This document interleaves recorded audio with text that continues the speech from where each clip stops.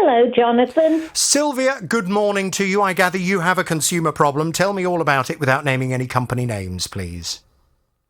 Well, it's a little bit of advice. Right. My husband had a stroke in 1997 Right. Sorry to hear that. at the age of 51, Oh dear, oh dear. and he has had problems ever since. It's left him with quite a few disabilities.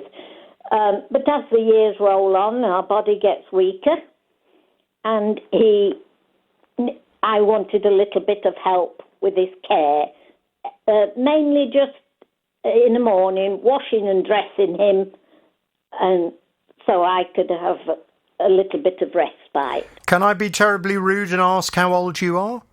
I'm 75. Okay. And how old's your husband now? I probably could work it out if I was good at maths, but I'm not. I'm useless. 76. Okay. Thank you for that. So you now need some extra care to look after him. Yes. So we applied to the council or went through all the hoops and got carers in for 3/4 of an hour in the morning just to wash and dress him. Mm-hmm. And everything was going well till my daughter decided this year that she was moving to Norfolk, and she's our main support. So we decided we were moving to Norfolk to be with her or near her. And on the 5th of August, my husband had his last day of care. Now, on the 26th of August... Sorry, his last day of care provided by what? The carers locally here? Yes. Right. And is this private care or is this care that is funded by the local authority? Part funded by the local authority. I see. Now, originally, when we had the assessment done, I had to pay £96.88 a week for care, which works out at £13.84 a day. Yeah. Now, as I say, we finished on the 5th of August because we were hoping to move within a fortnight of that. Unfortunately, it hasn't happened yet, but we decided, well, if we wanted the care back, we was going to have to go through everything again, and we decided no, because we could be going, well, we're waiting to go any time, literally. On the 26th of August this year, I had a letter saying that they'd done a financial assessment on my husband for his social care support. I knew nothing about them doing another financial assessment. Where they got the information from, I don't know. If it was based on the information which I originally told them, nothing has changed. So, sorry, this is the local authority locally here? Yes. So they've decided to do another assessment? Yes. Okay. And they put his care up to £152.26 per week. Right. Which is a heck of a lot of difference. So is that because they have assessed that he needs more care? No, that's because they've assessed we've obviously got too much money coming in. Ah, and right. we pay more. Okay. Now, has your financial situation changed in the last few years? No, not at all. Not at all. You're not suddenly coming to a windfall? I wish I had. Well, we all wish for that, yeah. No, not at all. The point being, the letter came on the 26th of August, and it is backdated to the 5th of July. Now, I didn't think you could retrospect backdate it because as I say, we finished care on the 5th of August, and if everything had gone right, by the 26th of August, it would have all been paid and up to date. But forgive me, I'm a little bit lost in this. In terms of when you were going to move, did you notify the local authority here that you're moving and therefore no longer require the help here? I notified the care he was under. Is that the way it's supposed to work? Or are you supposed to notify the local authority? I have no idea, my love. Okay. No idea at all. So you told the care company, we're moving, we won't need the care anymore. I've always gone through the provider of the care. I see. The company that provides the care. Okay. So what has that company had to say to you about the fact that you're now being told by the local authority you're going to have to pay more for that care, even though your circumstances have not changed at all? I haven't spoken to them at all because, as I say, everything would have been up and paid had everything gone correctly with the council. Right. And have you spoken to the council? I have spoken to the council on numerous occasions. And what do they tell you? They say they can backdate it. Mm-hmm. And that's what I wanted the advice. Are they legally allowed? Now, I spoke to my solicitor that's dealing with our house purchase, and obviously it is not her field of expertise. Exactly. So she spoke to a lady that deals with probate, and as far as she knows, this lady says she doesn't think it's right to be able to backdate it. Mm. And certainly not without even saying that they were going to do another financial assessment. Because, as I say, where they got the information from, because nothing has changed. In fact, if anything, our income's gone down because of bills going up. Well, I was going to say, I mean, generally, as we all get older, when people hit retirement age, you hit retirement age with a certain, hopefully, if you've been sensible and you've put money aside, you hit retirement age with a pot of money that you then have to eke out for the rest of your life, don't you? You don't generally get more and more money. Exactly. So, well, it sounds to me as if probably the best thing we can do is to go and have a word with the council and to find out from the council on your behalf why they've decided to, firstly, reassess you or reassess your husband, your financial situation, without ever notifying you that that's what they were going to do. Secondly, how have they managed to do that financial reassessment? Because it sounds from the story you're telling, Sylvia, as if at no point have they ever asked you to provide any copy of your bank statements or anything else like that in the recent weeks. Oh, no, never since we first started having So what are they basing all of this on? And then why are they, if they have reassessed you based on God knows what, are they now trying to suggest that you owe a whole load of money in backdated payments? The whole thing seems confusing. I think the best thing we can do is to try and get some answers for you and to find out whether or not what they are asking you to do is legal and above board or not. I would have thought, just from a logical perspective, if a local authority is able to argue that they are owed money, whether that be council tax or anything else, if a local authority is owed money, from a logical perspective, I would have thought that they are entitled to ask for that money to be paid back. Because ultimately, if, for example, as a local authority, you provided somebody with care that they should have paid for, then that's a loss to the council taxpayers of that area. Well, that's very interesting because that leads to a further problem I've got with the council. Right. Is that... I'm getting slightly quizzical looks from my team. Is that something you've mentioned to us before or not? No, I didn't, because I didn't think it was necessary. But from what you said... well, just in 2 sentences, tell me what the other issue is, and I'll tell you if it's linked. I do owe them money, but I don't owe them the amount they're saying I owe. In fact, they owe me money now What do you owe them money for?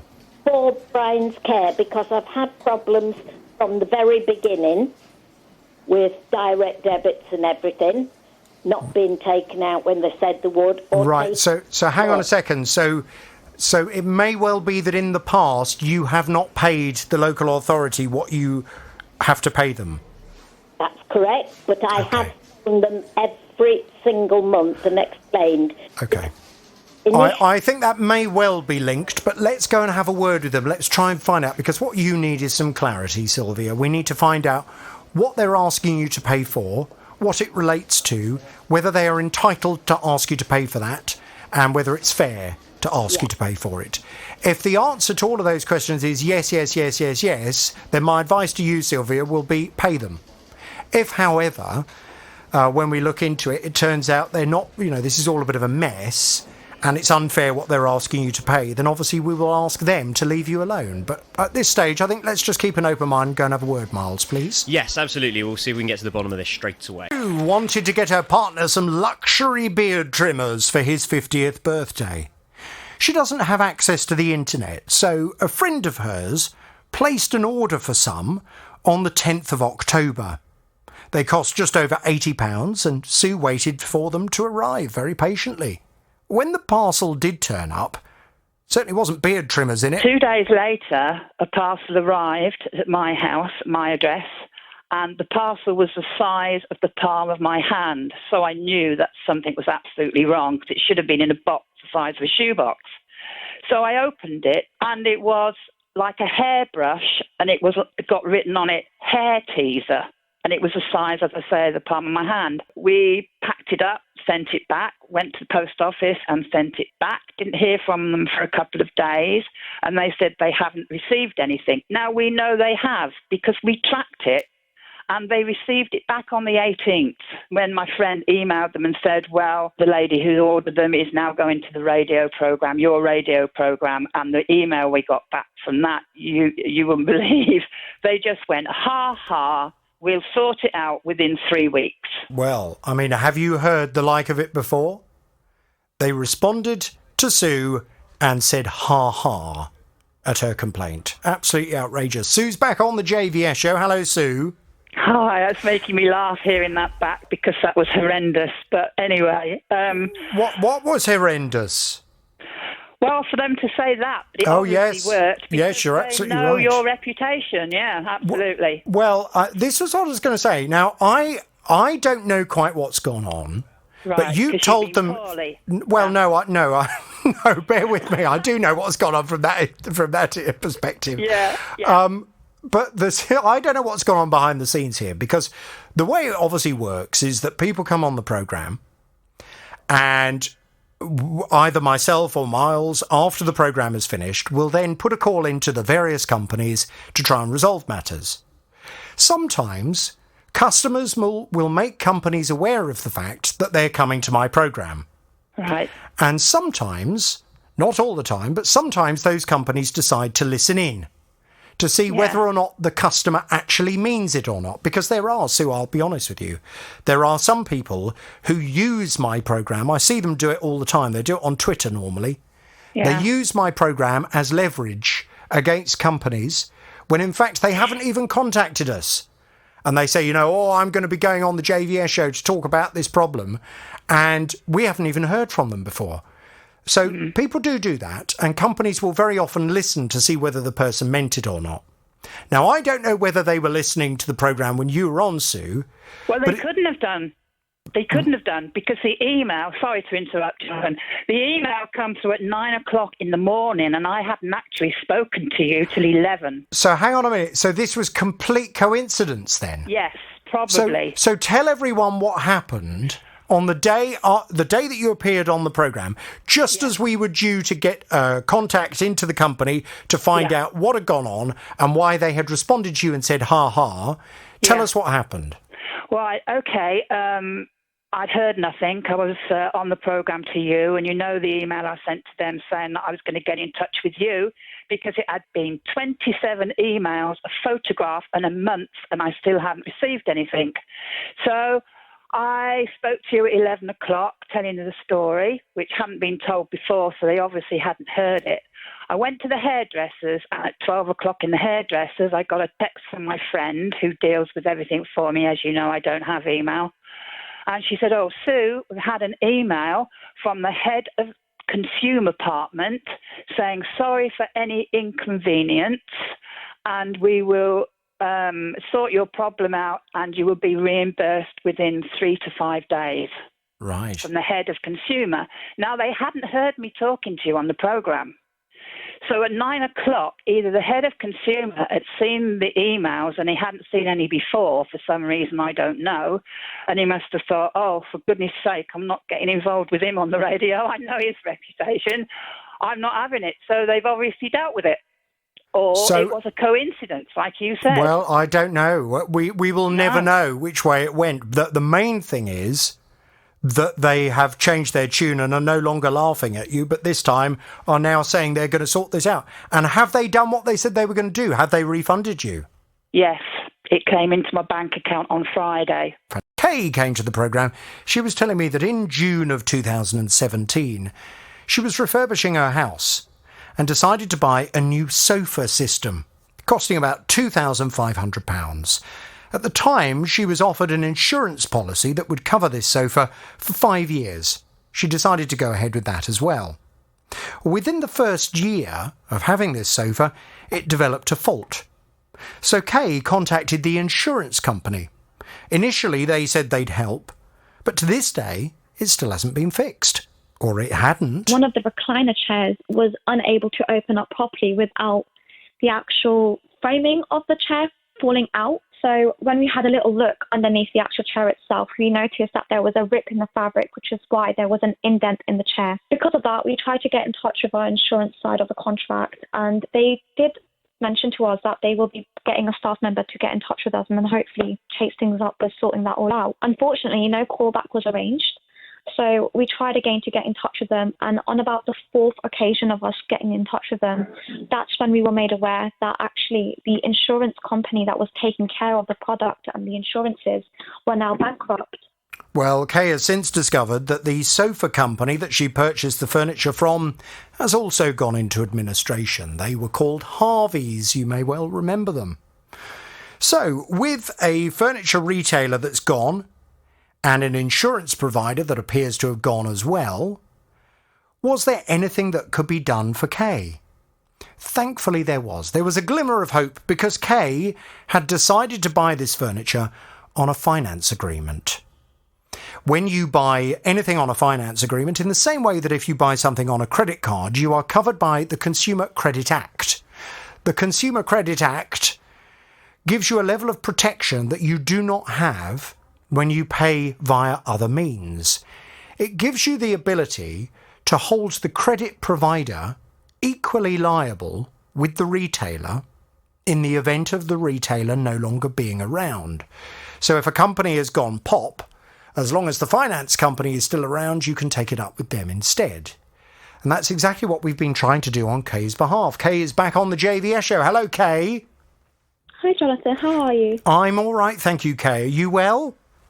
Not too bad, thank you. Good. Right. Now, Miles has been liaising with the finance company to try and get them to take responsibility for this. And to be fair to them, they've been pretty good, haven't they? They wanted a report in the first place just to prove that it had a manufacturing defect. But from that point in time, they said, yep, OK, that's fine. We'll organise for the furniture to be repaired. Yeah, they've communicated with us really well, the finance company. At times, there has been some breakdowns in communication between Kay and the finance company, but every time that we've got involved and given them a little nudge and just reminding them that we're still involved in this, they've got back to Kay quite quickly. So we spoke to Kay last week, and the sofa was due to be repaired last Wednesday. So now we're hoping that that's happened. Kay, what happened?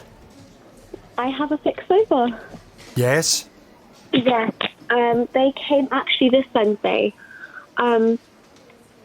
It was quite of an awkward encounter. I'm not too sure. Well, the repairman came over, had a look at the sofa. Wasn't too sure whether he should be fixing it or not. So did end up going outside of the house for a 10-minute phone call with his company and just came back inside and said, we are going to be fixing it out of goodwill, even though we shouldn't be compared, if you were to compare it to your insurance contract. Right. Well, what's that got to do with anything? This has nothing to do with the insurance contract. The simple fact is the furniture was not working. The recliner part of the sofa was not working. Was he suggesting that you were to blame in some way then? I believe he was, because towards the end, when he did finish repairing everything, he did turn around to me and said, it's just a procedure, but I do have to let you know, I don't think this was a manufacturing fault. Would you agree or disagree? Because I do need to document it. And I did just straight away turn around and said that I would disagree. It was a manufacturing fault. But you'd had the independent reports to tell them that it was a manufacturing fault, isn't that right? Yeah. It was very bizarre. So what did he think you'd done to the sofa then? Nothing really. We weren't able to have that much of a conversation. He just kind of went under the sofa, sorted it all out, and then asked me the final questions and left. Right. Well, I mean, I completely know what you mean when you say it's an awkward encounter, because he obviously turned up, and for whatever reason, when he looked at the inside of that furniture, he obviously thought to himself, the customer's broken this. Yeah. But it's very strange. The fact that the one who inspected it previously said that it wasn't broken, it was a manufacturing fault. Well, it's very strange. And did you not? So you didn't ask him? Well, what are you accusing me of having done? You know, how am I supposed to have broken this furniture? Well, from what I gathered with the encounter that we did have, I think he turned around and said that there was a rip in the fabric. It was more of a wear and tear, despite the fact that the framing itself was damaged. So when he ended up sorting out the wear and tear that was in the fabric of the recliner chair, the framing that was underneath it, he did have to fix that as well. Right. And that's what I tried explaining to them, is the fact that the framing itself, at the point of impact or breaking, ripped through the fabric, which is why it looks like a wear and tear. Right. Yeah, well, I mean, look, let's not get too bogged down in what happened, because ultimately he has fixed it. It's a shame that it was kind of done in a way where it was made very clear to you that it was being done a bit begrudgingly. But there we go. It's been fixed at no cost to you. Yeah. Are you happy? I am indeed. I think the little ones realised that it was fixed and jumped on the recliner straight away. Right. Well, don't let them jump too much on it, will you? Because you know we don't want to end up with a situation where it's broken again, and this time it's broken because of children jumping on it. Yeah, definitely no jumping, but they were very happy to finally use the recliner part of it. I bet they were. Well, listen, Kay, I'm delighted that it's all been sorted. It is just an opportunity for me just to reiterate again, please, please, please, always buy things, anything that costs over £100, buy it ideally on a credit card, because you have this level of protection from the Consumer Credit Act. And if ultimately the retailer that you've purchased the product, whether it be furniture or anything else from, if they go bust, then at least it means you can go to the credit card company and ask them to resolve it on your behalf. Okay? We will thank them. We will give them the horn. Kay, if you have any other problems, you know where we are. Ava lives in a housing association flat. For the last few years, her boiler has been leaking on and off. The leak's been so bad that water has damaged some of the carpets in the property, and she says she's unable to use most of the rooms in her flat. She says she's now also got some kind of bug that's living in the carpets.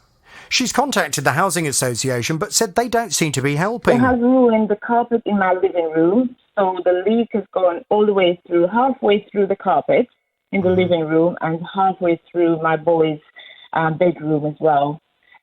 So at the moment we can't use the front room or we can't use the boys' bedroom, so we're all basically living in my bedroom. So the floor is all wet, it's moldy, it's smelly.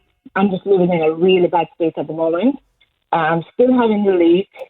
I have reported this a couple of times. I've spoken to my housing officer. She said she can't do anything. I'm still waiting for someone to call me, someone to come around. Nothing is happening.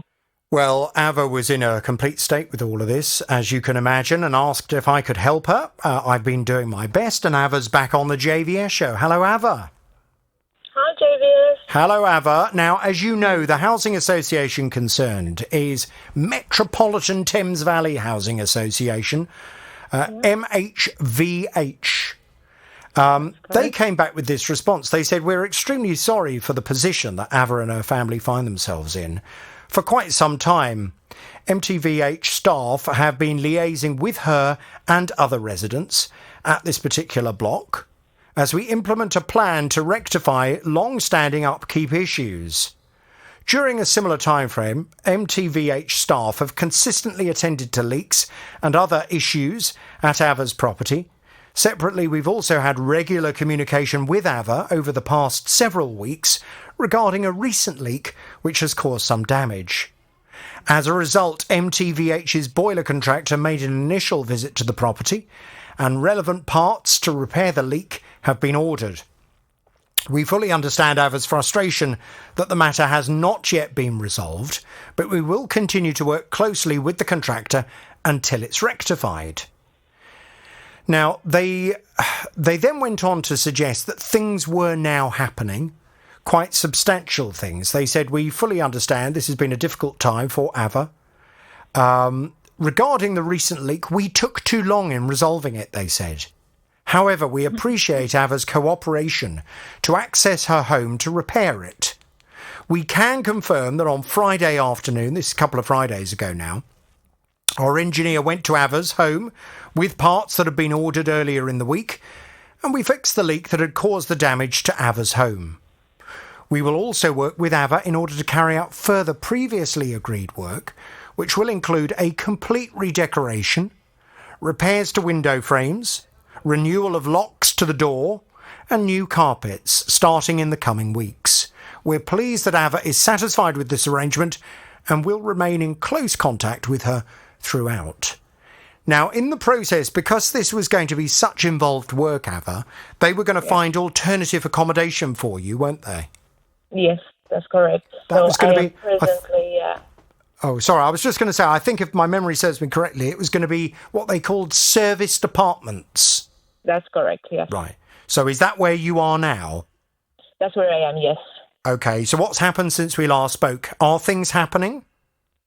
Things seems to be happening at my home. So I went by a couple of days ago and I could see that there's some work going on. So I'm pleased with that. They did say to me, give them 3 weeks. So I don't know, finger crossed, 3 weeks it happens. But Right. I'm still not quite sure that's going to be completed in 3 weeks. But Well, I mean, let's keep fingers crossed that it is. It was good news that when you drove past the other day, you could see there were workmen in there and work is happening. It's obviously quite a lot of work to do, isn't there? I mean, recarpeting, redecoration, all of those various things. It's quite a lot of work, so it's going to take some time. And in the meantime, are the serviced apartments okay? Oh, yeah, absolutely. It's really nice. It's in St. Albans. It's really nice, yeah. Oh, good, okay. Well, you won't want to go home now, will you? I don't think so. Lovely. Now, Michael came to me. He was telling me his wife needed to get her leather boots rehealed. So he took them into a local shop. A little while later, he went to pick them up. But when he got home, he noticed something was wrong. We got home, put all our shopping away, and my wife said, let me check my boots while I'm there. And she checked the boots. All the heels were done lovely, but the back of the leather boots were all frayed, and they weren't like that at all when we gave them in. And my wife's autistic, so she started getting really upset and crying, saying, look what he'd done to my boots. So I went back to the shop the next day, and the bloke behind the counter said, no, they were like that when they came in. I said, no, they wasn't. Well, the company were refusing to do anything about it, so I went and had a word with them on Michael's behalf. He's back on the JVS show. Hello, Michael. Good morning, JVS. Now, this was a difficult one because, of course, it's impossible for me to be able to prove that those boots had been damaged by this company, because it wasn't until you got the boots home that you realised the damage had been done, by which point, there was no evidence as to what state they were in when you first dropped them off at the shop.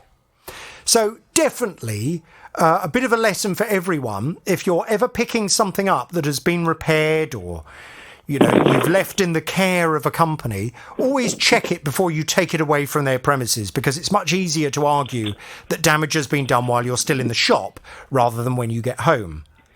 that said, I went off to have a word with the company. I spoke to the head of customer services, and my argument to her was, can you please check the CCTV?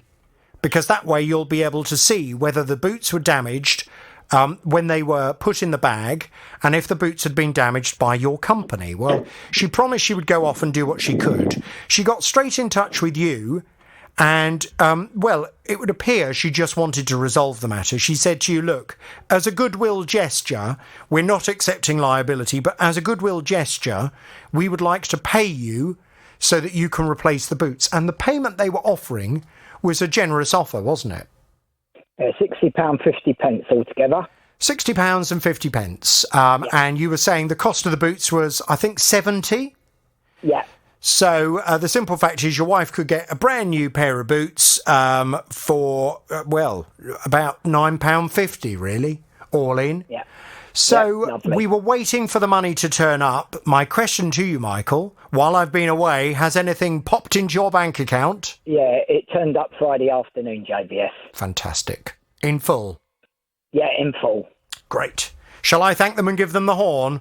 Yeah, very good. Thank you. Thank all your help for your team and yourself, please. Hello, I gather you have a consumer problem. Tell me all about it without naming any company names, please. I do. So the reason I have contacted you is that I feel very let down by a management company. Our service charge for 2021 increased to between £6,000 to £9,000, depending on how big the flat is in the block of flats that I live.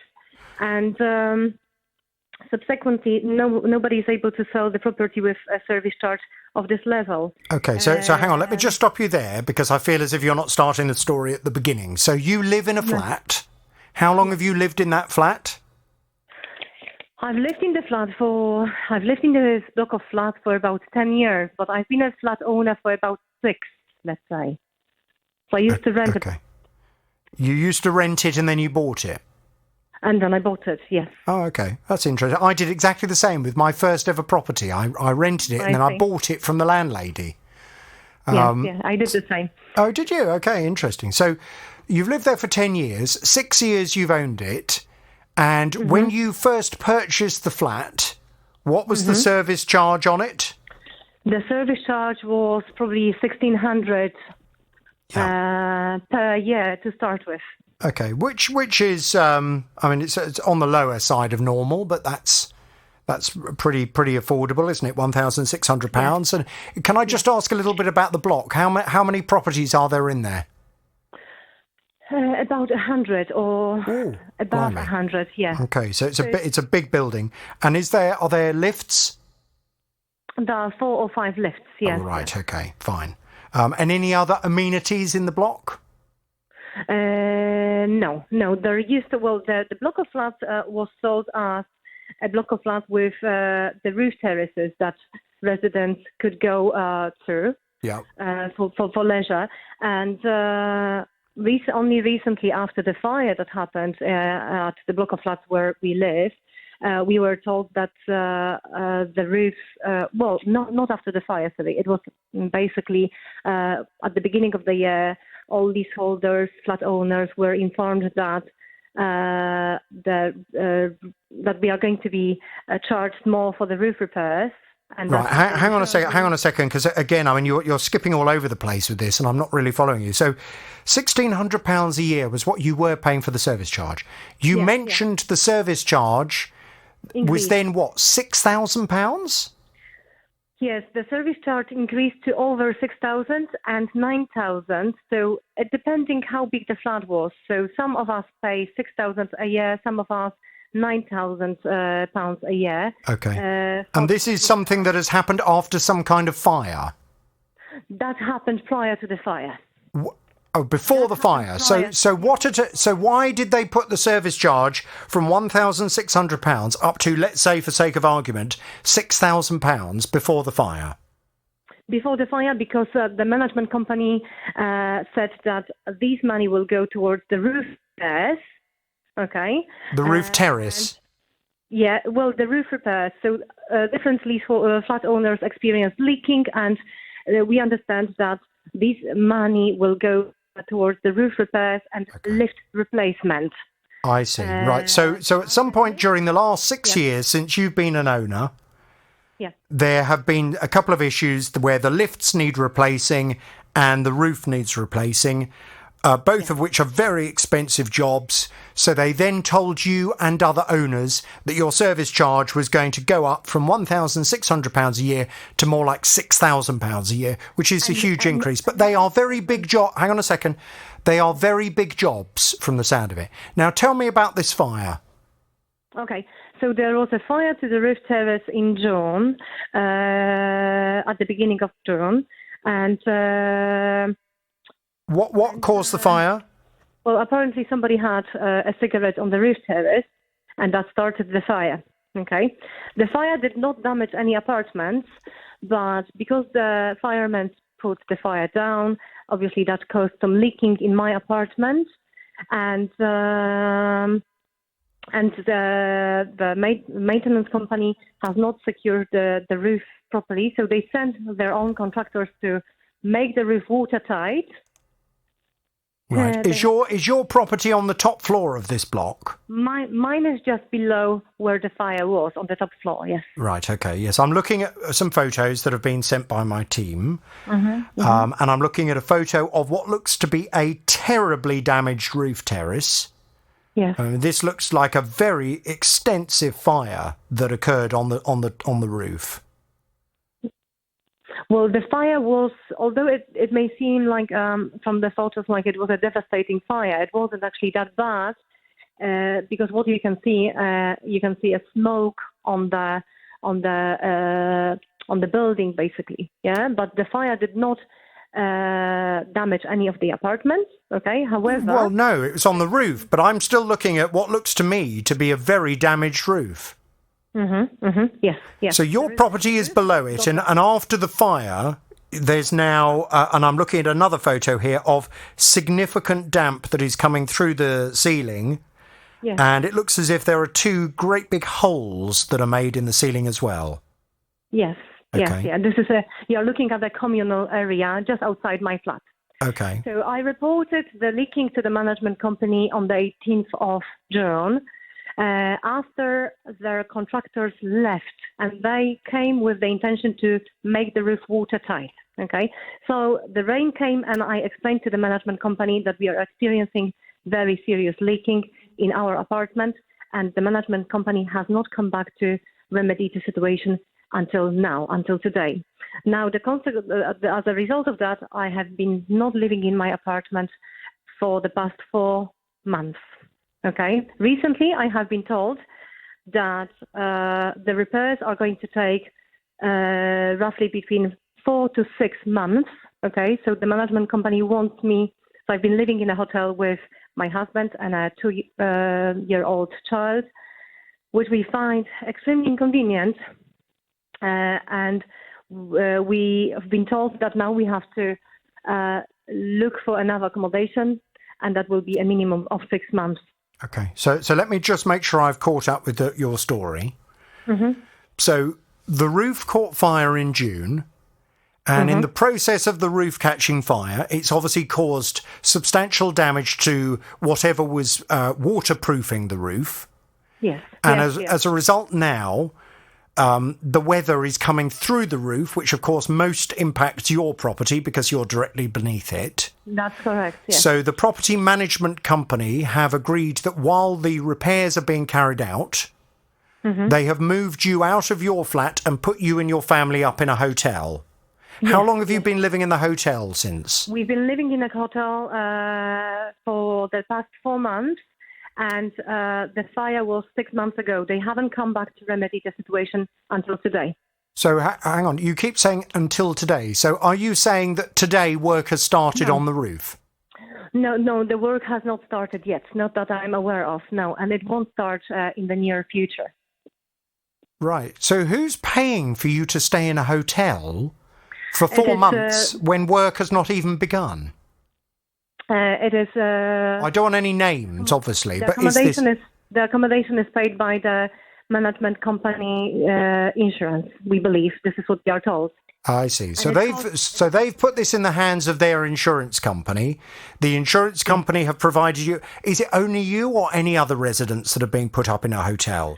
It's just our family. Okay. And what is the reason for the delay? When you've queried why the work hasn't begun and when you can move back into your home, what do they say? No details apart from the fact that the management company claims that the access to the roof is a very difficult one because the lift has been out of service since the fire. The lift has been out of service since June. Okay, so this year it has worked only for 3 months. Okay, but we still have to pay service charges. So they claim no access to the roof. However, they can use stairs and they can use other roof terraces to get from one roof terrace to another one if they only wanted to fix the problem.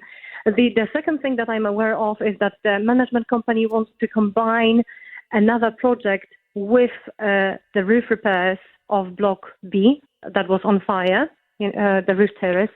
And I know that they want to combine the cladding project with the roof repairs to save money. I was going to ask if there was cladding on the building because that again would give me an indication as to why the service charge was going up so enormously. So there is cladding on that building that needs to be replaced. Yes, that's correct. Yes, oh dear. Right, okay. Well, it sounds as if we need to get a call into this management company and find out what on earth is going on. I mean, in a nutshell, Miles, this is all about how long the family... Hang on a second. This is about how long the family are expected to stay in this hotel for when work hasn't even begun on the block. I mean, it's ridiculous. How much... They've been in there for 4 months already and nothing has started. It's not a situation anyone wants to be in, is it? You don't... Listen... Unless you're... It's not the Ritz you're staying in, is it? A luxury suite at the Ritz? No, it isn't. No, right. It's well, unless like it's that. a luxury suite at the Ritz, you don't really want to be living in a hotel for 4 months. So, and you particularly don't want to be living in a hotel when you can't see any indication that there's any chance you're going to be back in your property in the near future. This is ridiculous. Now, Charlotte has had a washing machine for about 5 years with no problems. That was until last month when suddenly she returned from a shopping trip to find a terrible flood in her kitchen. Called me. I just had to abandon my shopping, rush home. And, oh, my God, when I walked in the door, it was horrific. Literally from where the washing machine was right to the back wall was literally a swimming pool. I had to pull out all of my other appliances and we tried to sort of mop up the water as best as possible. But where it had flooded so much, obviously the underlay underneath was acting like a sponge. So all the surface water that we were mopping up and everything, it wasn't really doing much because then it was just kept coming through. So I called out the insurance and, explained the situation. They came out a week later and the engineer told me that basically my machine was actually on a product recall list. And I said, oh, hold on a minute. I said, no, I don't think that's right. I said, because I had that email and I had the reply back saying that actually, no, my machine was fine and it wasn't on the list. Well, it looks like Charlotte is going to get a replacement machine through the insurance, but what about the damage to the rest of her property?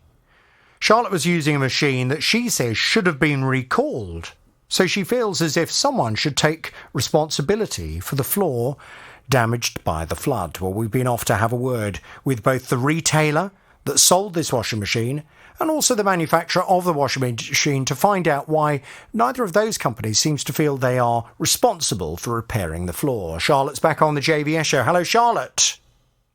Hiya. Hello, Charlotte. Now, Miles has been speaking to this company, or to both companies, and I gather, Miles, we have responses from both, and they do not agree they are in any way to blame for the problems with Charlotte's washing machine. Explain more. No, they don't. So we've contacted both companies and they've both issued responses. So I'll start with the manufacturer. So the manufacturer was Hot Hotpoint, which is owned by Whirlpool.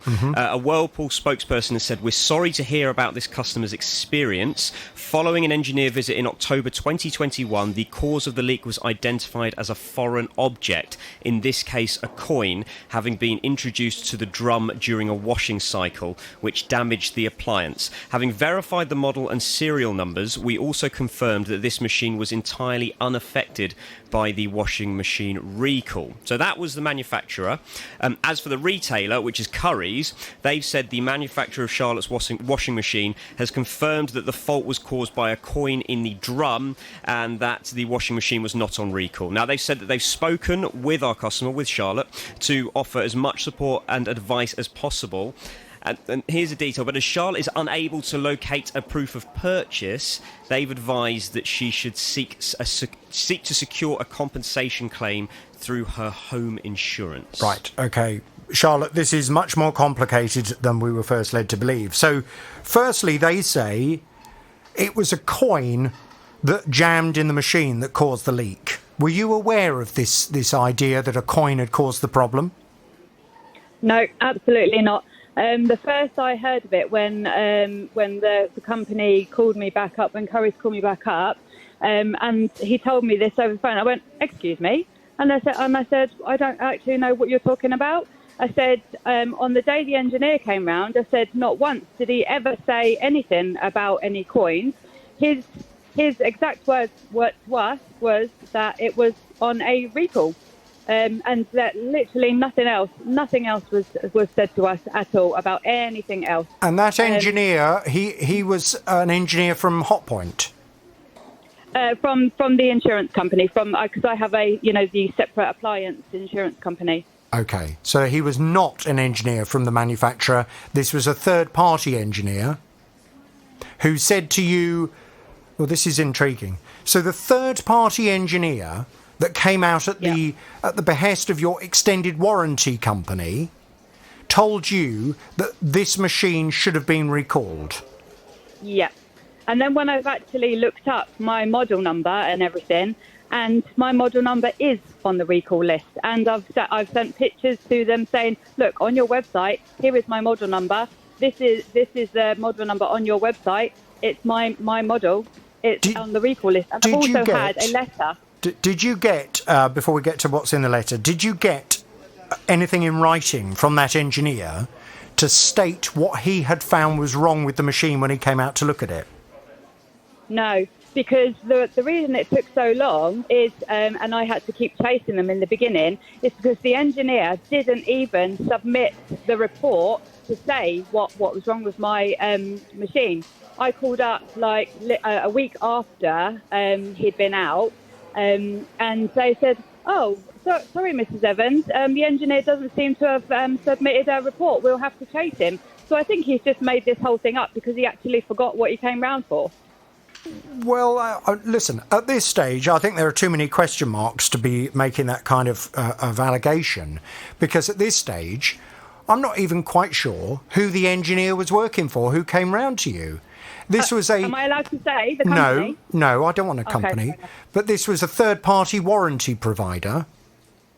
Yeah, that everybody uses. That. No, I don't. This is not guess the company. I just need to know the basic facts. This was an engineer that worked for a third-party warranty provider who came around and looked at the machine, and that third-party warranty provider told you that the machine should have been recalled and did not at any stage mention that there was a coin that had got lodged in the machine. Correct. Right, okay.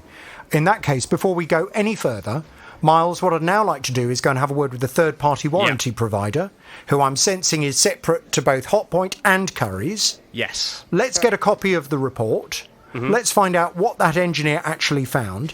And I'm intrigued to know how Hotpoint and Currys have both concluded that this was down to a foreign object in the drum, i.e. a coin, when that was never mentioned whatsoever to Charlotte at the point of the engineer coming out to her property. Well, hopefully the report will tell all, won't it? Let's go and have a word with them. Let's take it from there. There's more work to do. We will talk to you very soon. Good morning. I gather you have a consumer problem. Tell me all about it without naming any company names, please. Okay, so On Saturday, it was my son and daughter's birthday. So on Sunday, we decided as a treat, we're not going to cook anything. We're going to have a takeaway. So my son-in-law contacted a restaurant, and we placed an order for 6 meals, and costing £101, and with a collection time, of 50 minutes.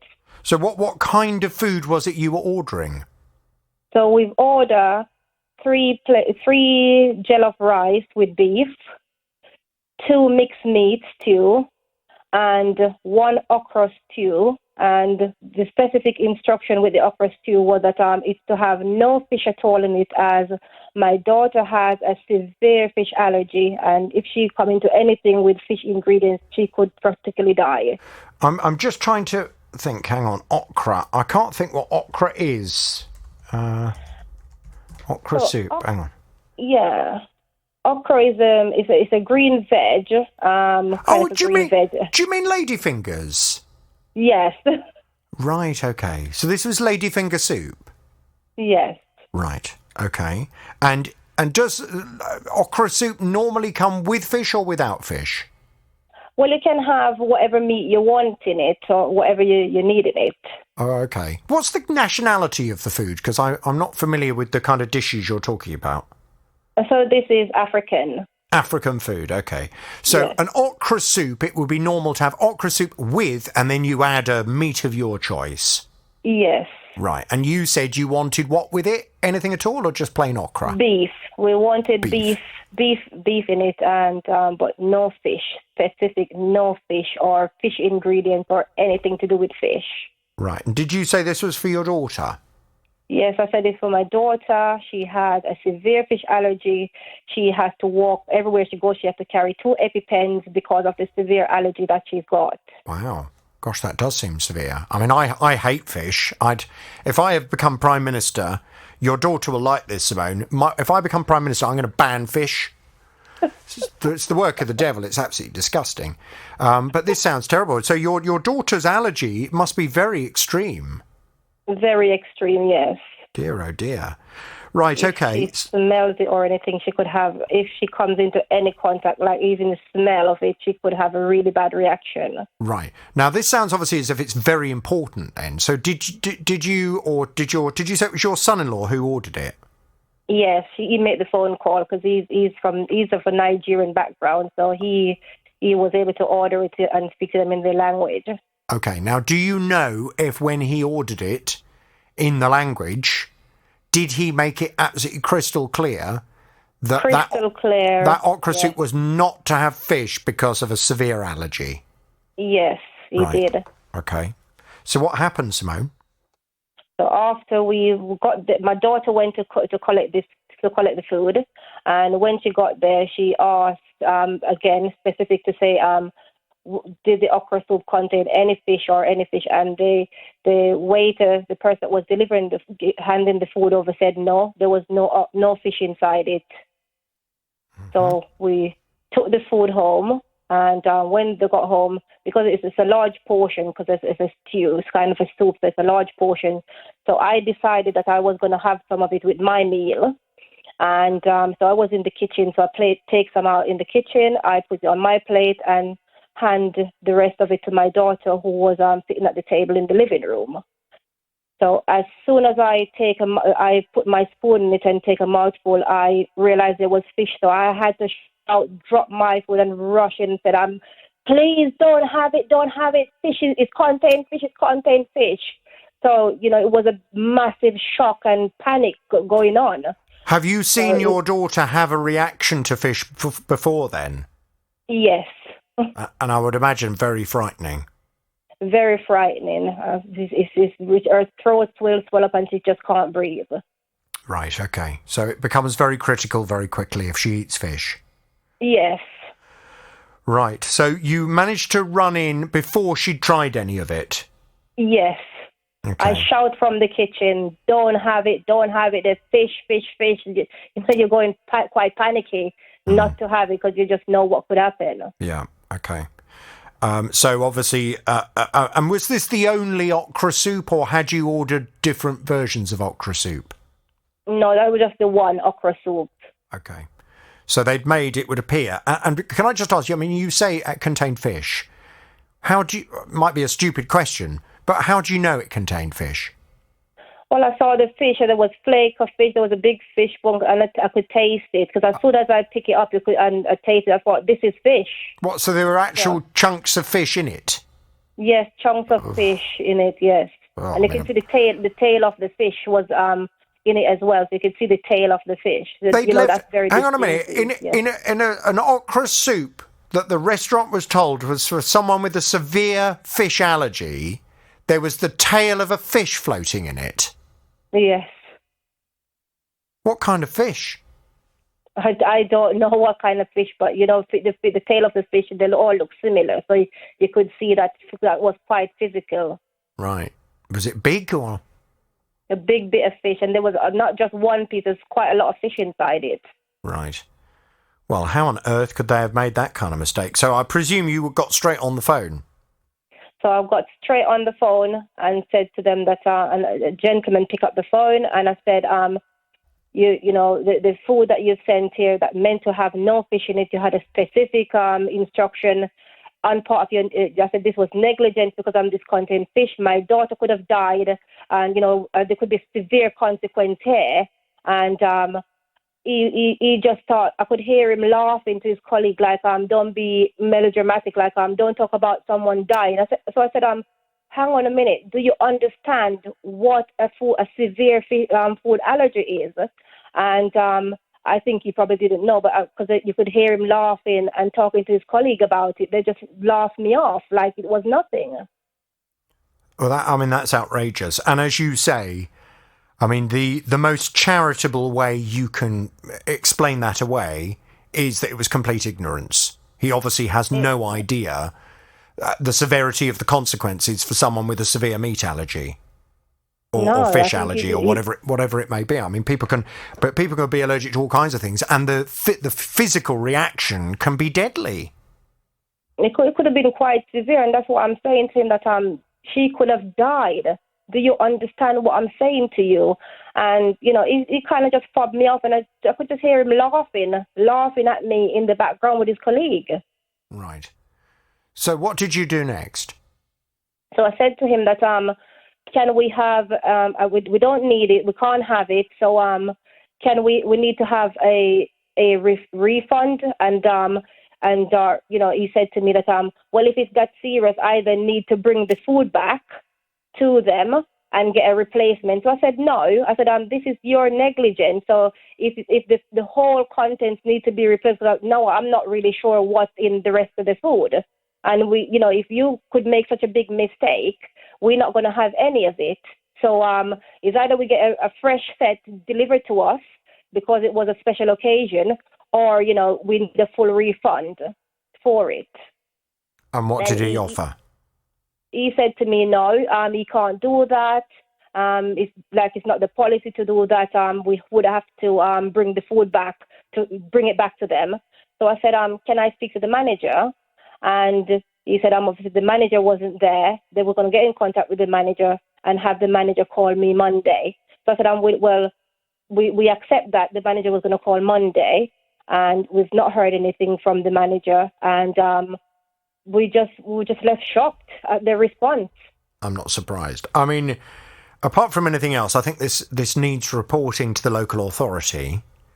I think I did say to them as well that I think that they need reporting to the Food Standard Agency, because it could have been, this could have such severe consequence. And, we were just lucky not to have something really bad. Can I ask, and I don't want anything that will identify which restaurant this is at this stage, although it may well be we will get to a point where we will identify this restaurant. But was this a restaurant that your son-in-law and daughter had used previously? I think, yes, my son-in-law had used them before. And I presume in the past, no issues whatsoever? Because somebody with allergies, obviously, it's a risky thing when you're relying on someone else to prepare food for you, and you don't know what's going into it. You have to have a level of faith and trust that they are being truthful, because otherwise, as you've just said, I mean, you're taking your life in your hands, really, aren't you? So did they they'd had previously good experiences and they trusted the restaurant? I'm not sure how many times they've had stuff from there, but you see, this is my son-in-law. I'll let you know. I've got 2 daughters, so my son-in-law that ordered the food is not that daughter. It's my other daughter, which was her birthday, that has got the food allergy. So they could have easily well have a good experience, but this was just specific because my other daughter has got the severe allergy. Right. Oh, okay. And when the food had been ordered previously by your daughter with the allergy... Sorry, did you say your daughter with the allergy is the one that's ordered from this restaurant before or not? No, it's the other one. Daughter. Okay. Yeah. So they've never had to stress how important this is in the past? No. Okay.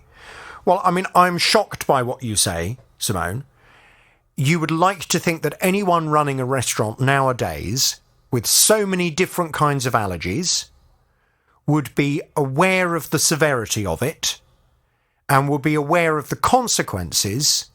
I mean, there are people that have gone to prison before running restaurants who have ended up providing food that contains something that a customer is allergic to when they've been warned, and it's ended up, killing that person. There have been all kinds of consequences for those people in the past. Now, you were just lucky, very lucky, that your daughter hadn't tried to eat the soup. Yes, she was. I was just lucky. Had I not taken only by chance, I said, okay, I want to try a little bit. Had I not done that, this would have been we would have been having a different situation right now. Now, any normal restaurant with people running the restaurant that understand food allergies would have said to you, I am so sorry. This is a terrible mistake. Of course, we will refund you everything that you have spent on that food. We can only apologise. It was a human error. We're very, very pleased that your daughter didn't try it. Of course, let us refund you in full. And if I'd been running the restaurant as well, I would be breathing a huge sigh of relief that the customer had not eaten the food and that I was in a position to be able to resolve it in this way. I would be refunding you the money. And I would also say, if you will trust us, we would like to remake the whole order for you, and I will send one of my waiters round to deliver it to your house. I'm so sorry. If they dealt with it in that way, I presume that would have been an end to it. You would have drawn a line under it and thought, well, OK, sometimes mistakes happen. Thankfully, nothing bad occurred this time, and hopefully lessons have been learnt as a result. Yeah, if they had turned around and said, we'll come out because of that severity and that negligence. If they had said, we'll come with a fresh batch or a different, or complete the order freshly, then I would have said, I would have had to raise it as well, because if they can make such a mistake, this is serious. This would be really, really serious. If somebody ate something that, they were allergic to, they could literally die. They would have to do something. That would have to be brought up. Have you still got the soup? I still got the soup. I've thrown away the rest of the food and I kept the soup in my fridge at home just for the evidence. Right. I wonder if it might be worth freezing it. I can do that. But I'm purely thinking, if this ends up getting to a stage where solicitors are involved, you want that soup to still be in a position where it can be analysed. Yes, I can put that in the freezer. I still got it at home in the freezer. I don't know how long okra soup lasts in a fridge before it kind of just turns into a complete mush. So I don't know whether freezing it might be a better idea of preserving it as it came. Yes. Let's see what we can do. Miles, can we get some detail? Yes. And we need to contact whoever runs this restaurant and ask them how on earth they can possibly be pleased with the way they've responded to this. No, absolutely. We all understand mistakes can be made. People in all kinds of professions can make mistakes.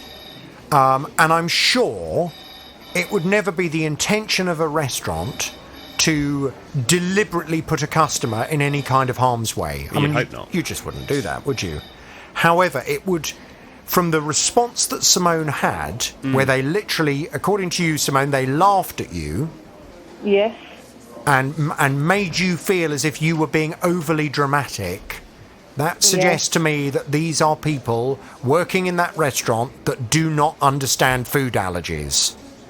You know, I would say that. Yes. They want to meet the families of people who have eaten food and have then had a severe allergic reaction and have died as a consequence. They want to meet the families of those people and count themselves very lucky that that's not the position they find themselves in, because the police would be involved. This is just about making amends.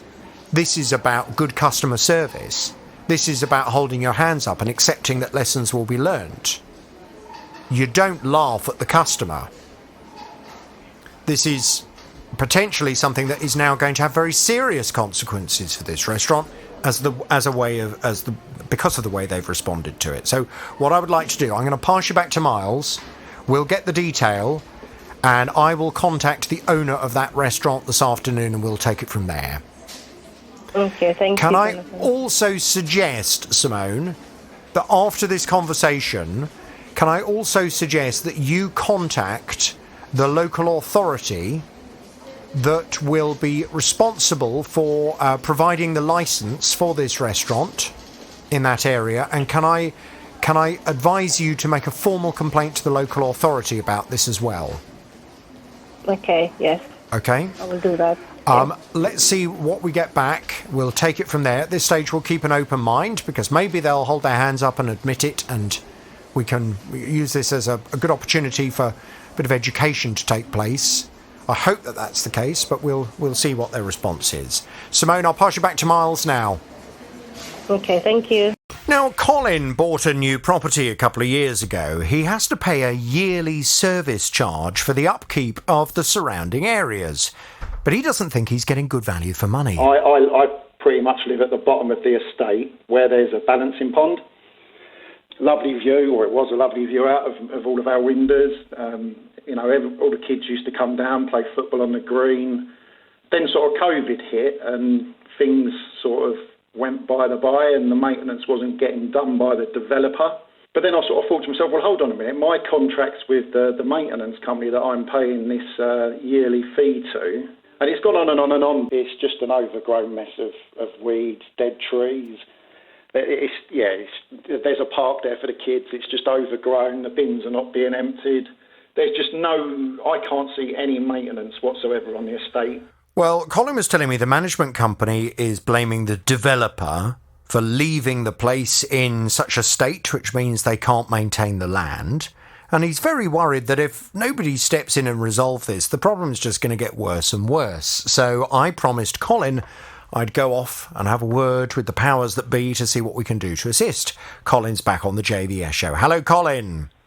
Good morning, Jonathan. Good morning to you. Right, so I've spoken to both the management company and the developer.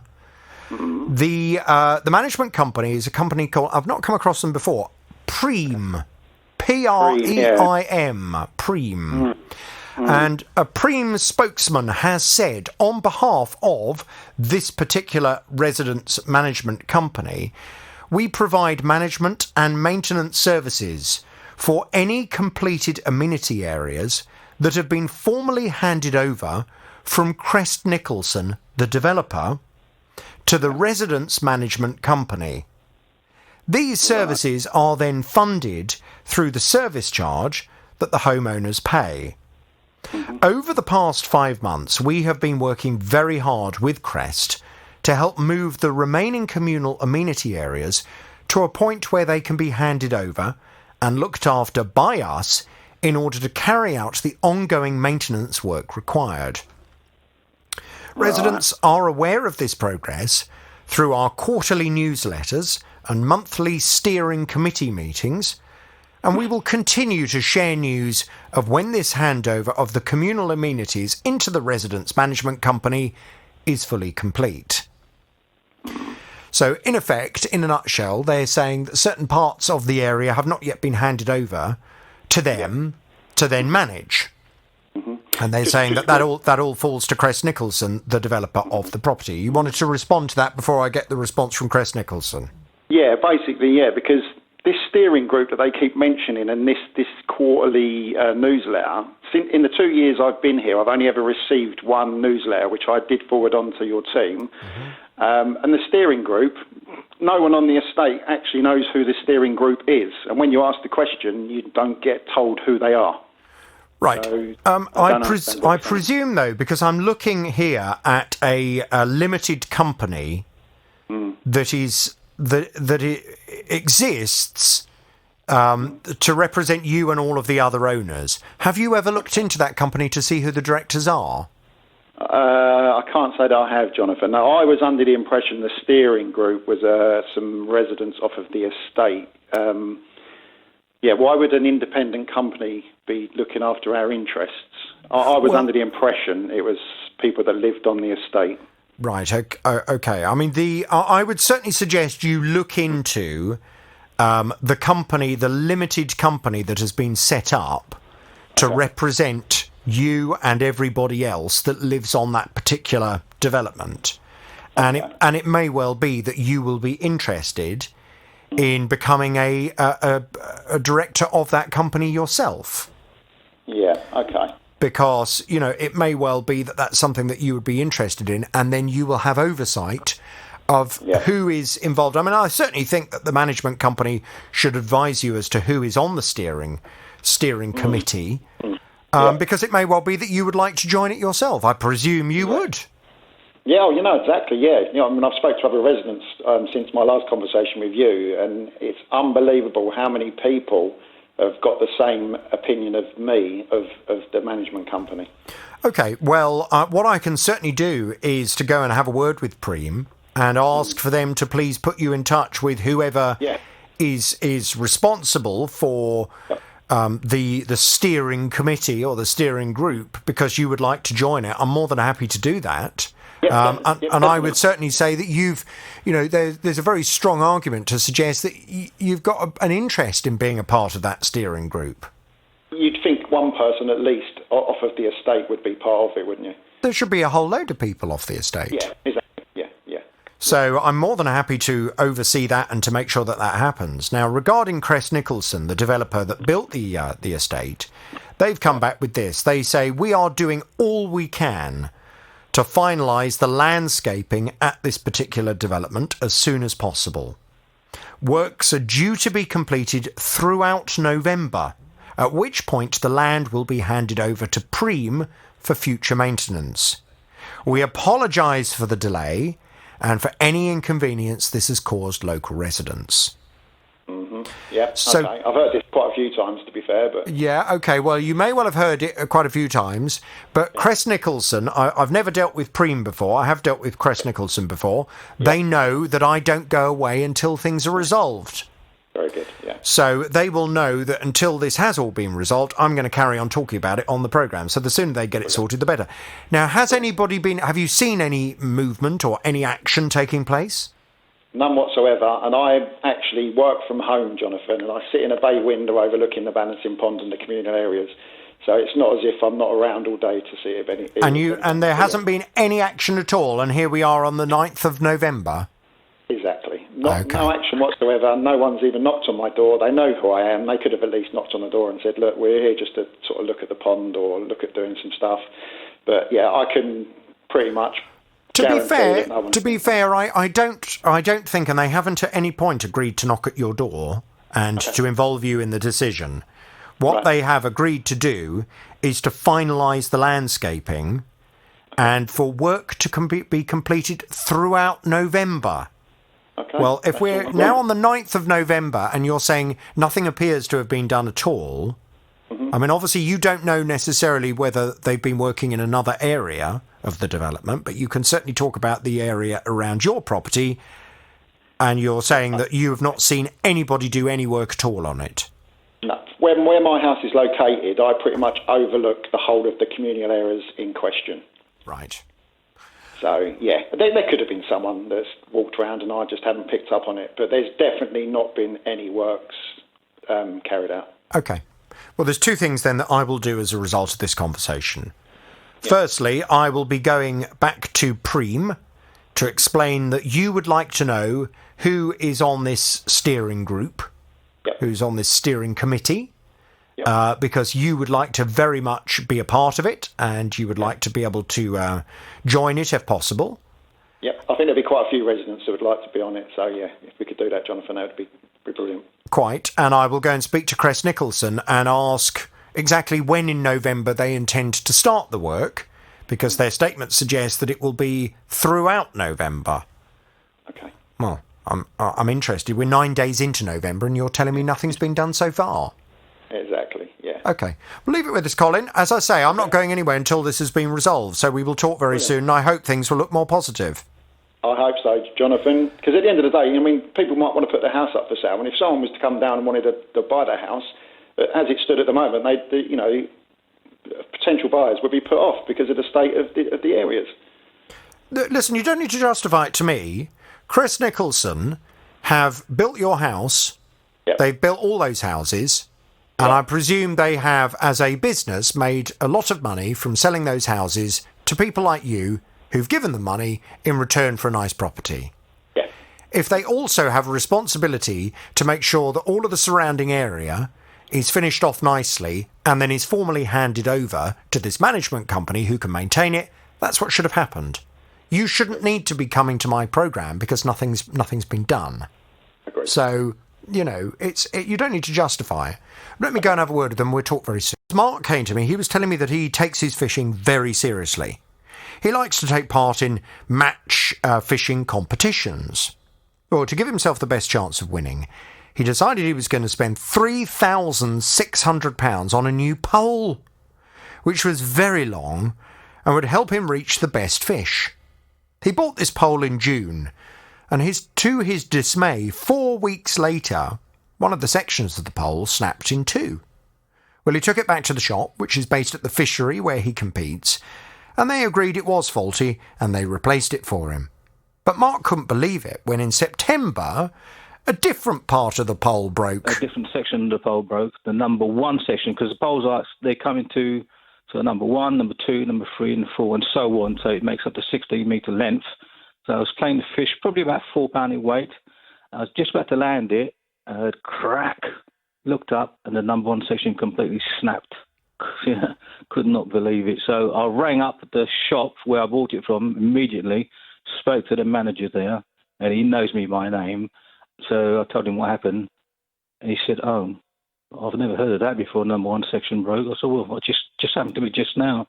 He said, "Oh, you could have probably knocked it or dinked it and stuff." I said, "No, trust me. I really take great care of my product. Anything I buy, not just fishing, anything, I take real pride." Well, Mark really feels as if this fishing pole is not fit for purpose. It's far too delicate. It keeps breaking. And he's not happy with the amount of money he spent on a pole that for a lot of the time he can't use. So we've been off to have a word with the retailer that has sold in the pole. Mark's back on the JVS show. Hello, Mark.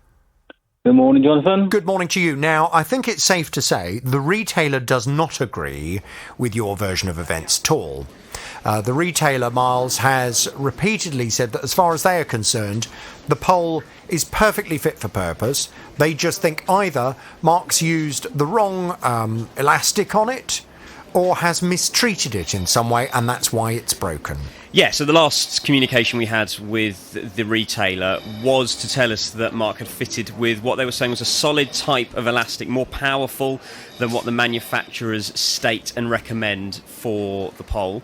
That's the reason it will have snapped under load while playing a fish. They had sent it off to the manufacturer for assessment. They did say that they imagined the manufacturer would replace the kit out of goodwill. That's where we're at now. Now, I know, if you'll forgive the pun, you feel, Mark, as if that was a complete red herring, because you say that you don't agree that there's anything wrong with the elastic you've used. You think they're just trying to blame something else for the fact that the pole is not a very good quality. So last time we were speaking, and as I'm fully aware of the fact that you don't want the pole, you don't want it to be repaired, you wanted to return it and have your money back. They were not prepared to do that. So you were waiting for them to repair the pole, you were then going to get it back, and we would see how things went before you made a decision as to what to do next. How have things gone since we last spoke, Mark? How's your pole? Yeah, well, I rang up the owners of the product of the pole, and they said they hadn't received the broken item for assessment. And he said to me, what we'll do, we'll send a spare top number one to them, and it'll be there for your collection. So next day I got a text message from the tackle shop saying the section is available for collections. So I went up to the shop and collected it. So everything's back to normal again, I thought. And lo and behold, last Sunday, not the Sunday just gone, Sunday before, 31st of October, I was in a fishing match, fishing away, and a little, sort of an hour or so into the match, I was playing another fish about probably 5-6 pounds, and the number 3 section of the pole broke in half. Is that a section that had broken previously? Yeah, the very, very first time. That was the first one. 6th of July. Okay. Yeah, on the 6th of July. Mm-hmm. So they replaced that section and yet again on the 31st of October, it broke. It broke again. And as far as you're concerned, can you see any reason for it having broken again? No reason whatsoever. Right. Like I said before, I know somebody who's got the same pole and his number 3 section broke. He got that replaced and that broke again. And can I just ask about the elastic that you were using with the pole the last time when it broke? Right. Now, the pole, when you buy it, it comes with 4 power top kits. That's what the elastic goes through. And it comes with 8 match kits. So in this particular instance, I was using the power top kit, and the elastic rating on that is up to 20. I was using the elastic rating between 14/16. So it was well within its capabilities. And you've got evidence. You've got evidence of that elastic. Should this? Because I mean, I can see, Mark, this is going to end up going to court. Because, and I don't know what the latest response we had from the retailer is, but I know the man who runs this particular fishing shop, he is absolutely resolute that you are damaging this pole. It's nothing to do with the product. No, that is the position that they not. have taken. Now, I know you disagree with that, but that's what he has repeatedly maintained to us. And am I right in also suggesting, and Miles has had all the conversations with him, am I right in suggesting that he has said, if push comes to shove, he will fight this in court? Yeah, he said that when we originally contacted them. Right. Which is where I can kind of see this going now. Yeah, and also on Sunday, Jonathan, when the pole broke, I had 3 other fishermen that was near me that saw and heard what happened. I spoke to them, and they're prepared to give a statement. Okay, great. So, have you contacted the retailer again after the Section 3 breaking? No, because I wanted to speak to yourselves first. Right. Obviously, you wasn't there last week, or I was going to get a call, I think last Wednesday, but that never happened. No, well, I didn't have any voice, so to be honest, I wouldn't have been able to explain anything to you anyway. But I have got a voice now, and I certainly can explain things to you now. So let me just explain the way that I think it needs to work. I think first of all, you need to give the retailer another opportunity to do the right thing at this stage. So I think you need to go and make him aware of what has now happened. Now, I don't wish to preempt his response, but I suspect this is the point where he will turn round and say to you, we're not doing anything more. We believe that we have done everything that was required of us. We believe you are mistreating this rod. I mean, he may surprise us by coming back to you with something different, but that's what, based on his position to us so far, that is what I anticipate he will say to you. Yeah, I'm sure they're going to say that. I'm fairly sure as well, because as I say, I mean, we get a vibe from a company as to whether or not they are prepared to do things and prepared to assist. The company made it very clear that the last repair they were doing, as far as they were concerned, it was a goodwill gesture. They don't believe they're to blame. They think you're to blame. And although they were prepared to do it that one last time, that was then it. So what you would then need to do is to write a letter to this retailer, putting them on notice that you are now going to pursue them through the small claims court for reimbursement of £3,600 for the pole. under the Consumer Rights Act of 2015. Okay. You would need to give them an opportunity to reimburse you, and I would suggest that needs to be a minimum of 14 days. If you want to be absolutely, belt and braces, you give them 21 days. But I think if you give them 14 days to reimburse you in full, and then I'm afraid, Mark, if they then choose to not do anything to assist, the only thing you can then do is to begin small claims court action. I would certainly advise you to get the evidence from those other fishermen that you spoke to, who said they would be prepared to make a statement. Get them to put something in writing for you now, so you've got that. And you might like to include in your letter to this particular retailer that you have other witness accounts, and you will be prepared to include those in any court action that you bring.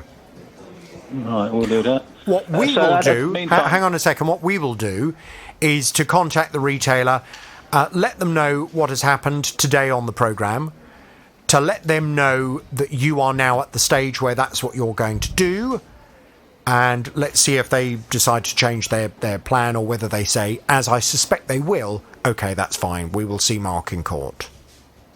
Right, so do I need to still ring them and let them know, or just write them a letter? No, I would suggest you give them a call first, because, look, it may well be that I'd be surprised, but it may well be that they say, oh, do you know what, Mark, we've had enough of this. Bring it back, we'll give you a refund. We'll take it up to the manufacturer. They might do that. Now, if they do that, job done, really.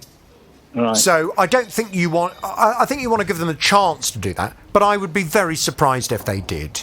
Because, as I say, their response to us is, as far as they're concerned, they don't think they've done anything wrong at all. They think you're being heavy-handed and using the wrong elastic with the pole, and they think you've broken it. Yeah, how can they say that? They're not sitting there with me while I'm fishing, are they? Well, that would be down to a court to decide.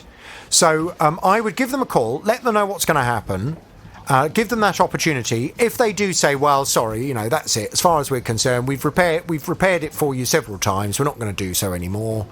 Then you just get that letter sent. Send it. Recorded delivery, which is now called Royal Mail signed for. Yeah. Keep a record of it, and please keep us posted of how things go, and we'll let them know that's what's going to happen as well. Good afternoon, Jonathan. Good afternoon. I'm very well, thank you, Mick. I gather you have a consumer problem. Tell me all about it without naming any company names, please. Okie dokie. Basically, back in June of 2019, I'm a bit of a fitness freak, and I bought myself a fitness tracker just to keep tabs on everything that I do. I monitor my sleep, I monitor how many steps I do every hour, how many steps I do a day, and my gym routines and all that sort of thing. And it's been going great. Been going great for all the time I've had it, up until about a month or so ago. It started to falsely record things, and I couldn't understand why, so I tried resetting it all, and then in the past couple of weeks, it's been intermittently turning itself on, turning itself off, staying off for a day, 2-3 days, and then just coming back on again and going out on me. So your fitness tracker isn't very fit. It's not. I think I'm fitter than it. And well, yeah, I mean, from the description you give me, you sound like a finely honed athlete. Oh, tell us about it. I wish I was. Do you know, I wish I could just be just a tiny bit like you. I mean, I just wish that I was slightly motivated to do exercise of some kind. But for me, I genuinely couldn't think of anything worse. Well, it's bad for me because I've got a wife who's worse than me, you see, and she makes me go to the gym, and that, so I've got no choice in the matter. But can I ask how old you are? I am 63, 64 in just over a week's time. Look at that. You're going to make 100 with this kind of lifestyle? I hope so. Yeah, you're going to go on and on. Absolutely. So basically, I checked out my details, and unfortunately, it's got the watch has a 2-year guarantee on it.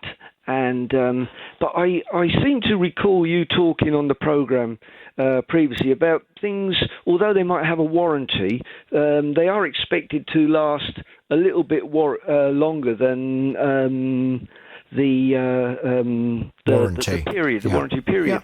Yeah. Now, how much was the fitness tracker? It was £239. Right. So it's not the dearest, it's not the cheapest. And so you bought it in 2019, June of 2019. So it's lasted just over 2 years. Indeed. Yeah. Indeed. Yeah.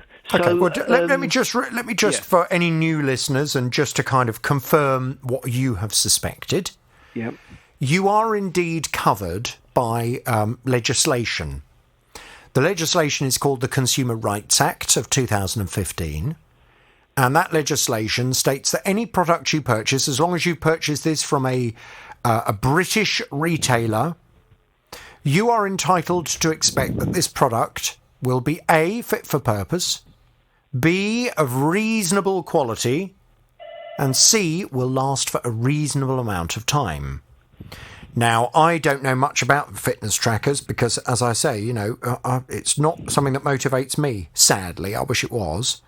But £239 sounds like quite a lot of money, and I would certainly expect if I'd bought myself a fitness tracker, I mean, I think the fitness tracker would give up on me, to be honest, but I would certainly expect it to last considerably longer than just over 2 years. So your contract is with the retailer that you purchased this fitness tracker from. Have you taken it up with them? Now, I haven't gone to the shop in person, but I spoke online. Okay. And in speaking online, I explained everything. I explained that it was out of warranty and then I gave them the details, the reference numbers, and then they come back to me and said, "Oh, very sorry, it's out of warranty." So I asked them, I said, "Do I not have any other rights, consumer rights?" And I couldn't remember your terminology. Ah. So I had to kind of finish it, and they just said, "Well, if you'd have come to us within the 2 years, we would have replaced or repaired it." I'm only after a repair, Jonathan. I'm not expecting it to be replaced. I'm not asking for money back or anything. Well, look, I just want it repaired. The simple fact is, Mick, you are quite right. As long as you've not done anything to damage that fitness tracker, if you've smashed it against a wall or something like that, I mean, that's your own fault. And you make your bed, you lie in it. Absolutely. As long as you've used the fitness tracker in a perfectly normal and reasonable way, then as far as I'm concerned, it hasn't lasted for a reasonable amount of time. Now, your statutory rights really are over and above any warranty that comes with the product. That's something that a manufacturer offers with their product to give you a bit of peace of mind, really, in terms of if anything goes wrong during that period, the manufacturer will take all the hassle out of it and they'll resolve it. But that's completely separate to your rights under the Consumer Rights Act. And the argument that we need to put to this retailer, they seem to suggest that after the warranty is run out, they no longer have any obligation to you. So are they ignorant of the law? It sounds as if they are. It sounds as if they have no idea that you are covered by the law in the United Kingdom. I would... I might. The only thing I'd say is the retailer is a large retailer. I'd hazard a guess you've probably dealt with them, but so I'm not quite sure they're ignorant of what's what. If I'm being honest, maybe the fact that you asked them the question. Yeah. Rather than you telling them that you were informed and you knew what you were talking about, maybe they thought, "Oh, here we go. Yeah. Well, he's asking us the question. Let's tell him the warranty's run out. We don't have to do anything." What they didn't realise was that you had me in your back pocket. So what I'd like us to do, Miles, can we please make contact with this retailer? We can indeed. And can we just say to them, I'm sure if they're a big retailer, they're not completely ignorant to the Consumer Rights Act. They should know. They'd know it. Of course they know. They'll know it. So why are they fobbing a customer off with nonsense? we'll find out. Let's go and have a word. Mick, I shall pass you back to Miles. We'll get all the detail. We'll go and have that conversation this afternoon, OK? That's greatly appreciated, Jonathan. OK, all the best to you. Now, Julia came to me. She was telling me her son had started learning to drive just before the pandemic. Well, when lockdown occurred, the lessons, and he'd bought a block of 10 lessons, the lessons stopped. But when things started to open up again, well, things haven't gone according to plan. So the driving instructor asked if he'd like to take the rest of his lessons. My son did say no. The reason was he didn't want... I think he was owed three lessons, 3 2-hour lessons, and he didn't want to take the 3 lessons in case there was another lockdown. And for him, it would be like he'd just forget what he'd learnt. And he wanted to wait until everything was open up properly so he could take the 3 lessons and then carry on rebooking his other lessons until he gets his test. When everything was opened up again fully, as we are now, every time he was trying to get hold of the driving instructor, he was on holiday, or he just give excuse after excuse. My son offered to take days off work to fit him in, take him early in the morning. Yeah, there was just a lot of to and fro-in. Well, Julia feels as if her son's being treated very unfairly by this driving instructor, which is why she came to me for help. I went off to have a word with this driving instructor, and Julia's back on the JVS show. Hello, Julia. Good afternoon. Now, just to kind of recap where we're at with this, I was a bit concerned after the conversation that you and I had on air, because when I looked at the detail you had for this driving instructor, you hardly had anything. No, that's correct. All you had was a first name and a mobile number. You didn't have his surname. You didn't have the name of his company. You didn't have any paperwork. You didn't have any emails confirming, the terms and conditions between your son. There didn't seem to be anything at all. Thankfully, you were able to, because this driving instructor was recommended to your son from a friend, the friend had a bit more information, yes, which included his surname fundamentally. Yeah. What was rather interesting, though, was that when I started to look into this man, and you would expect that most driving instructors, many driving instructors, they're sole traders, but they will have, a proper company, proper branding of their company, whether it's their own name or the name of their driving school. They'll have a website or some kind of social media presence. Their mobile number will be very much associated with the business, and they would be very keen to make sure that everything was done in a professional way in terms of outlining how the lessons would work, confirming the block of 10, all those kinds of things. When I looked this particular man up, the only thing I could find for him was a Twitter account where he described himself as being Britain's largest independent driving instructor. Oh. That was the only thing. There was no website. There was no detail for him whatsoever. So I made contact with him, and to be fair, he didn't put up any kind of argument that he knew your son and had indeed been teaching your son to drive. But the point that I'm making, Julie, it's just really for other people listening to the programme. Please, if you're going to put your faith in a driving instructor, make sure that you look up the driving instructor. Make sure you find that they are proper, bona fide, registered driving instructor, that they have insurance, that they are qualified to be a driving instructor, because I have no idea whether this man is qualified or not. I'm sure he is. But certainly when you look up his details, it doesn't automatically scream of, here is a man who runs a well-established driving school. It does not suggest that at all. So I would just advise everybody listening to the programme, particularly parents with children who want to learn to drive, make sure you kind of give them a parental guide to make sure that they are actually sitting in the driving seat of a car with a proper qualified driving instructor that's got a really good reputation, and that your son or daughter is properly insured while they are there in the car with that instructor. Now, when I spoke to him, he was very defensive. He said to me, I don't understand why this woman has come to you. I'm speaking to her son. I said, well, Julia has come to me because she said that what you've said to her son is that you're not prepared to honour any more lessons. He said, look, I don't understand. Why has she called you up? Why hasn't she called me? If she's got a problem, then she should have called me. So I said to you, right, well, look, let's just play his game and just see how he wants to proceed from here. Can you give him a call and let's see what he says to you? So you did indeed call him. And I gather fairly instantly he offered you some of the money back. Yes. How much of the money did he offer back? Yeah, well, he said he would give me the 3 lessons. Good. Which he's actually refunded. It works out 3 hours instead of 6 hours. And you've got that now? Yes. That's all been paid into my son's account. Now, I mean, that's very strange because... why had he not offered to do that for your son? Because if he had offered to do that for your son, I put it to you, you wouldn't have needed to involve me. No, exactly. I can't even remember when it all started, when everything opened up. Was it April? I can't remember. Well, I mean, we've been there and then everything was shut down again, haven't we? So, yeah.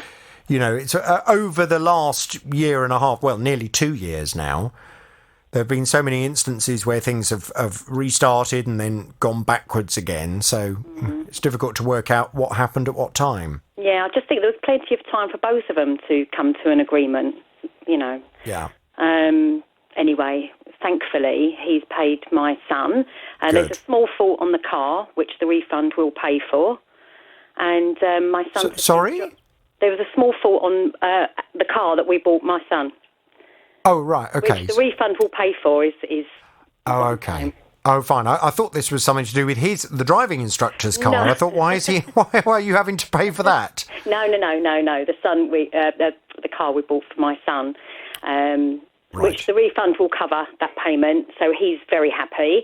Right. And he passed his test last Tuesday, first time, with his mum's help. Yeah. Did he? Right. Yeah. And did he use a different driving instructor to get him to that point? In the end, he did. We was driving every evening for a couple of hours out and about, and just as it got closer to his test, he found a lovely driving instructor that was there for him whenever he needed him. Right. 2-3 times a week to get him through his test. Yeah. Brilliant. Well, I would certainly advise that if anybody wants to find a driving instructor, and I completely accept that word of mouth is really useful, and people will often say, oh, you want to learn to drive, you want to use, so-and-so. I learnt with him, he was brilliant. That's fine, and that may well be a very good indication that that's someone that you do want to learn to drive with. But always, belt and braces, check them out. You can do so if you go on to the government website. If you just look up gov.com, gov.uk, and then if you look up Find Driving Schools Lessons and Instructors, that will show you all of the approved driving instructors that have the qualifications to be a driving instructor. And certainly any driving instructor, good driving instructor, will make sure that there is a written record of any money that you've paid them, what that payment is actually for, how many lessons you get. It will all be there. And I would certainly suggest that any good driving school would certainly have things like a website or some kind of social media presence, mobile number associated with them. And they would also not be at all concerned if you were to ask to just confirm that they have insurance, valid insurance to cover you or your son and daughter. I would just say make very, very sure, because ultimately, Julie, I mean, thankfully everything has worked out, but ultimately looking back at it, if anything had gone wrong with your son, you would have had no idea who he was actually in a car with. No. And, my son's 20 and I thought, let him be able to, he can do that himself. He's a big boy now. But it just goes to show you, really, you do have to double-check and triple-check everyone you speak to, really. Listen, we've all been 20, and when you're 20, you don't necessarily have the life skills that you acquire. No. And sometimes, as a parent, I guess you have to just kind of guide your son and daughter and help them acquire those inquisitive skills where they will look things up for themselves in the future, just to make sure that they're doing business with someone bona fide and above board. Definitely. Julia, I'm pleased that you've now got the money back. Well, thanks to you and your team, Jonathan. Thank you very much, because I do believe if you hadn't been involved, my son still wouldn't have heard anything. Well, I certainly don't think the driving instructor wanted to hear from me again. That was very clear from the tone in his voice. Yeah. I will thank him, however, for giving your son back all of the money that he owed. And any other problems, Julia, you know where we are. I do, certainly. Thank you very much. Curran's on the line. Hello, Curran. Good morning, Jonathan. Good morning to you. I gather you have a consumer problem. Tell me all about it without naming any company names, please. I do indeed. I'm hoping you can assist me with this. Okay, so we upgraded our kitchen last year, and in terms of doing that, we decided to change the oven.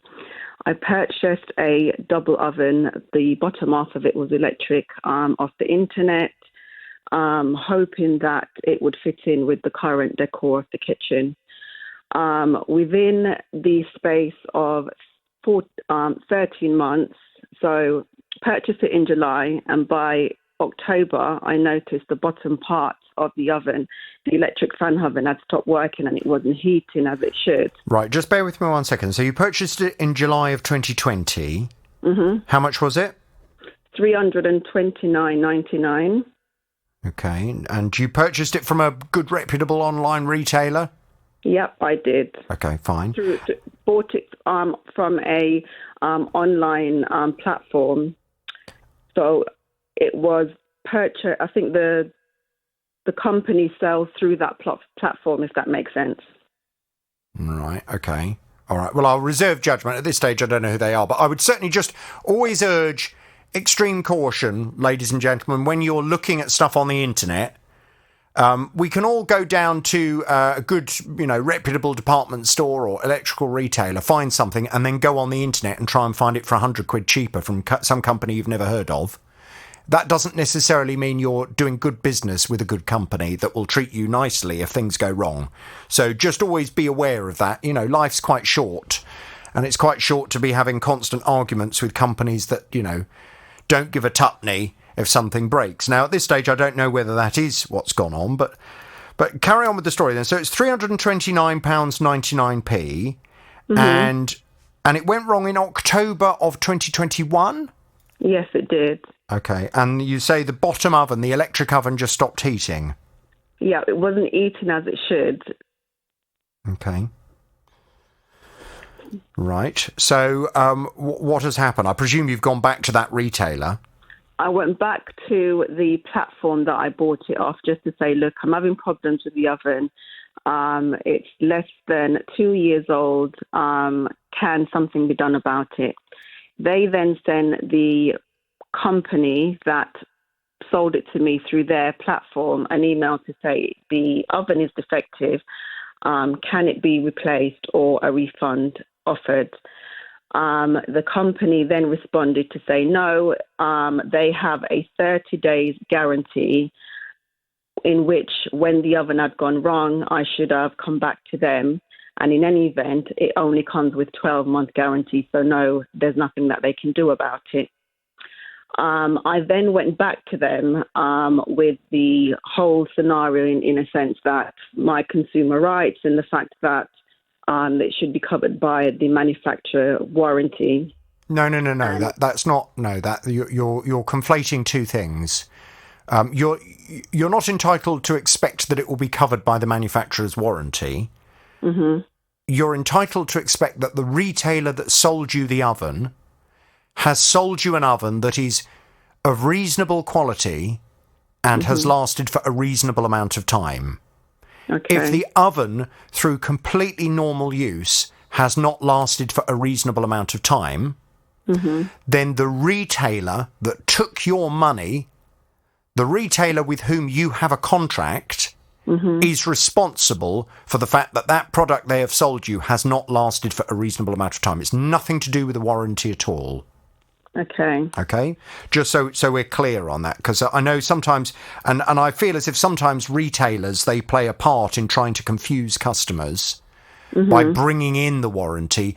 The warranty is totally separate to your rights under the Consumer Rights Act, which is the law in this country. Okay? Okay. So what's the what I really want to know is what has the retailer that took your money had to say about the fact that this product has not lasted for a reasonable amount of time? Well, they haven't said anything, Jonathan, other than I will send the company who I purchased the oven from an email and see what can be done. And they've done that, and they've come back to say we're not doing anything. The retailer haven't done anything whatsoever. Right. Well, I think what we need to do is to go and have a word with them and give them an opportunity to put this right. At this stage, I have no idea who you're dealing with. I mean, you talk about an online platform. I'm presuming then this is a retailer that sells on a platform. It's a company that sells through the retailer. What? If that makes sense. No, it doesn't. Okay. You talked about a platform. Mm-hmm. Did you buy the oven directly from the platform or from a company selling on the platform? From the company selling on the platform. So not the actual platform itself? No, through a setup. Would I have ever heard of the company that you bought the oven from? Was it a company you'd ever heard of? No, because I didn't even realise it was through a third party until everything had gone wrong. I was under the impression that I was getting it from this reputable online company. And that is the point that I'm just trying to get across to people. You know, please be very, very careful.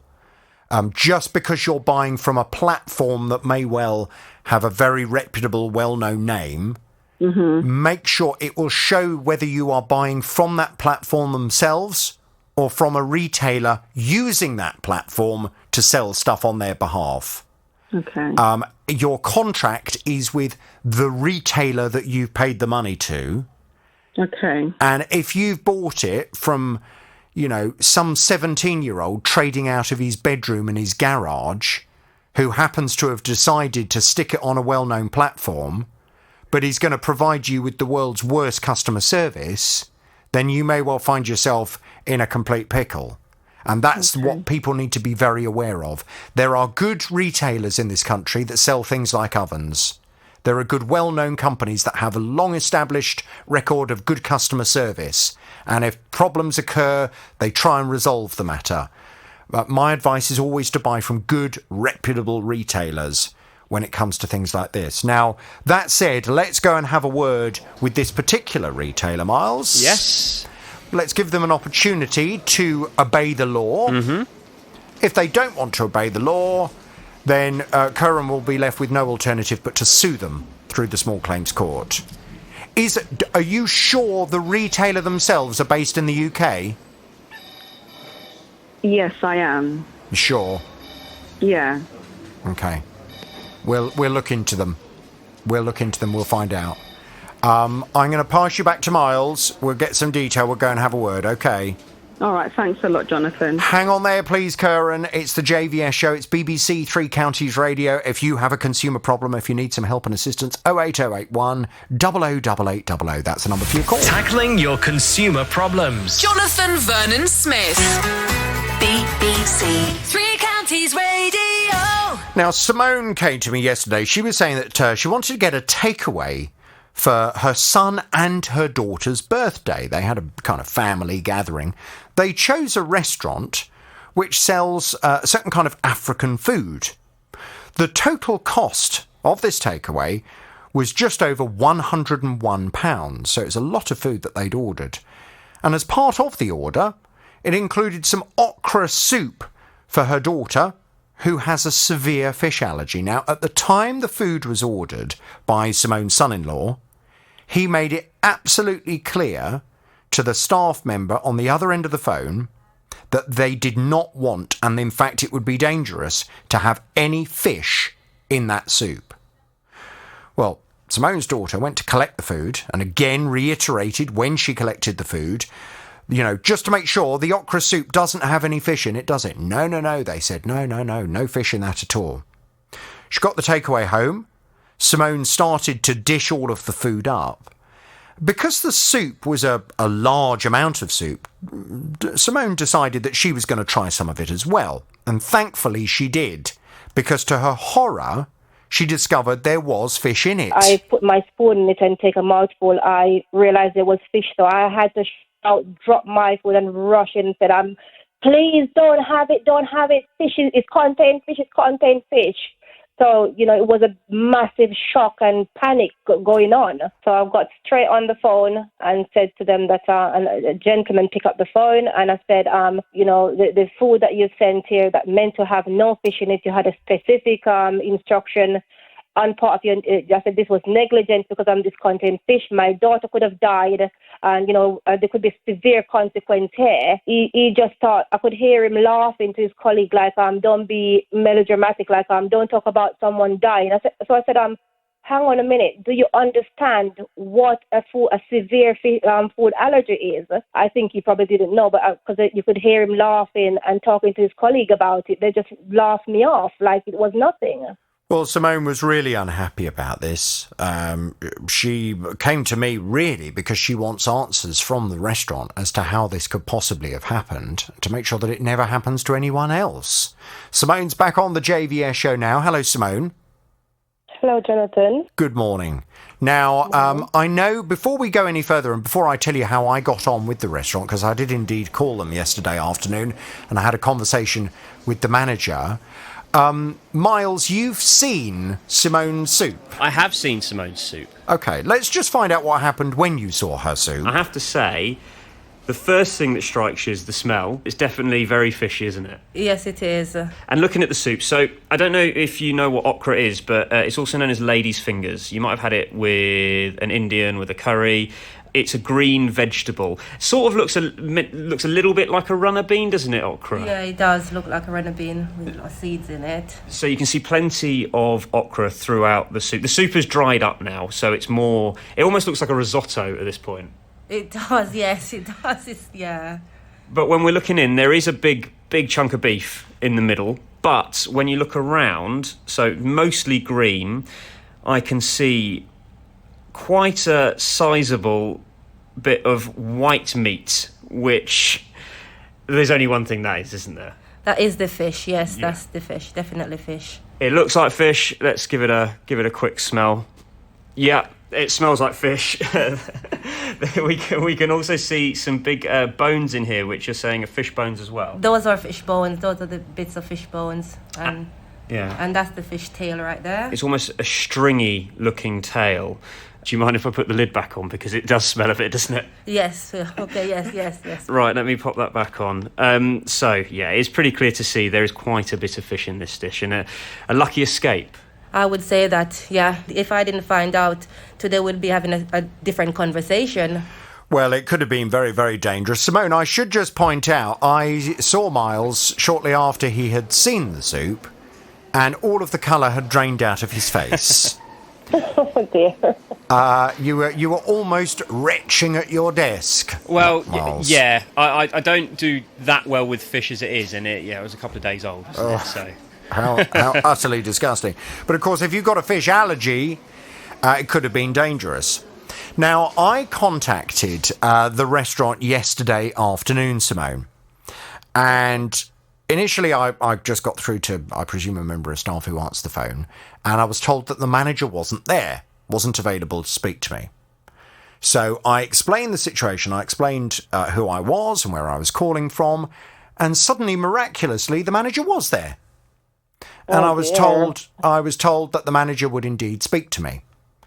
So the phone was handed over to, I have to be fair, a very reasonable sounding lady who listened patiently and quietly as I talked through your complaint. And you know when you're talking to someone and you feel as if some pennies are starting to drop? That was the feeling that I was getting from her. I explained the situation, and when I mentioned your name, I said, "Are you aware of this customer, and are you aware of the complaint?" And she said, "I am," and she used the word vaguely aware. I said, "Vaguely?" I said, "Well, that's interesting, because this is a very serious complaint." And it was then that I went through and explained exactly what had happened and the fact that your daughter is so allergic to fish and how it was a lucky escape that she didn't actually eat the soup because it could have had terrible consequences. She said to me calmly and quietly, she said, OK. She said, I was informed by my member of staff that was working on Saturday. I was informed that there had been a complaint from Simone. I was informed by my member of staff that the complaint was simply that the wrong order had turned up and that there was an incorrect component to the whole order. So she said, Simone is on my list of people to call, but because I was told this was just simply one dish had turned up and wasn't correct, she said it wasn't necessarily my priority to call her. She said, now I am aware of the severity of this. She said, I would obviously like to speak to the customer and I would like to try and resolve this. So I said to her, OK, well, fine. I'm sure Simone would be very keen to hear from you. So I made sure she had your telephone number, and she promised me that she was going to, I think, speak to the staff member first and then contact you yesterday afternoon. Did she, Simone? Yes, she did. How did you get on? What did she say? She was quite apologetic about the situation, and she sort of asked me my account of the event, and I've explained to her and what had gone on, and she was horrified because she said she herself suffers from some sort of allergy and she's got kids, so she understands. So she said to me that the staff would be put on training straight away, and it's a learning for them.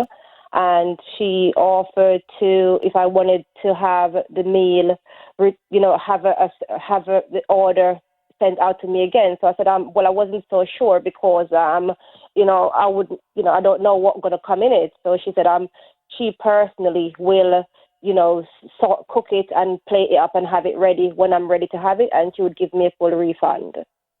So the manager herself was prepared to cook you the food from scratch to make sure there was no fish in it, and she'd give you all your money back? Yes. Wow.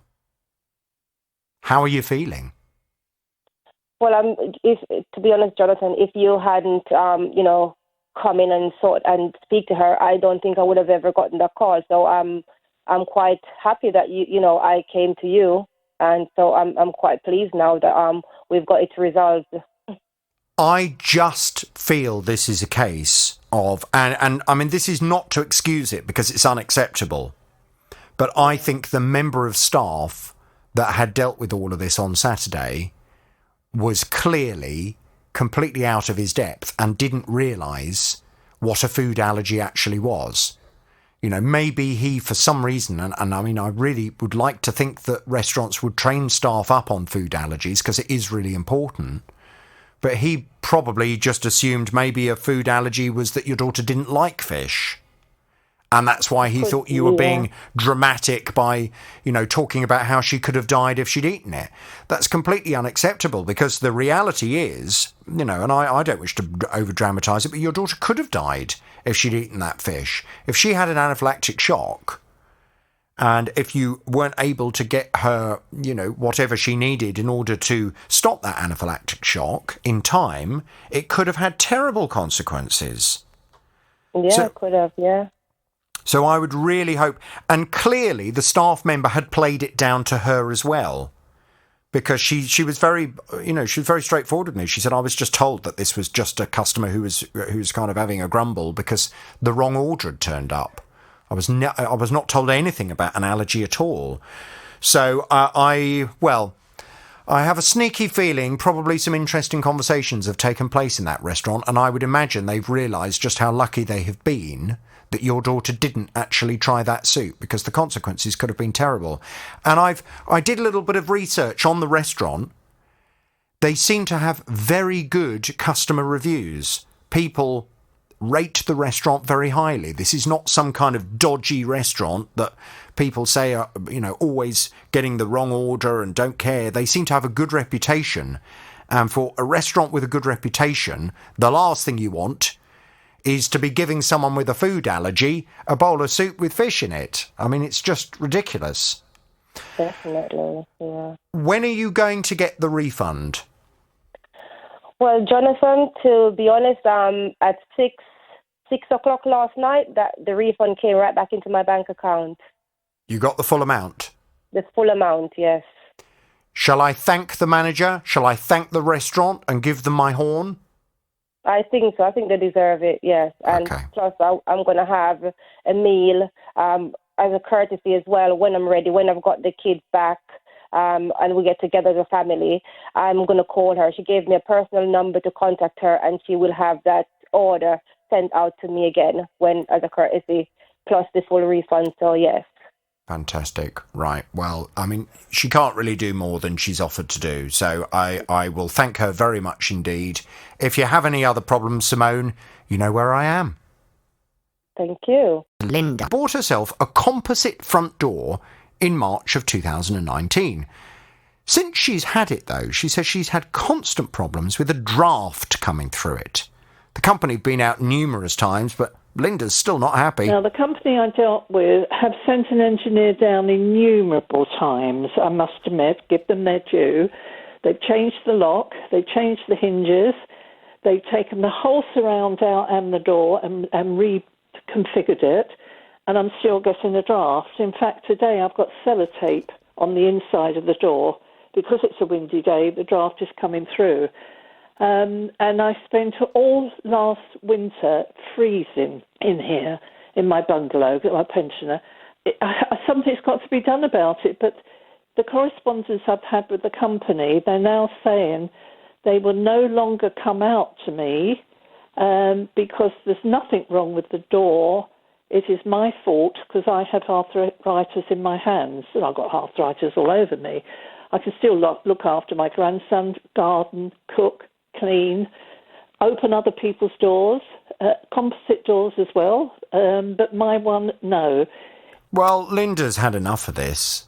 I mean, she spent a lot of money on this front door and she can't open the blooming thing. Either that, or if they do loosen it up so much that she can open it, she then has Hurricane Henry blowing in all round the cracks. She's not happy at all. What's the latest on the case? Linda's back on the JVS show. Hello, Linda. Good morning. Good morning to you, Linda. Now, as you know, Miles has been dealing with this and has been liaising with the company that installed this front door, and they did seem to suggest to us right from the start that as far as they were concerned, they really did feel as if Linda's arthritis was the cause of all this. They said that, you know, if they have the door properly adjusted so that it seals all the way around the outside, Linda's arthritis means that she just can't unlock the door. But they say that's not their fault. They say the door operates perfectly normally and anyone else can get into it. It's just Linda can't. Well, Linda said that was absolute rubbish. And Miles, you went round to try Linda's front door and you also found it quite difficult to get into. Yeah, and we established that I am just a normal, very normal man. Muscular. Just bulging with muscles. As average can be. I went around, I tried it, and I found it difficult. I also spoke to one of Linda's neighbours, who is a triathlete, and she really struggled to get through the door as well. She had her leg up against the frame trying to get it open. It's just not normal. Yes, so the last thing we've done is we've contacted the manufacturer of the door to see if they can send an engineer around to check that the door's been installed correctly, as it should have been. We're still trying to get a date for that, but in the meantime, the retailer were organising for a handle to be fitted to the door. Was this the one on the outside, so that when Linda's trying to unlock it, she can use the handle to pull the door towards her in order to then turn the key, just to assist in terms of that unlocking process? Yeah, because at the moment there's a little a doorknob, like a fixed doorknob doesn't turn in the middle of the door, so it's quite tricky to pull that whilst trying to unlock the door. So they were going to put it so it's a little bit easier for Linda, and that should have happened now. So has it, Linda? No, they haven't fitted that. I had the two directors out on Tuesday the 2nd, and one of the directors that's been in the business a long time, he said, well, your door lock isn't aligned with the door catch, the lock catch. He said there's not enough draft excluder round the door and your key is bent, which vindicated me. So at least I know it's not me, it is the door. And he agreed that there were a lot of problems, and he was going to come back to me on Friday, the 5th, to tell me when he was going to come, or the manufacturers were going to come down and fit this pool and to fit more draft excluder. Well, I didn't get a call on Friday, so I phoned the company, and apparently they're having problems with the manufacturers who are saying they will not come out. As far as they're concerned, there's nothing wrong with the door. So I was supposed to hear on Monday what else was going to be done, and I phoned them, and they updated me by saying that the draft excluder they're still trying to get, the pull that's going to be fitted onto the door again, they're still trying to get. But surely you do, but hang on a second. If what the guy who came out last week has said, and I presume this chap has never looked at the door before then? Well, he was the gentleman that sold it to me. Yeah, but he's never been out since the problems occurred. No. Right. No. Well, if he has had a look at the door and has discovered there are problems with the door, i.e. the lock is not properly aligned and there's not sufficient draft excluder all the way around the side of it, then why would you need the handle? Because surely if that was done, then the door would unlock properly and wouldn't be such a job to do. And you then don't need a handle to cling on to in order to try kind of yank the door towards you and unlock it. Well, the lock it tightens now, and they said if it was tightened, I wouldn't get any draft. Well, I've now, since last week, I've had sellotape round the door because it's been very windy and cold. So I haven't used my front door for over a week now. I've had to use the back door. Now, to me, that is unacceptable. If you bought a car and 2.5 years later you're still having problems with it, you just wouldn't sit back and say, oh, well, it doesn't matter, would you now? No, you wouldn't.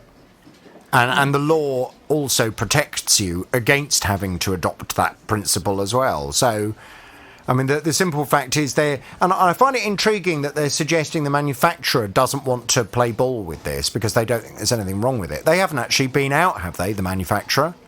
No, they told one of the people from the company I purchased the door from, told them that they weren't prepared to come out because as far as they're concerned, there's nothing wrong with the door.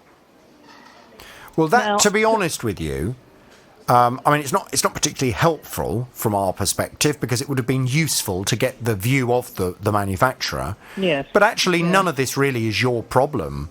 I mean, your contract is with the company that supplied you with that door and fitted it. Exactly. If they're then struggling to deal with their manufacturer, well, tough. I mean, that's down to them to deal with. It's not down to you. No. So they're going to have to, if necessary, admit defeat, take the door out and get a door from another manufacturer instead. Well, this is what I've been saying. I said the door is not fit for purpose. And they're saying it was all this time. Now I'm saying enough's enough. 2.5 years is enough. I can't use my front door. That's ridiculous. You've got a car and you can't drive it. You wouldn't have it, would you? No. OK, well, I tell you what we need to do. Miles, can we call the company again, the company that fitted the door? Can we just relay this conversation and just say we understand you have now confirmed that there are problems with that door, but we gather you're having problems with the manufacturer? At which point they will probably say, well, yeah, we can't get the manufacturer to come out. At which point we then need to say, well, that's your problem. OK. Because you've got a customer who paid you a lot of money for a brand new front door that she's had constant problems with for the last 2 years. She's been giving you constant opportunities to resolve it and you haven't managed to do it. She's had enough of it. So can you please tell us when you are going to come and remove that front door and arrange for an alternative front door from another manufacturer to be fitted, please? Absolutely. Can get on to that now. I think enough's enough, really, with this. It's just getting ridiculous, Linda, isn't it? I'm just so fed up with it, and people are fed up of listening to me moaning about it. I'm fed up with well, we're not. myself. We're not, Linda. You have a good old moan on my programme. It's what it's all about. Get it off your chest. Get it off your chest. But I mean, in all seriousness, I completely understand your frustration. It's just unacceptable. It's unacceptable. I've been patient. I have been patient 2.5 years. I think you have. Okay, well, let's go and have a word with them. We'll see what they have to say. I've had dealings with this manufacturer on another case that we've been dealing with. So I've got a contact, nice lady actually at that company. So if necessary, we can call her and just find out why is it the manufacturer is not prepared to come out and have a look. It would be most helpful if they would. It might help as well. Okay, Linda, leave it with us. More work to do. We'll talk to you very soon.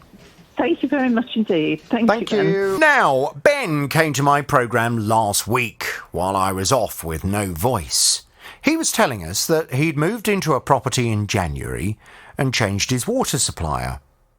While he was on the phone, they offered him a plumbing and drainage policy which he decided to take out. During the summer, he noticed a damp patch in the garage next to the downstairs toilet, as well as some strange puddles on the floor in the toilet. Well, he called the company and was told that he had home emergency cover as a separate add-on to the policy that he'd taken out, so he was feeling quite reassured by that. Ben has since had 16 separate visits from plumbers and drainage surveyors to see what the problem is, but he was saying it's still not fixed. The problem we've got is that we've still got the leak. We've now got quite a strong smell of sewage in that toilet area, and we're worried about damage to tiles and all the rest of it under the floor. We've also had the radiator that's in that room that's been recently replaced. That's now started to rust, so there's effectively a knock-on of situation with damage, and we just don't really know where to go on this. Well, Ben says the company has since told him that he's had so many people out to try and address the problem that he's now reached the maximum amount he can claim for the policy, and therefore they're not prepared to come out again. He's also worried the policy's due to expire. Right, well, what have we managed to find out? Because we've been off to have a word with this company. Ben's back on the JVS show. Hello, Ben. Oh, hi, Jonathan. Hello, Ben. Right, now Miles has been off to have a word with this company. What have they had to say for themselves? Yeah, so we went off and spoke to the company, just relayed a few messages to them. We asked them first, we said that Ben was worried about his policy running out in a few weeks. We wanted to make sure that the work was going to be completed before this date. He was worried about the smell of sewage now coming from the downstairs toilets, so we asked them to check that and make sure that no more damage has been made to the house. And finally, Ben had been quoted a different premium from the insurance company going forward, so we wanted to just check that wasn't linked to this damage. Now, they did say to us that any increase in premium would not be linked to these damages to Ben's house, and they've issued a statement. So it is HomeServe, and they said, we're really sorry about this, we didn't do a good job, and we're really disappointed about that because we set out to get it right every single time for our customers. We're going to get it sorted as quickly as we can, and we have fixed a date to do so. We will cover the cost to put this right. Blimey. Well, you don't often hear in responses from companies, Ben, such a complete admittance of a cock-up, but it sounds very much from their response as if that's exactly what they're doing. They're holding their hands up and saying, sorry, we've mucked this one up. What's happened from your end? Have you heard anything from them, Ben? Yeah, I have, Jonathan. So, I was on Thursday. I actually received a response from them on Friday saying that they were going to send somebody out on the Friday morning. So they were sort of all hands to the pump, really. That morning, they sent out a senior plumbing engineer and a senior drainage surveyor, and they had a good look and, to be honest, got quite quickly to the problem. The first problem around the sewage, they realised that the toilet had not been refitted properly. So we were getting smells through that, and they'd taken the toilet off on a previous visit trying to get to the bottom of this leak. Oh, I see. So refitted incorrectly by them or their representatives? Yeah, exactly. So they dealt with that, and we thankfully don't have any smells in the house anymore, which is good. Mm-hmm. And then separately, the actual main leak, which is what they've been looking for the whole time, that was diagnosed actually as a faulty connection between one of the soil pipes from upstairs as it goes into the floor through the toilet. Mm-hmm. So they actually took a panel off of the wall, and they found a massive puddle and that was what was causing this constant puddle. So they know what it is. We've since had a drainage surveyor come out to scope what the work is that's going to need to be done. I had been promised that would happen today, but there's been a bit of silence on that. I'm still waiting for a date. There is something slightly strange going on, though. So when they sent the drainage surveyor out, he did a full survey, and he actually found some other things that the company think are unrelated to the leak. So I've requested a copy of that report because it's flagged some things that I think might need to be dealt with. Such as? Well, they've found a blockage apparently in one of the drains at the front of the house, and there was also what they thought was some damage to some pipes underneath the house. So the company have said we're not going to be covering anything to do with that, and been quite blunt, to be perfectly honest with you. I've asked for the survey because I want to see it, to deal with it if it's going to be a problem. And I have suggested that if they're not willing to deal with it as part of the policy that we've already claimed on, can we claim on it separately with this other Drainage Plus policy? And they've already been fairly clear and said, no, we wouldn't look to cover that. So I need to get to the bottom of that, because obviously if I've had a problem flagged, I'd want to get it dealt with. And well, you do need to check that out. And you also, I mean, you only moved into this property in January. It would be useful to get from them an idea as to how long these other unrelated problems, in their professional opinion, have existed for, and whether it is likely that there would have been an indication of this problem, because there is a part of me that is concerned that you've purchased a house that has got all these underlying drainage and plumbing problems. Did the previous owner that sold you this house, that would have, as part of the conveyancing process, had to declare any problems that they were aware of with the property, did they declare those problems? Were they aware of them? Have they misled you at the point of sale into buying a property that has got problems they knew about? I mean, I think that's a fair question. In reality, though, the leak issue was just, a pipe that had sprung a leak, basically. It wasn't immediately obvious to anybody, and I don't think anybody in the property would have seen it. No, but what about these other issues? Well, I need to see the report first. All I've heard is from the drainage surveyor, who said that there's a couple of things there that might need to be done at some stage. So I just need to understand. I don't think they're a particularly urgent thing that needs to be dealt with, and I don't think it's anything that would have been involving anybody misleading us. Fine. Okay. Well, I think it would be a good idea for you to just ask that question, because let's be honest, there are all kinds of times when people sell properties and they are aware of problems with the property, and they think, quick lick of paint over this, sell the house, and it's someone else's problem, it's not ours. But of course, the law is there to protect people, and you can't just do that. You have to disclose problems that you are aware of. So it's something for all sellers of properties, vendors, to be aware of. Don't try and patch stuff up and pass it on to the next person, because there's a chance they may well come after you later down the line. Now, in terms of this immediate leak problem, are you confident that they are now going to get it sorted? From what they've said, Jonathan, yes, they've said that they will do the work. They need to line some pipes from the inside, effectively to patch line them, they call it. So we're waiting for that to be confirmed in terms of a date, and the company have not said that they won't do that. They've actually promised to get that done, so we're just waiting for that to happen. Okay. They've also promised that once that work's done, that they'll send in a drying team, I think they called it, just to dehumidify where the damp has become quite an issue in the toilet, and then they're going to repair some cosmetic damage. But to be fair to them, they've been very quick to respond since last Thursday, and they've been constantly calling me to update me on when people are coming out. So I think they have stepped up. Well, that's good, and so they should, because by their own statement to us, they seem to recognise that they've completely let you down as a customer. And to be fair to them, I have much more respect for companies that hold their hands up and say, do you know what, we're really sorry, we mucked this one up, we've not done what we should have done, we're sorry, we're now going to sort it. I've got much more respect for companies that do that than companies that either try and gloss over problems they've caused, or blame the customer, as happens sometimes. HomeServe don't appear to have done that for you. They appear to have held their hands up and admitted the problem. Let's just hope they get it sorted out. Sharon's on the line. Hello, Sharon. Hi. Hello, Sharon. You have a consumer problem, do you? Tell me all about it without naming any company names, please. I do, yes. I have a major problem with a courier company.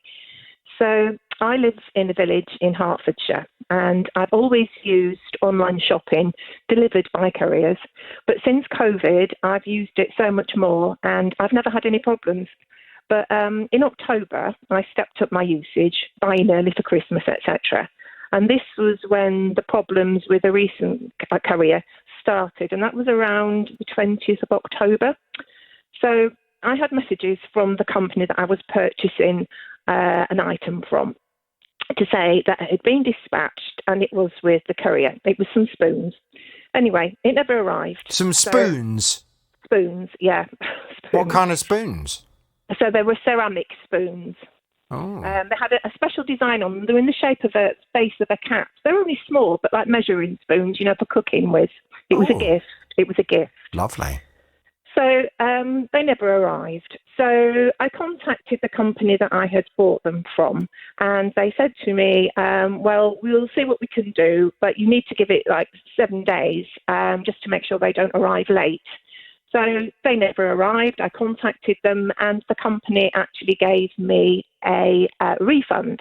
But when I went on site, onto the courier site, tracking site, it said that they'd been out for delivery, but they couldn't deliver them. So I'm thinking, can't deliver them? Spoons? They should have fitted through the post box, if nothing else. And these days, they just leave them on the doorstep and take a photograph. You don't have to actually be in. So that was the first thing, but I got my refund. And then it continued from there on in. And I have... what did you order next that didn't turn up? What did I order next? I've got to be careful because in case people are listening, because these are called Christmas presents. So things I've ordered trousers that have never arrived. And again, I contacted the company I've ordered them from, and they have said, we'll look into it. And when I've gone to track it on the system, it says they've either been dispatched or there's a delay and we will let you know. This is going back to October, and they've never arrived. So the company that I've ordered them from are looking into it. I've also ordered some bedding from another company, and that's never arrived. So when I've gone on to track it, it's been dispatched, but it's held up somewhere. Who is going to get the spoons? Who's going to get the spoons? Well, I can tell her because it was her birthday present. It's her birthday next week, and I've had to buy her something else. It was Anna, a friend from work. And she likes cats, does she? She loves cats. And I was buying her a mixing bowl, which has also still not arrived, and the spoons, which I've got the refund for, and I've got something boring instead. Oh, dear. So you ended up having to completely change your plan for a birthday present? I did. I got her a boring shawl instead. Oh. Well, maybe she liked the shawl. Maybe she preferred the shawl. I'm sure. Yeah, I'm sure she did. So this particular courier company, whatever you order from a company where this courier is delivering it, doesn't turn up? That's right, yes. And what have they had to say? Because I presume you queried this with them and said, is your sat-nav broken or something? I can't get through to that particular courier company. What I have done is I have gone back to the company that I have ordered the items from and let them chase it up because I just can't get through to this particular courier. It costs something like £5 a minute, I've been told. To try and there's somebody that works for this particular courier company, and I've been advised never ever try to ring them direct because it costs £5 a minute. You need to, go through the people that you have ordered the item from rather than going direct to the couriers. So that's what I've done. I've followed the rules, and that's what it actually says. When you order something from a company, if you have problems, please come back to us. So I've just done as advised, really. And have they given any explanation as to what's going on with this courier company, or do they just simply apologise and say we'll refund you? No, it depends. The majority of them always say we need to look into it. Give us up to, it varies, 2 to 3 days to 5 days.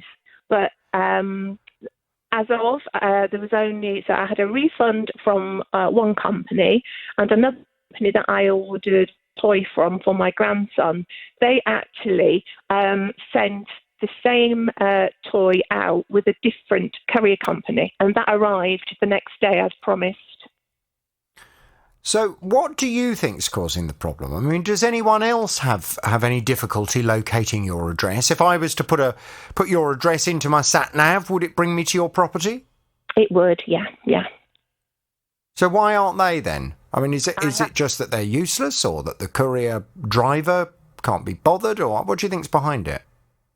If I'm being kind, I would say they're probably overwhelmed. We've heard that there's a lot of staff shortages at the minute, and maybe they just haven't got drivers. But that's not a good enough excuse. You know, if they're not able to fulfil their contract, then they should say so. But it's got to the point now where I can't order items because I don't know who is going to be delivering them. You know, and when I ask, they say, "Oh, it depends. We can't honestly tell you if it's courier A or courier B. You just have to take a chance." You know, well, I can't do that anymore because I'm just not getting the goods. I've got £400 worth of goods outstanding at the minute somewhere. £400 worth of goods have not been delivered by this particular courier? Yeah. Well, it's very odd. Mm-hmm.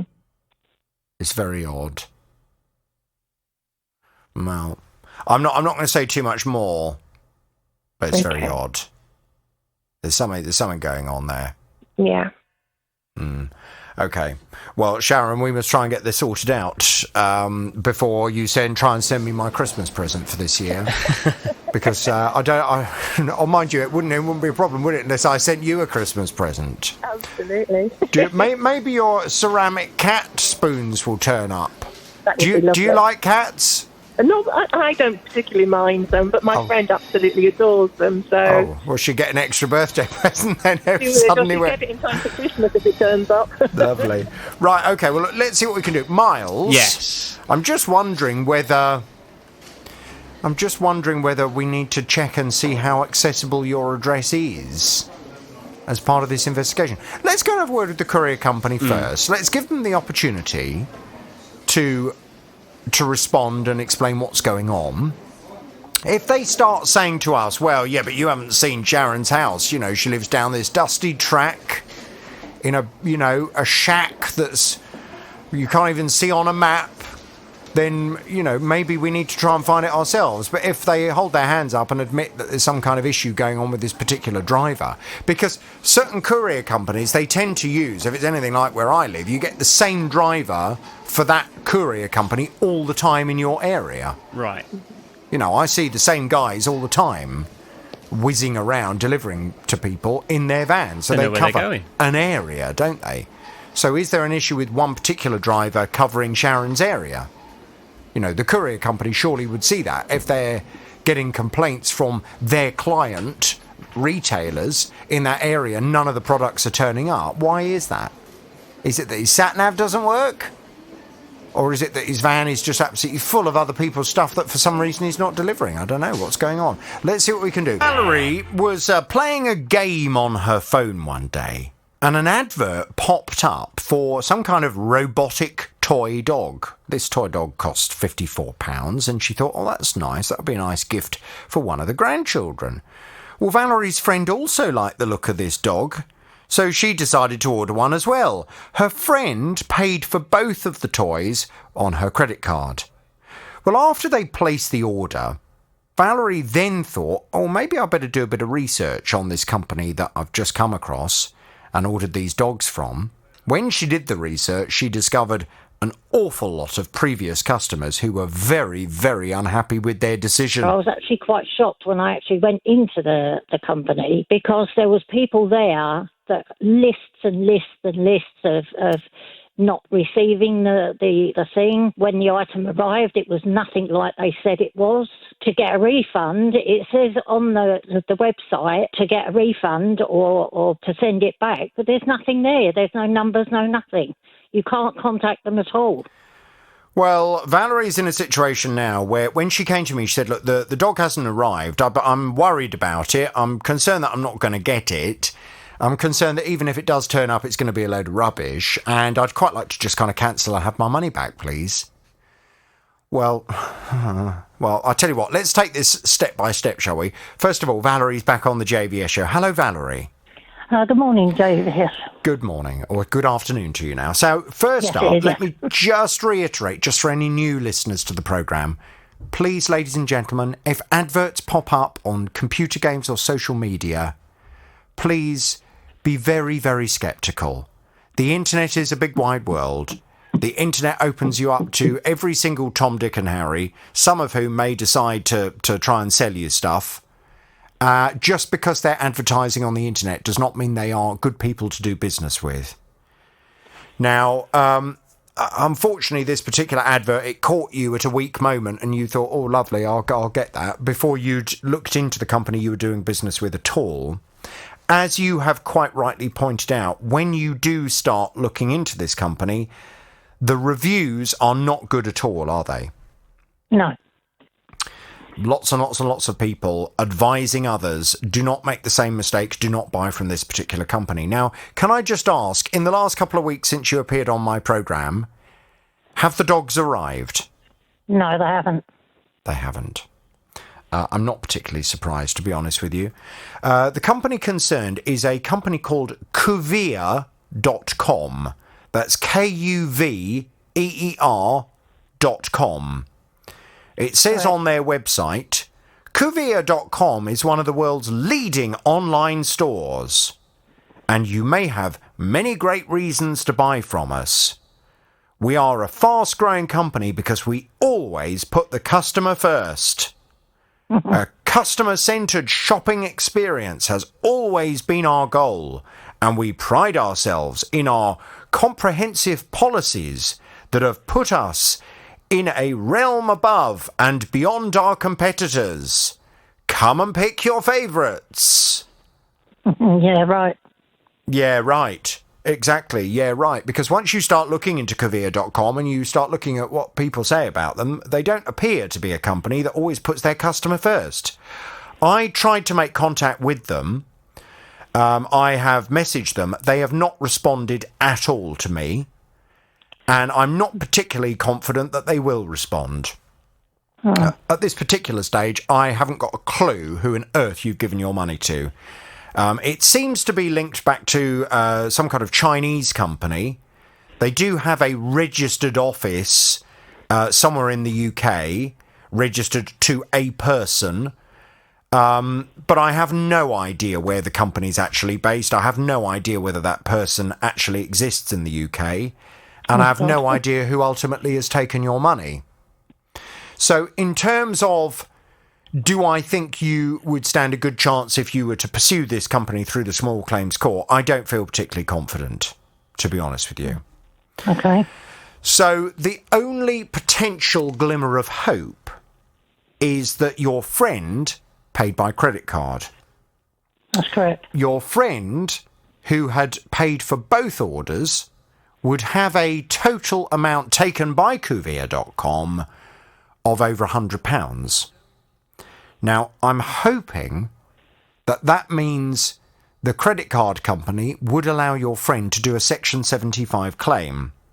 The only slight concern is that very often, because this was in effect two separate orders, each totalling £54, if the credit card company was arguing that because the separate orders were under £100, the Consumer Credit Act does not actually apply, that would be a potential problem. Has your friend raised this in terms of putting a Section 75 claim in with her credit card company? No, she hasn't, because she wasn't around last week when I first spoke.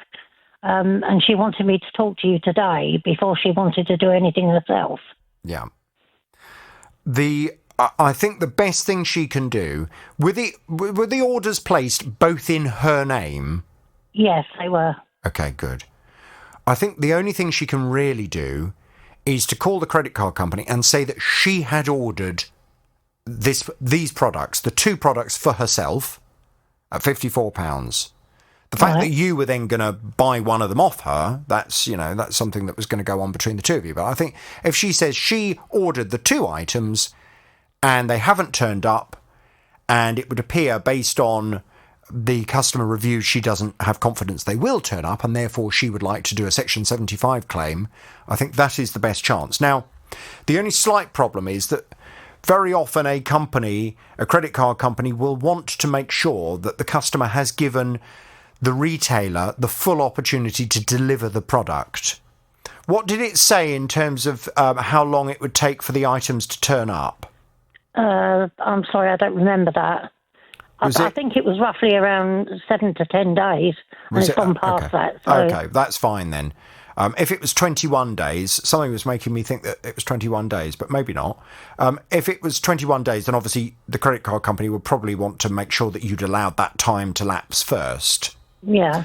But even so, I think a Section 75 claim through the credit card and trying to get the credit card company to pay the money back is probably the best thing that you're going to, best chance you're going to have of getting the money back.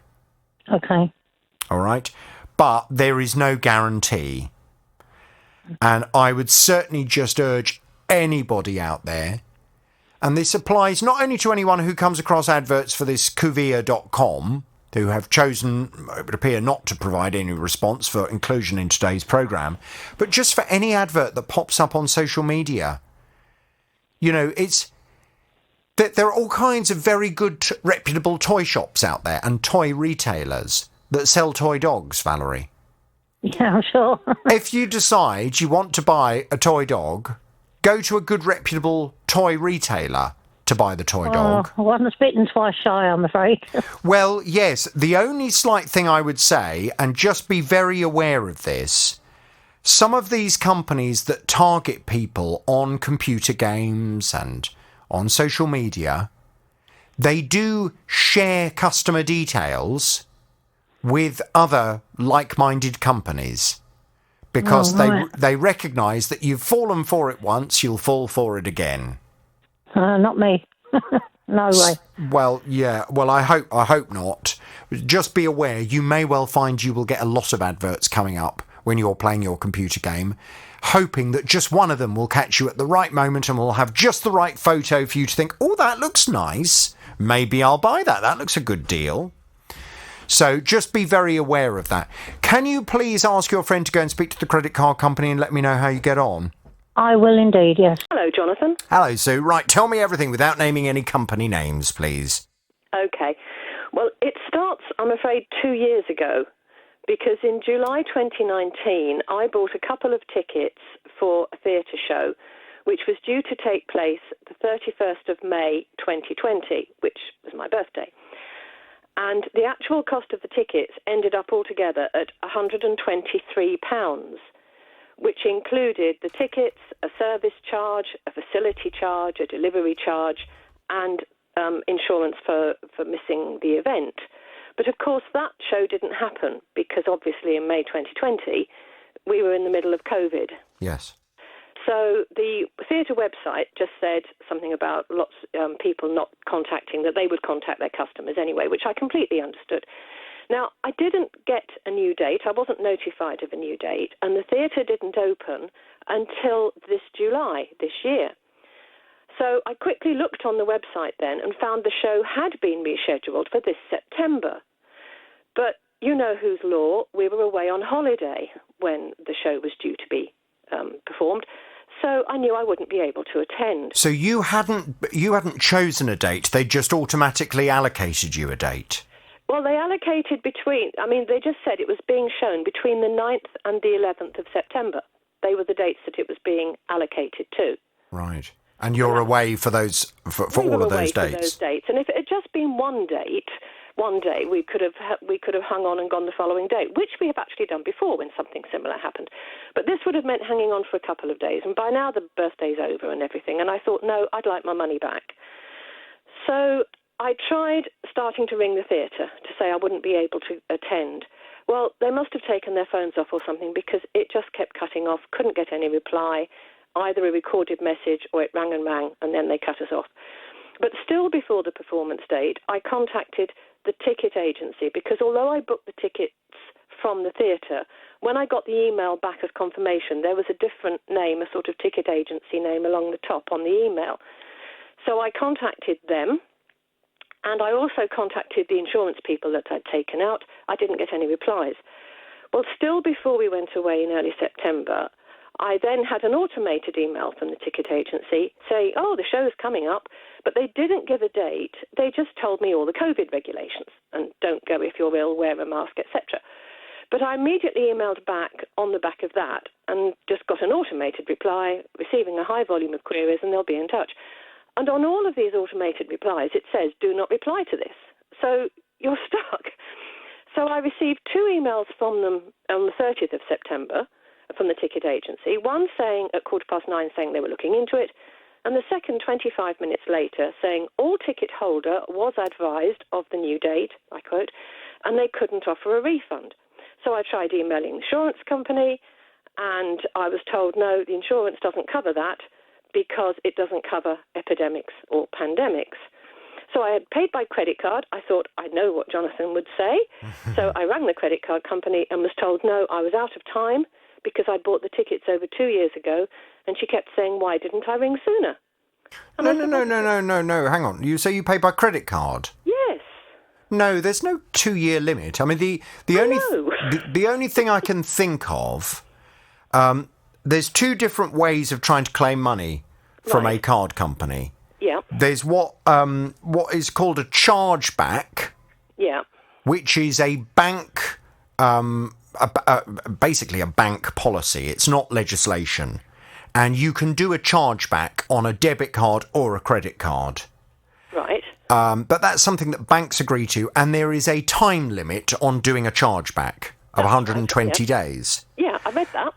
But a Section 75 claim, which you can only do on a credit card, yeah, there is no such limit on 2 years for that. I know, and I told her that. I tried to tell this lady that, but she just kept repeating all the time, no, you're out of time.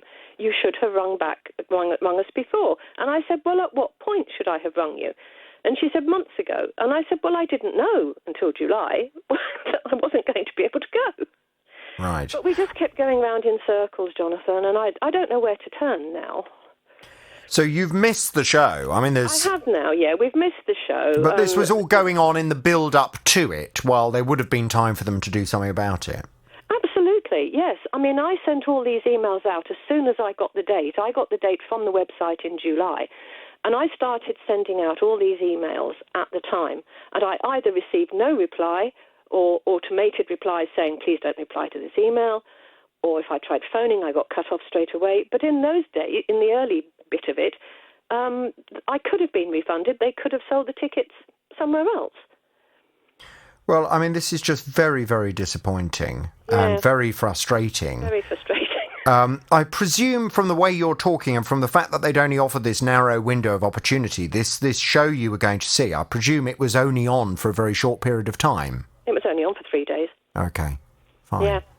Well, I think we need to go and have a word with whoever took your money. Mm. And I think we need to ask them why they made it so utterly impossible for you to have a reasonable conversation and explain that the dates that they had reallocated were not dates that you would be able to make, and therefore you would like a refund instead. I'd like to know why they seemingly made that so difficult and, well, in fact, impossible. Well, quite. And I mean, thinking for the future, because I really like going to the theatre, and you do have to book tickets way in advance, you know. I mean, 18 months, 2 years, especially for some of the bigger shows. What do we do in future to make sure that we don't get caught out again? Yeah.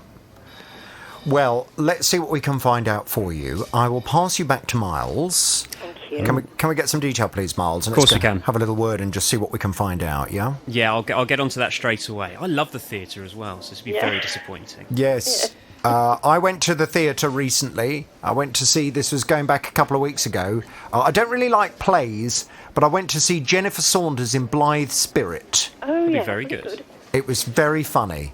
Oh, she's brilliant. I'm a musical man myself. Well, yeah. I mean, musicals, yes, although they can be hit and miss, really.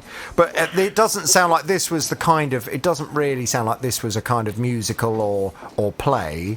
This sounds as if this was a slightly different performance. But let's see what we can find out. I'm going to pass you back and we'll take it from there. OK, Sue? Now, Colin bought a new property a couple of years ago. he had to pay a yearly service charge for the upkeep of the surrounding areas, you know, the communal garden area. But he doesn't think he's getting good value for money at all. I pretty much live at the bottom of the estate where there's a balancing pond. Lovely view, or it was a lovely view out of all of our windows. You know, all the kids used to come down, play football on the green. Then sort of COVID hit and things sort of went by the by and the maintenance wasn't getting done by the developer. But then I sort of thought to myself, well, hold on a minute, my contract's with the maintenance company that I'm paying this yearly fee to, and it's gone on and on and on. It's just an overgrown mess of weeds, dead trees. There's a park there for the kids. It's just overgrown. The bins are not being emptied. There's just I can't see any maintenance whatsoever on the estate. Well, the management company are blaming the developer for, certainly as far as Colin was concerned, for leaving the place in a bit of a state, which means they can't then maintain the land. But he was very concerned that if nobody steps in, this problem's just going to get worse and worse. So I've been off to have a word with both the management company and also the original developer that built the house in the first place. Colin's back on the JVS show. Hello, Colin.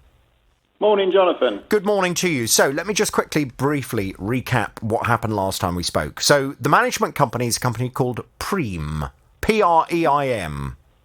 Yep. And they came back, they said, on behalf of this particular residence company, Preim provides management and maintenance services for any completed amenity areas that have been formally handed over from Crest Nicholson, the developer, to the residence management company.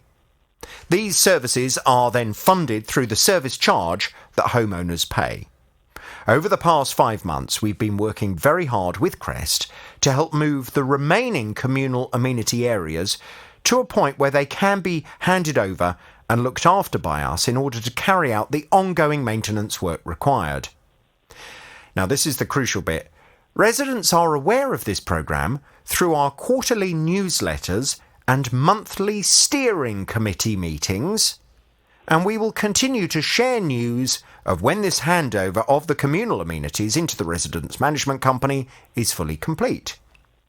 Well, OK, you understand all that, you get it, yep. That's kind of what you've been told previously, but you were very interested in this steering committee. Yep. And you were saying you haven't spoken to a single person who lives in this development who's on the steering committee. So you were asking a very valid question. Who's actually on the steering committee? Who are they? How can you potentially join and other people join? Because you'd like to be a part of a steering committee as well for this particular development that you live on. Well, I've been off to find out, and we'll get to that in just a second. In the meantime, Crest Nicholson also provided this response. They are the developers. They said, we're doing all we can to finalise the landscaping at this particular development as soon as possible.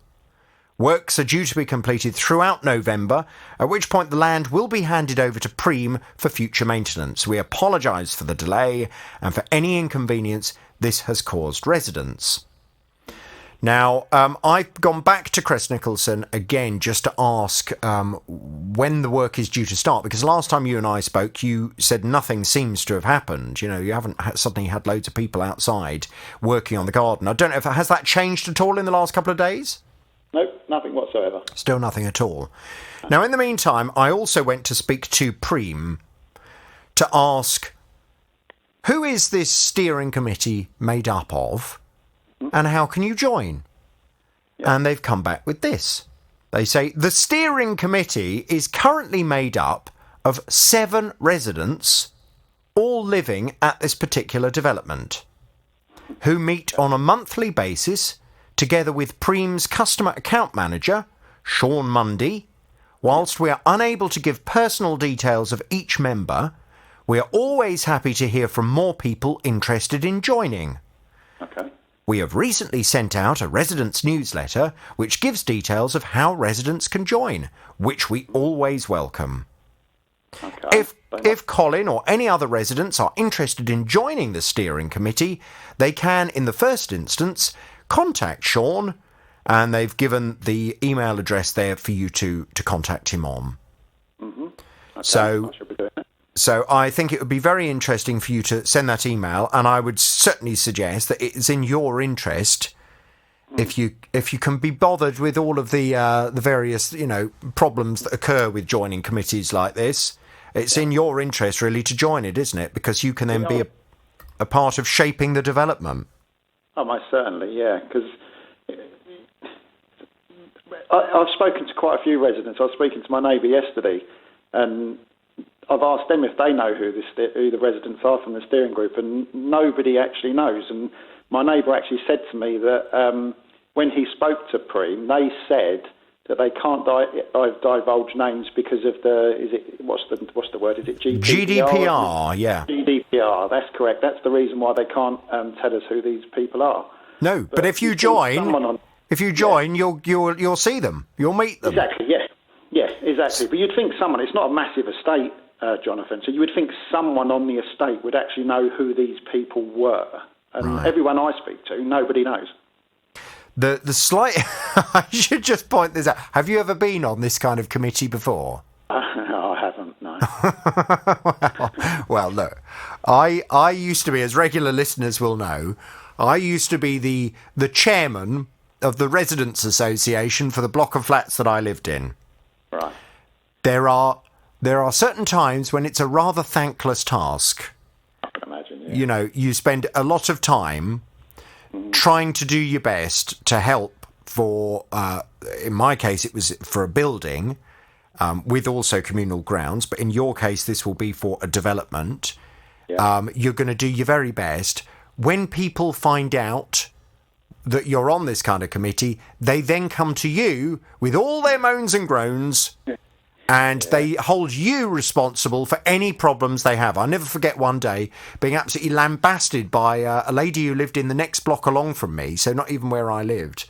But she gave me a right dressing down one day because the light bulb outside her front door had been broken for 2 weeks and nobody had replaced it. And I said, well, how was I supposed to know that the light bulb outside your front door was broken?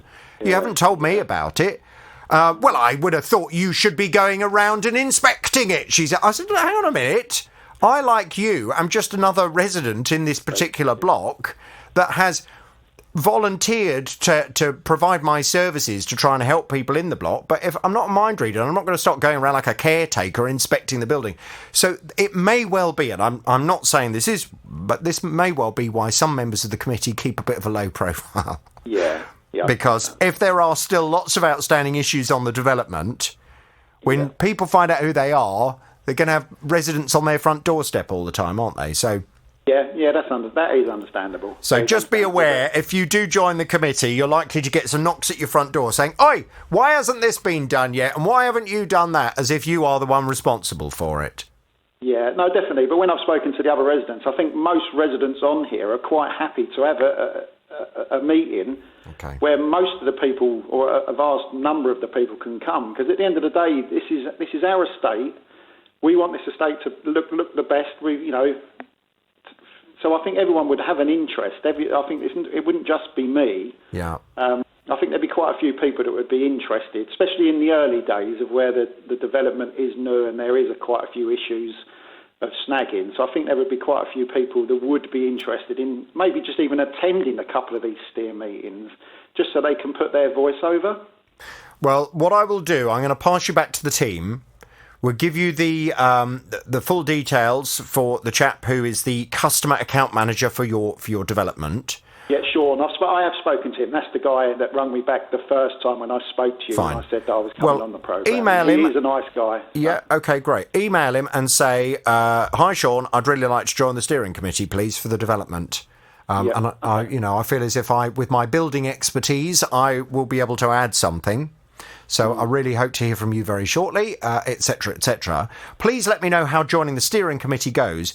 In terms of Crest Nicholson, I still haven't had a response from them, but I hope they will respond to explain why work hasn't begun. And I really hope that next time you and I talk on the programme, either tomorrow or next week, I really hope that you are reporting that there's a whole team of people that are busy working on the gardens, it's all being dealt with and it's all starting to look absolutely smashing.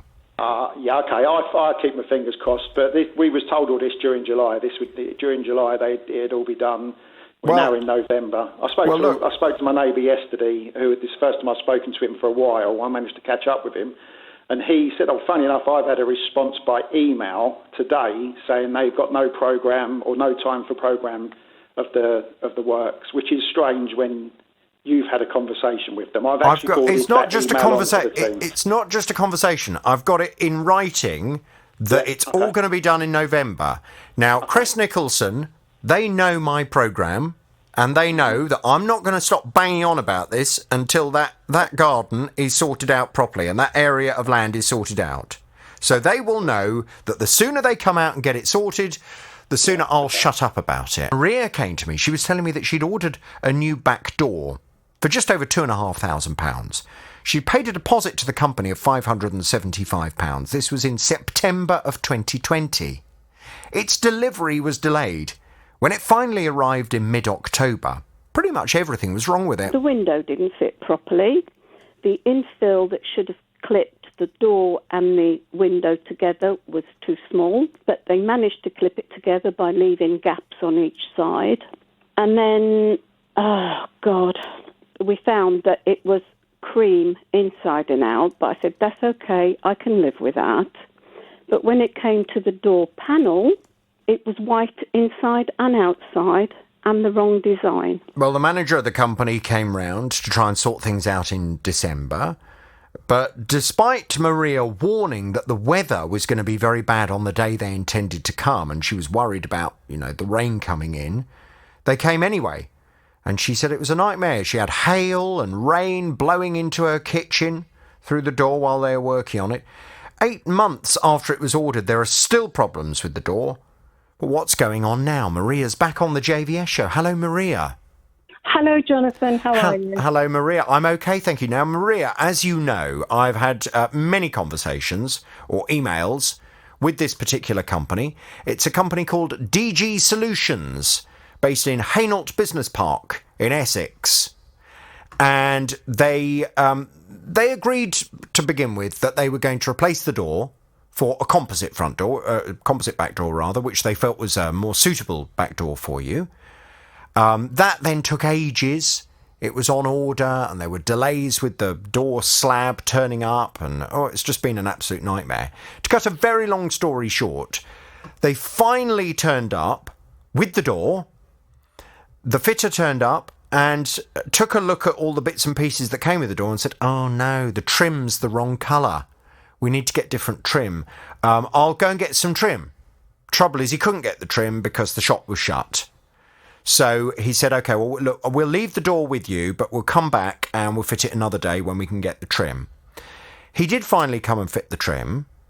Now, by this point, you were so grateful to him that he had worked on the door that you gave him a bottle of wine and thanked him for his work. But in actual fact, when you then looked at the door the following day in the light, you weren't at all happy with it. You were saying that there were problems with it. There were dirty marks all over it. There were scuffs and scratches on it that looked as if they'd been touched up. It didn't look like a new back door at all. So you contacted me and you said, look, I'm really unhappy about it. And you were furious, really furious. When I put this to the company said, well, this is all very strange because Maria was so happy with us, she gave us a bottle of wine. So we can't understand what's going on.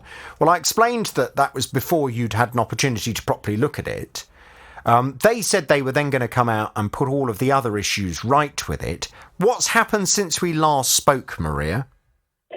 Well, they did come and replace them, and there were still a few problems. But I have been in the liaison officer, which I think you deal with, has actually rang me up 3 times now to keep me updated. They are going to replace both my window panes in the little window so that they match, because they didn't match. They're going to get a special spray to cover these brown marks that so far nothing has worked. And she, as I said, she's been very good. She's keeping me updated. And they are going to replace the draft excluder that got damaged. Right. So it's all work in progress, but they're waiting for this special spray. Now, after our last conversation, as you know, I've kind of had enough of this because it's just ridiculous. And I have named DG Solutions in Hainault Business Park so many times on the programme. Now, you would imagine if this was your business and you know that your business is being discussed on a regular basis on a BBC Consumer programme because you still haven't resolved matters for the customer, wouldn't you hurry up and get it sorted? And yet this has dragged on and on and on. So last time I contacted them, I invited the directors of the company to appear on the programme and to explain what was going on, why they appeared to have let you down with this order, and what they were going to do to sort it out. They acknowledged that invitation, but I have not had any confirmation whatsoever from the board of directors as to whether or not they will appear on the programme or not. Now, to be fair to them, the most important thing is they resolved the matter for you, and I'm pleased that they at least have been contacting you and have been communicating with you. That's what I've been very pleased with as well. At least, I'm not being ignored. No, but I can't understand, Maria, and I don't wish to wind you up about this again, because I know this has been so stressful for you, and you've been so frustrated, you've been so patient with all of this, but I don't understand why, still weeks on from when we last spoke, it still hasn't been sorted. How long does it take to rush through an order for some replacement glazing panels, to get this spray and to get the draft excluder? Why is this taking forever? It feels, and I don't know if this is the case, but this is the way it feels to me, as if the job is just not being prioritised. Well, I don't know, Jonathan. I have no idea. But as I said, the only thing I was grateful with, that the liaison officer, I've spoken to her, and I sent her photographs of the problems that I had, because she told me that the fitter hadn't told her any of it. And so she said, send the photographs, which I did. Well, my listeners, as you know, when we tweeted the photographs, my listeners were appalled. They said it looks like a second-hand door. Doesn't look like a new door at all. It looks awful. The door is actually lovely. It's the stepping bit that's brown. Well, not brown. The brown is showing through. The threshold. The threshold. And the window frame is, showing white in some places and sort of little brown marks in others. The door has one little blob that's got to be fixed, but they have fixed glass in the door. That's been fixed, and it's just this blob on the actual door. Right. Now, it's just the sill on the windowsill and the door stepping bit that needs spraying, and hopefully it'll come up clean and not be a dirty looking thing. As you say, it looks second hand, but when are they going to do this? When are they doing it? Have they given you a date or not? No, they're still awaiting on the paint spray. I think they've got the window glass, the window, both panes, but they're not coming to do it because I want it done all at once and finished with. Yes. And have they spoken to you in terms of, because obviously, and to be fair to DG Solutions, they have not taken any more money from you yet. They've only been paid the £575 as a deposit. That's correct. But have they mentioned to you how much they are? Are they going to expect the full balance to be paid on completion of this, or are they going to knock some of the money off for the fact that you've had all these problems? Jonathan, that's not been discussed at all. Yeah, that's not been discussed. Well, I mean, the last communication I had was the 1st of November. But that was the last one. Okay. But, as soon as they get it delivered, they're going to fit me in somewhere. Hopefully it'll be done for Christmas. Well, I hope so. I am keeping my fingers crossed because I can have a decent Christmas and put my mat down that I bought a year ago, which is in my sitting room, because I can't put it at the back door because the other one got ruined, as you know. Yeah. But until all this work is finished, there's no way I'm putting it down. Well, look, I'll tell you what, I'm going to drop them an email and just ask them for a further update, and just to, again, reiterate my offer for somebody from the company to appear on the programme with you, just to explain what's going on and to explain to all of my listeners, who I'm sure many of whom will be absolutely open-mouthed that this case has gone on for so long. Yeah. This is why, I always say on my programme, until things are resolved, I don't go anywhere. This is really, for a company, this is worst case scenario, where I'm banging on about this problem over and over and over again. Week after week after week, a company is being identified in connection with a customer complaint that doesn't seem to be getting resolved quickly. This is a nightmare. This is the worst way of trying to resolve a customer complaint that comes from my programme. It's just an absolute nightmare. I don't understand how they could possibly have still allowed this to drag on like this, but there we go. Maria, we will talk very soon. I'll drop them an email now, and please, if anything happens from your end, let me know. Now, Charlotte has had her washing machine for about 5 years with no problems. That was until last month when she came home from a shopping trip to find a flood in her kitchen. Called me. I just had to abandon my shopping, rush home, and oh my God, when I walked in the door, it was horrific. Literally from where the washing machine was, right to the back wall was literally a swimming pool. I had to pull out all of my other appliances, and we tried to sort of mop up the water as best as possible. But where it had flooded so much, obviously the underlay underneath was acting like a sponge. So all the surface water that we were mopping up and everything, it wasn't really doing much, because then it was just kept coming through. So I called up the insurance and, explained the situation. They came out a week later, and the engineer told me that basically my machine was actually on a product recall list. And I said, oh, hold on a minute. I said, no, I don't think that's right. I said, because I had that email and I had the reply back saying that actually, no, my machine was fine and it wasn't on the list. Well, the extended warranty insurance company have suggested that they are going to provide a replacement machine for Charlotte. But what about the damage to the rest of her property?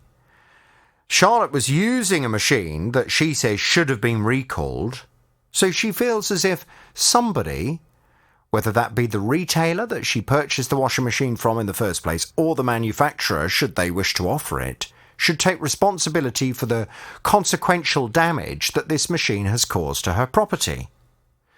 Thing is, when we went off to have a word with both the retailer and the manufacturer, they threw a bit of a spanner in the works, or should I say, a coin in the works. Charlotte's back on the JVS show now. Hello, Charlotte. Hello there. Hello, Charlotte. This was absolutely intriguing because Miles went off to speak to the manufacturer, which is, I think, Hotpoint. Yes. And the retailer, which is Currys. Yes. Both of whom, let's just take it one by one. Both of them were saying that the cause for the washing machine problem was a coin that apparently had got jammed in the machine and caused the machine to then flood. Mm. So they were saying it was nothing to do with the manufacturing defect or a recall or anything else. It's down to a coin. Well, they were saying that the washing machine was not affected by the recall. That was the point I was going to come on to. They also said as a side issue that this machine was never on the recall list anyway. So it was nothing to do with the recall. It was nothing to do with the manufacturing issue. It was all down to a coin. So, in other words, it's Charlotte's fault. Mm. Now, this is just very strange because when we put to you, Charlotte, well, what did the engineer say when he came out? You said that at no point was there any mention of a coin having jammed in the machine. That's right. So we've been back to have a word this time with the insurance company that sent the engineer out to have a look at the machine, to find out from that insurance company what did their engineer actually establish when he came out. And I gather, Miles, at this stage, they still haven't confirmed what was actually said to Charlotte at the time and what was included on the report that would have been provided. No. So at the moment, the conversations I've had with the insurance company, the last time I spoke to the insurance company, they were saying that all communication of the coin, the issue, will have come from the manufacturer and not from the insurance company. So that I found strange because apparently it's the insurance company who have sent the engineer out. So I've asked them to confirm this. They haven't confirmed anything with me yet. However, we have had an amended statement through from the manufacturer. Right, what are Hotpoint saying now? So, it's a statement from Whirlpool, who own Hotpoint. They've said, following further investigation, we have been in contact with Charlotte to confirm that her washing machine was part of a product recall. That said, the cause of Charlotte's washing machine malfunction was unrelated to the appliance being on a recall list. It was due to a foreign object, in this case a coin, entering the drum during a cycle. This invalidates Charlotte's claim for compensation, but as a gesture of goodwill, we have offered Charlotte £100 towards the damages incurred. So they're doubling down that it was the coin that was the fault, but they've admitted now that the machine actually was for recall. Right, okay. Well, this is very intriguing because, it would appear have made a mistake and your machine was on the recall list, but they're still saying the problem with the machine was nothing to do with the recall. But what I find very odd, and obviously I wasn't there at the time when the engineer came out from the insurance company, I find it very odd that you were not told about this coin. Yeah, exactly. And not once did he say that. He just kept going on about the recall and slapped stickers all over it saying danger, do not use. And not once did he mention that at all. Which is so odd, because if you've turned up to a customer's house where the kitchen has all been flooded, and you're looking at the machine and you're trying to find out what's gone on, and you find a blooming coin in there, surely you would turn to the customer and you would say, I'm afraid I've found your problem, look at this. And you'd show them the coin, wouldn't you? You'd say, look at this, I'm afraid I've just found this jammed in the pipe or in whatever. You've obviously put something in the machine with a coin in the pocket. It's jammed in the machine, and that's what's caused the flood. That's what you would say to the customer. Absolutely, I agree. Now, either they said that to you at the time, and for some reason you didn't acknowledge it, Charlotte. But I think that seems a bit hard to believe, because why would you not? Why would you not have realised? I mean, it would have been embarrassing, wouldn't it, if he'd showed you the coin and you'd gone, "Oh no," exactly, because it would have been ultimately your fault. Yeah, exactly, 100%. And if it was my fault, I'd put my hands up. Job done. But no, not at any stage did he ever mention that or show me that or anything to do with that at all. But obviously the engineer has gone back and has fed to the manufacturer and the retailer, or certainly I think the retailer's actually got their information from the manufacturer, so they've certainly gone back to speak to Hotpoint, and they've said this was down to a customer coin. Why would they tell the manufacturer that and not the customer? Yeah, very strange. Yeah, very strange. And I don't know how the manufacturer managed to get the information, because it was the engineer from the insurance company that came out, nothing to do with the manufacturer in the first place. I understand you've now put this in the hands of your home insurance because you need to get the floor sorted out. What's the excess on your home insurance? £550. That's a huge excess. Why have you got so much excess on your home insurance? So apparently, from what I could figure out, I didn't.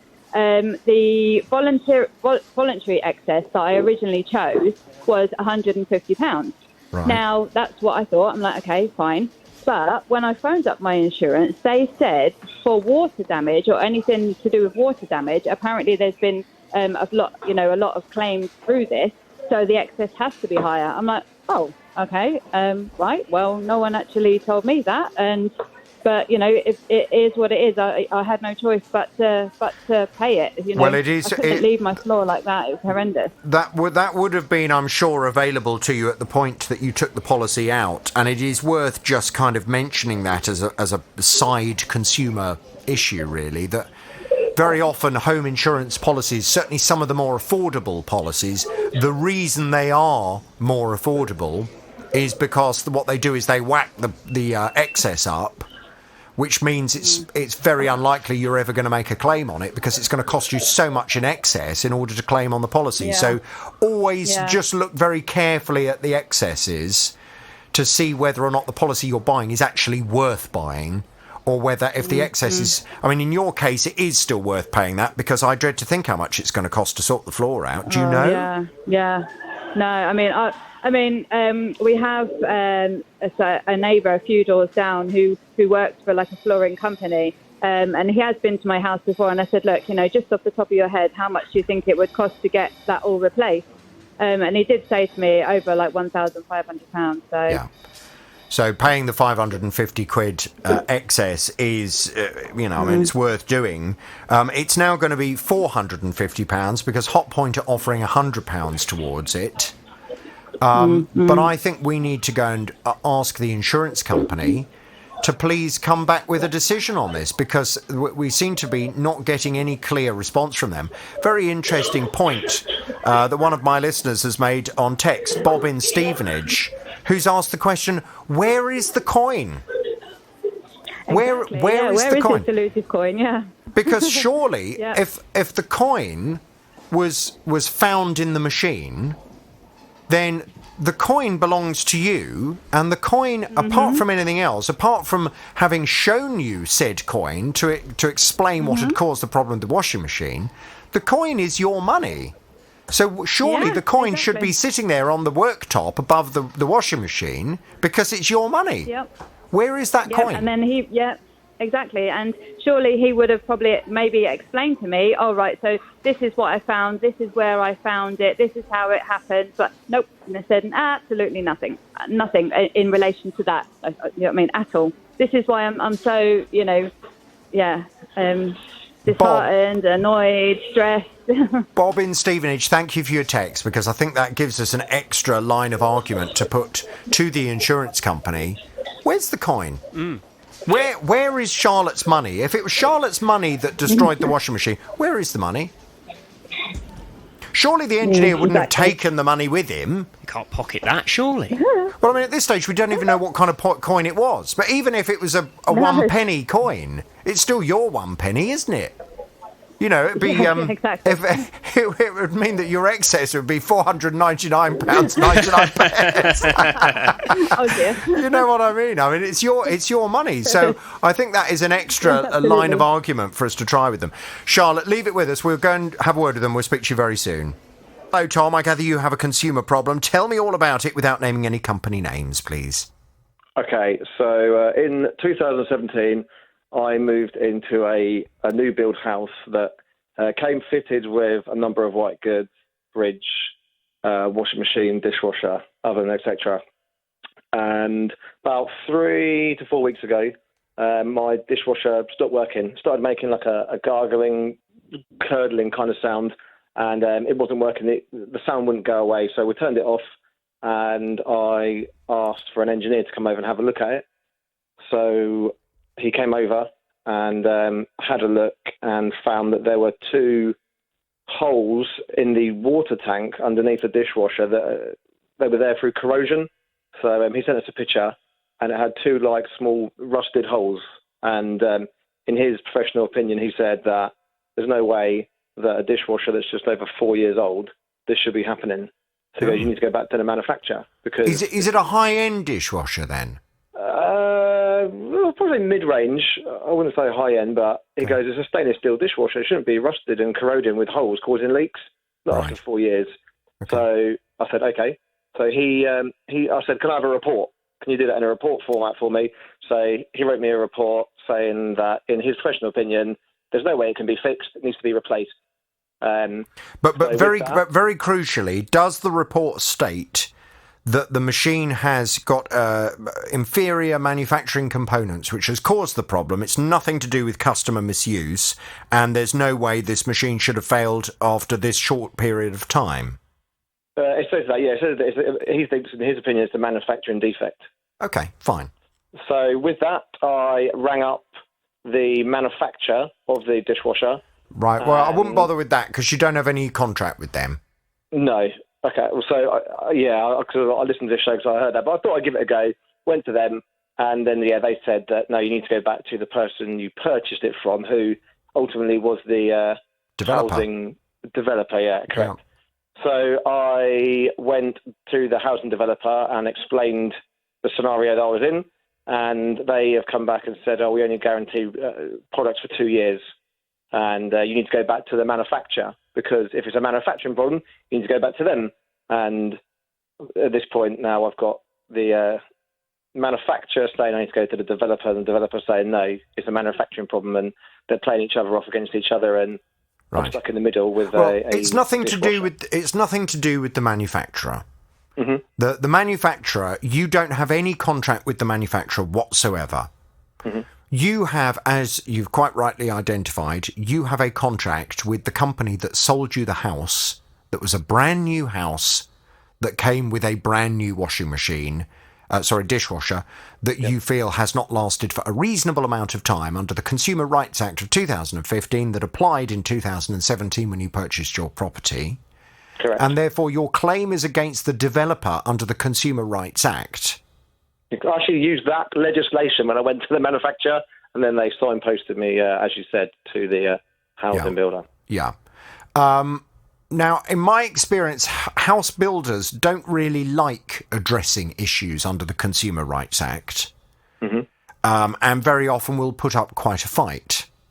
Yeah. But I think we can certainly contact them on your behalf and explain to them that you're very dissatisfied with it. Being absolutely honest with you and being absolutely brutal, I do think after it's over 4 years now since you've had the machine and you've used it. I presume you use it, if you're anything like me, it's on all the time. On and off in fits and starts. I would say like once a week, maybe, something like that. You use your dishwasher once a week? Probably, yeah, because sometimes I wash things by hand. I've actually moved out of the house as well now. I moved out yesterday, which makes it a further complication. Why have you moved out of the house? The house was for sale, so I've actually moved into a new address now. But so when this problem started, we were waiting to exchange contracts, basically, and I wanted to get it. So you no longer own the dishwasher? No, ultimately. Right. But obviously, part of the contract of the house there was that it was a fully functioning dishwasher. So what did you have to do? Did you have to replace it? So the person who's bought the house from me was a neighbour, and we said, look, do you want us to buy a new one or try and get it replaced? And then she said, see if you can get it replaced. She would prefer that it was replaced by the developer rather than us buying a new one. Yeah, I mean, the slight problem is that the developer may well put up a fight and may well say, well, do you know what? This is a grey area because it's worked for 4 years. Mm-hmm. Let's let it go to the small claims court and let's let the small claims court decide. Mm-hmm. Now, it then comes down to, is it worth taking it to the small claims court? Because I would say 4 years old. I mean, I'm surprised you say you only use it once a week. I mean, my dishwasher is on. I made it my life's mission. I don't wash anything up. Life's too short to wash things up. I hate washing up. So everything goes in the dishwasher. Even stuff that's not supposed to go in the dishwasher. I shove it all in the dishwasher. I don't care. And my dishwasher's on all the time. Sometimes I need things quickly. I can't wait for the dishwasher. Buy two. Buy more plates, buy more cutlery. Just keep on buying more of it until you have to you've always got a replacement, then shove it in the dishwasher. But even if we work on the bait, let's meet halfway in the middle. Let's say this dishwasher's on a couple of times a week. Mm-hmm. Whether or not it has lasted for a reasonable amount of time, and at this stage, obviously, I don't know what make it is. I don't know how much it would have cost in the first place to install it. All of that comes into how long you would reasonably expect a dishwasher to last. Now, I would say, depending on the brand and how long it is, how much money has been spent on it, it may well only be designed to last for about 5 years. Arguing any more than that would be very difficult, and you're kind of on that borderline, so it wouldn't necessarily be a black and white issue. But I think we can look. Let's see what we can do. I'm not going to make you any promises. Let's contact the developer with that report and just say, why have you turned this down when there is a report from an engineer that has clearly said this product that you sold along with this brand new property to Tom. It has not lasted for a reasonable amount of time.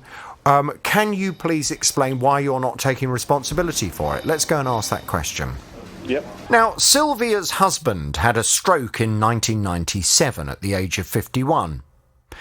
He's had health problems ever since, unfortunately, and has needed help with his care. Sylvia applied to the council and they agreed to part fund the care that he receives. So carers come in the mornings to help Sylvia to wash him and dress him and get him ready for the day. Now, the cost of this care has been just under £97 a week. And that's how much Sylvia has to pay towards it. Now, everything was going fine until their daughter recently decided to move to Norfolk. And Sylvia and her husband thought, well, maybe it would be a good idea for us to relocate as well. So they contacted the local authority and explained the situation and explained that the care package would need to end. But then their move has been delayed. So they've needed to extend the current care package with the local authority.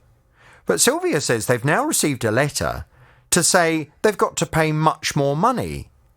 Well, she's not happy at all. A lot of this money, they say, is backdated. On the 26th of August, I had a letter saying that they'd done a financial assessment on my husband for his social care support. I knew nothing about them doing another financial assessment. Where they got the information from, I don't know. If it was based on the information which I originally told them, nothing has changed. They put his care up to £152.26 per week, which is a heck of a lot of difference. The letter came on the 26th of August, and it is backdated to the 5th of July. Now, I didn't think you could retrospect backdate it because, as I say, we finished care on the 5th of August, and if everything had gone right, by the 26th of August, it would have all been paid and up to date. Well, I mean, as I explained to Sylvia, it's not necessarily unreasonable for a local authority to ask for backdated payments if you owe them money. You know, in the same way that if you owe for council tax, they are perfectly within their rights to come after you in order to pay your council tax. However, we just need to work out why they seem to feel Sylvia needs to pay more money. That's been off why I've been off to have a word with them. Let's find out what the latest is from them. Sylvia's back on the JVS show. Hello, Sylvia. Hello, JVS. Hello, Sylvia. Now, the council concerned is Milton Keynes Council. And they've come back with this response. They say, we regularly review the financial support we provide to residents with care needs. The contribution we require towards Sylvia's husband's care has changed as a result of changes to his care and support needs. We will meet with Sylvia and her husband as soon as possible to clarify and to resolve their issues of concern. Now, they did actually say that it's quite possible that colleagues will have contacted you by the time I speak to you on the programme. So have you heard anything from them yet? Not a thing. Right. Well, what they have said as some background information, they have said that they are going to arrange to have a meeting with you to fully explain their position, and that meeting will be within the next 10 days. Now, I'm presuming when they say a meeting, I presume that means they are going to come and visit you, so that they can go through the situation and explain from their perspective why they feel you need to pay more money.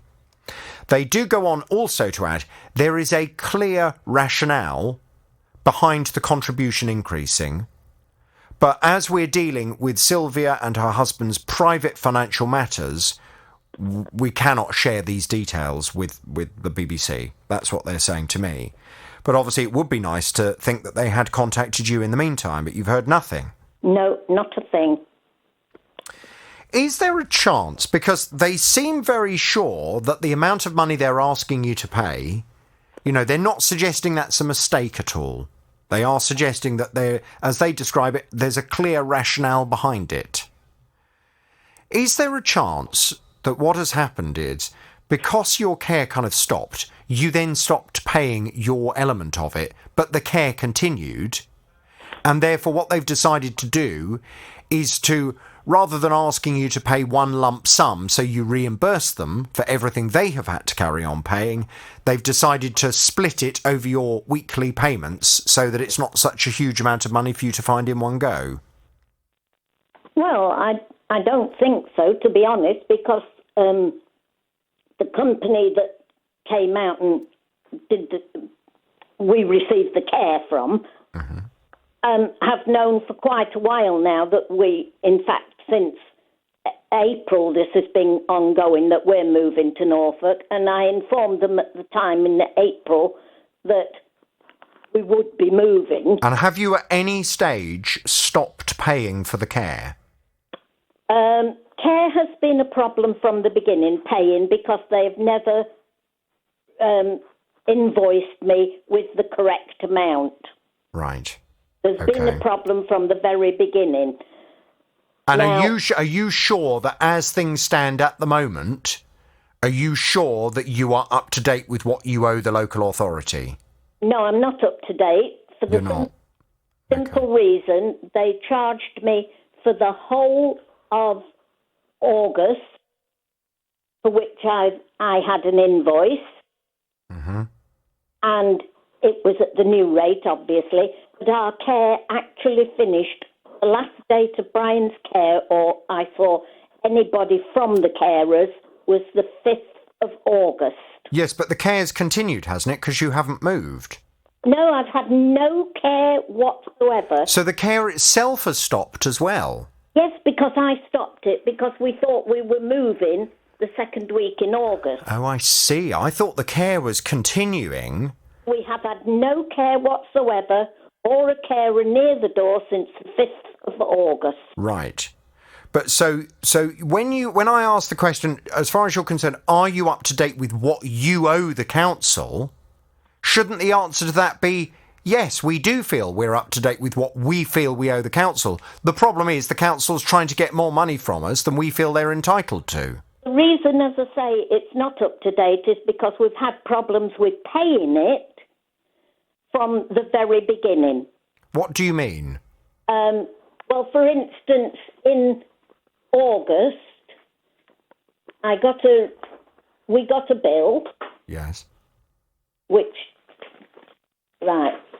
Well, all I mean by that is, do you mean when you've had a problem paying it, you haven't been able to afford what they've asked you to pay, so you've only been able to pay some of the money and not all of it?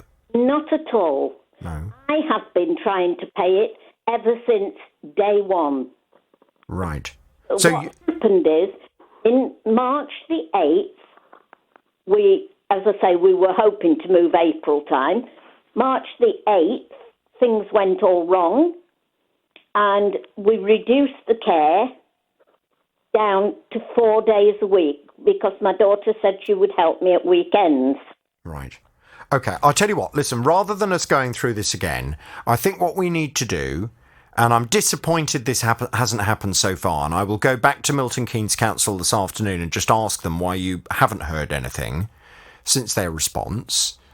What they need to do, I feel, is to come round to your property, to sit down with you, and to go through, as far as they're concerned, the care that you have had that they feel you haven't paid for, in order for you to have an opportunity to say, well, no, hang on a second, we didn't have the care that you're describing. You know, in order for you to be able to explain to them why you've queried that amount of money that they're requesting. Yeah. Then they need to work out exactly in total if you owe anything or not, and then surely they need to, if it is agreed by both you and them that you do owe money, then you need to decide whether or not you want to settle that bill in one go as a lump sum, or whether in fact it would be helpful for you to have some kind of payment plan to pay off the amount you owe them over a period of time. Does that sound like a sensible way of proceeding? It does, but to add further complications, they owe me money. Right, okay. It is a complete mess. The payment has been a mess from the very beginning. Honestly, Jonathan, Right. I ring up every 4 or 5 weeks when I get a bill and explain to them what's wrong, what days we haven't had care, etc., etc. As I say, And have they you are- got records of all of that? I have. Right. Well, do you know what I'm going to do? And there are some times when this is necessary. They say that they are going to arrange to have a meeting with you. Yeah. What I'd like them to do is I would like them to send someone round to sit down with you at your dining table over a cup of tea. Yeah. And to go through what they feel you haven't paid for so that you can put all of this to them and you can, with your record, show them why what they're saying to you is not correct. Because at this stage, they seem to feel that what they're asking you for is fair and reasonable. Now, I'm not going anywhere until this has been agreed, but what I would like to happen is for that meeting to go ahead. So, Sylvia, what I'm going to do is I'm going to get back to them this afternoon. I will find out why they haven't done what they promised they were going to do so far. And let's take it from there, OK? Okay. And hello, Alex. Good morning, Jonathan. Good morning to you. I gather you have a consumer problem. Tell me all about it, Alex, without naming any company names. Let's see what we can do for you. Yes, okay. It was really asking for some advice to see if I had a case. Okay. So I was sadly in July of this year diagnosed with stage 4 ovarian cancer and breast cancer. I've got 2 different types of breast cancer, so I have 3 types of cancer at the moment. Oh, my word. I'm so sorry to hear that, Alex. Oh, it's okay. It's all right. What a terrible shock. It was, and I'm 43, so I'm fairly young. I've got 2 young children and an amazing husband. So it was quite a devastating start to the summer for me. I can imagine. But when you were diagnosed, yes, you'd already got the cancer in 3 different places by that point. By that point, yes. I mean, the breast cancer is on the back burner, and it's actually, I think, quite sort of curable or doable. So that hasn't really, it sounds weird, upset me too much because of the first diagnosis has been so devastating. Yeah.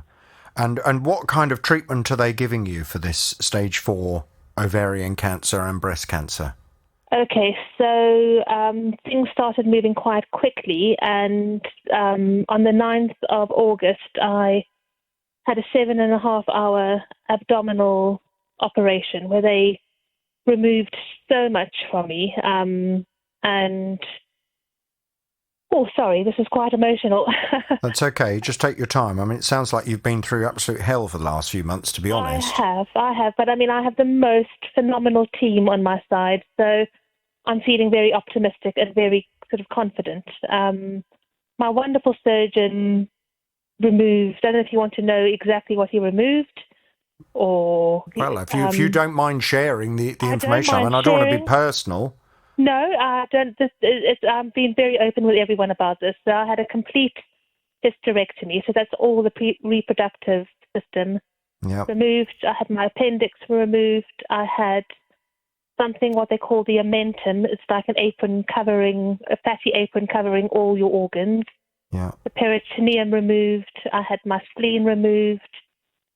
Gosh. I had a part of my diaphragm removed. I had a resection of my small bowel removed, and I had a whole lot of lesions inside me removed. But the best news is after the operation, I had a CT scan, and there were no visible signs of disease left.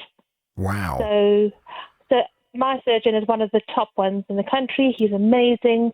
There's obviously microscopic cancer left, which you can't see. Yeah. But the next treatment was chemotherapy. Yeah. I have that once every 3 weeks.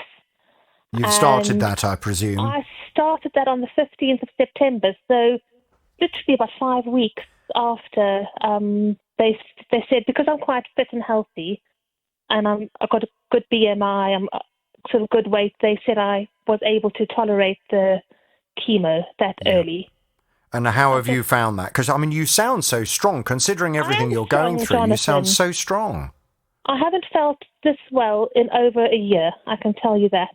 Right. So the chemotherapy is more tolerable than I ever imagined. Right. They send me home with a party bag full of medication, so I rattle. Mm-hmm. But whatever they give me combats all the side effects. And I'm up and about. I'm doing the school runs. I'm Yes, I mean, I think I feel I'm doing really well, and I have the most amazing support group of friends who are just beyond. I call them my army. Yeah. So, and they're amazing. That's wonderful, and you need that support network around you. And in terms of it sounds as if the surgeon has done the most incredible job in terms of being able to kind of find all of the areas of cancer and cut as much of it out as he possibly can. Yes. And what have they said to you in terms of the treatment that you're going through and the chemo they're giving you? Is that with a view to curing you, or is it with a view to putting you in remission? How have they kind of framed the chemo treatment you're getting? So, sadly, ovarian cancer, they do call it the silent killer because by the time they found it, it's at its later stages. So I think at the moment what they're doing is they're maintaining and they are prolonging my life. So, and there are good outcomes. My oncologist won't give me a prognosis because he said he can't possibly at the moment. He says I've got my age on my side. I've had the best surgeon who he works along with as well, who's amazing. And there's new treatments all the time that are being found. So yes, that's where we're at the moment. Okay. So, well, I mean, in the grand scheme of things, with everything you've gone through and with the diagnosis that you had, it sounds as if actually you're in quite a fortunate position. It could have been an awful lot worse. I think it could have been, yes. So...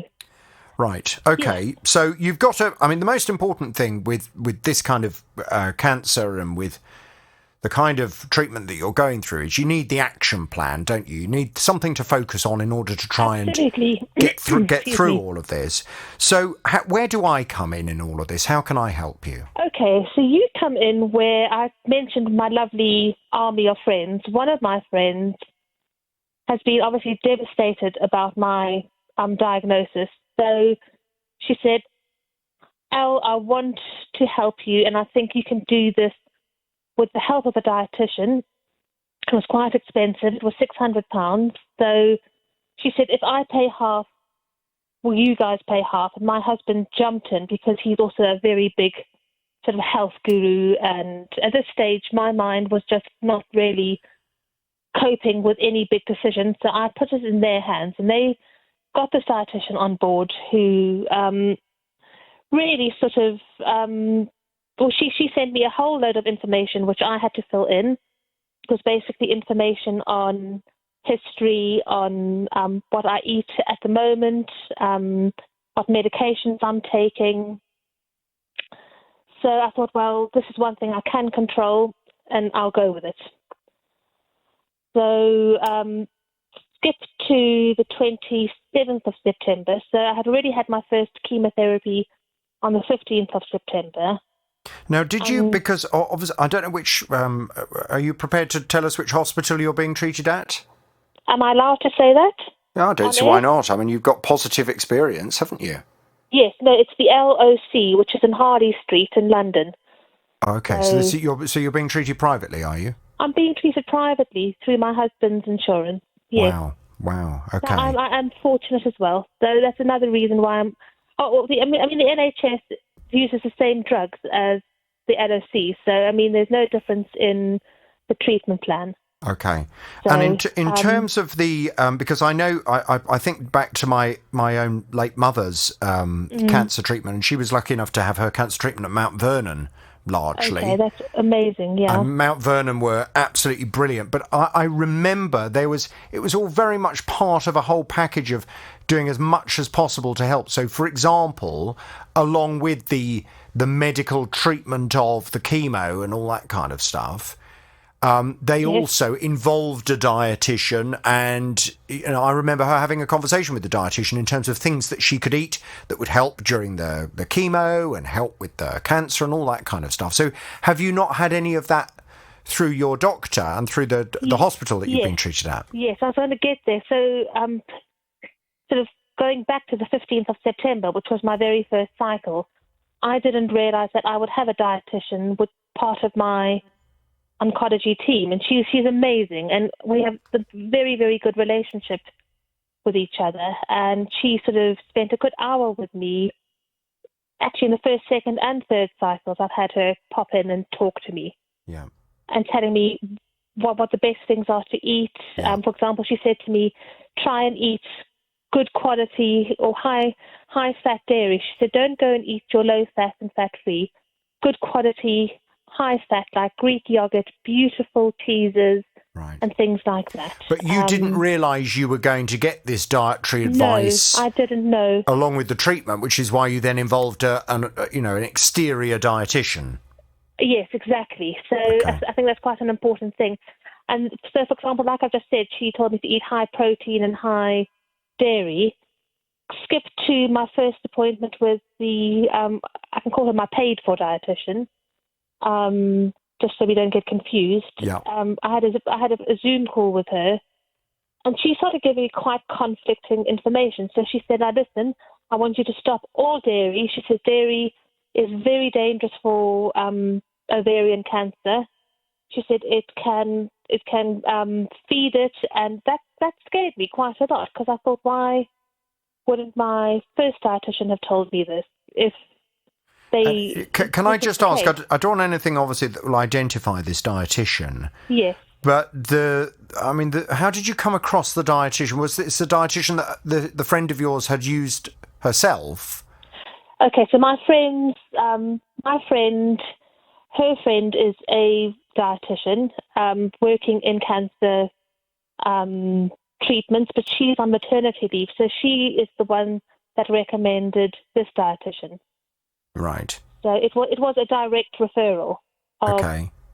Known. And is this dietitian just a kind of a private dietitian, or does this dietitian work for the National Health Service, or?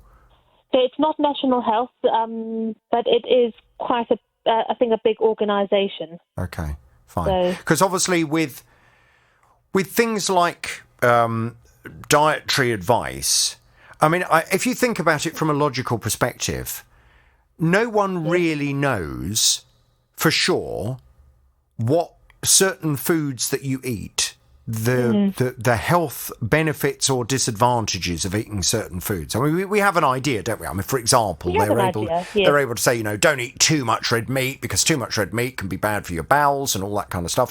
Don't eat too much processed meat, because the chemicals that go into it. But I'm not sure whether there is a universally recognised attitude to diet in terms of being able to say something as bold as don't eat or drink dairy products because they feed cancer.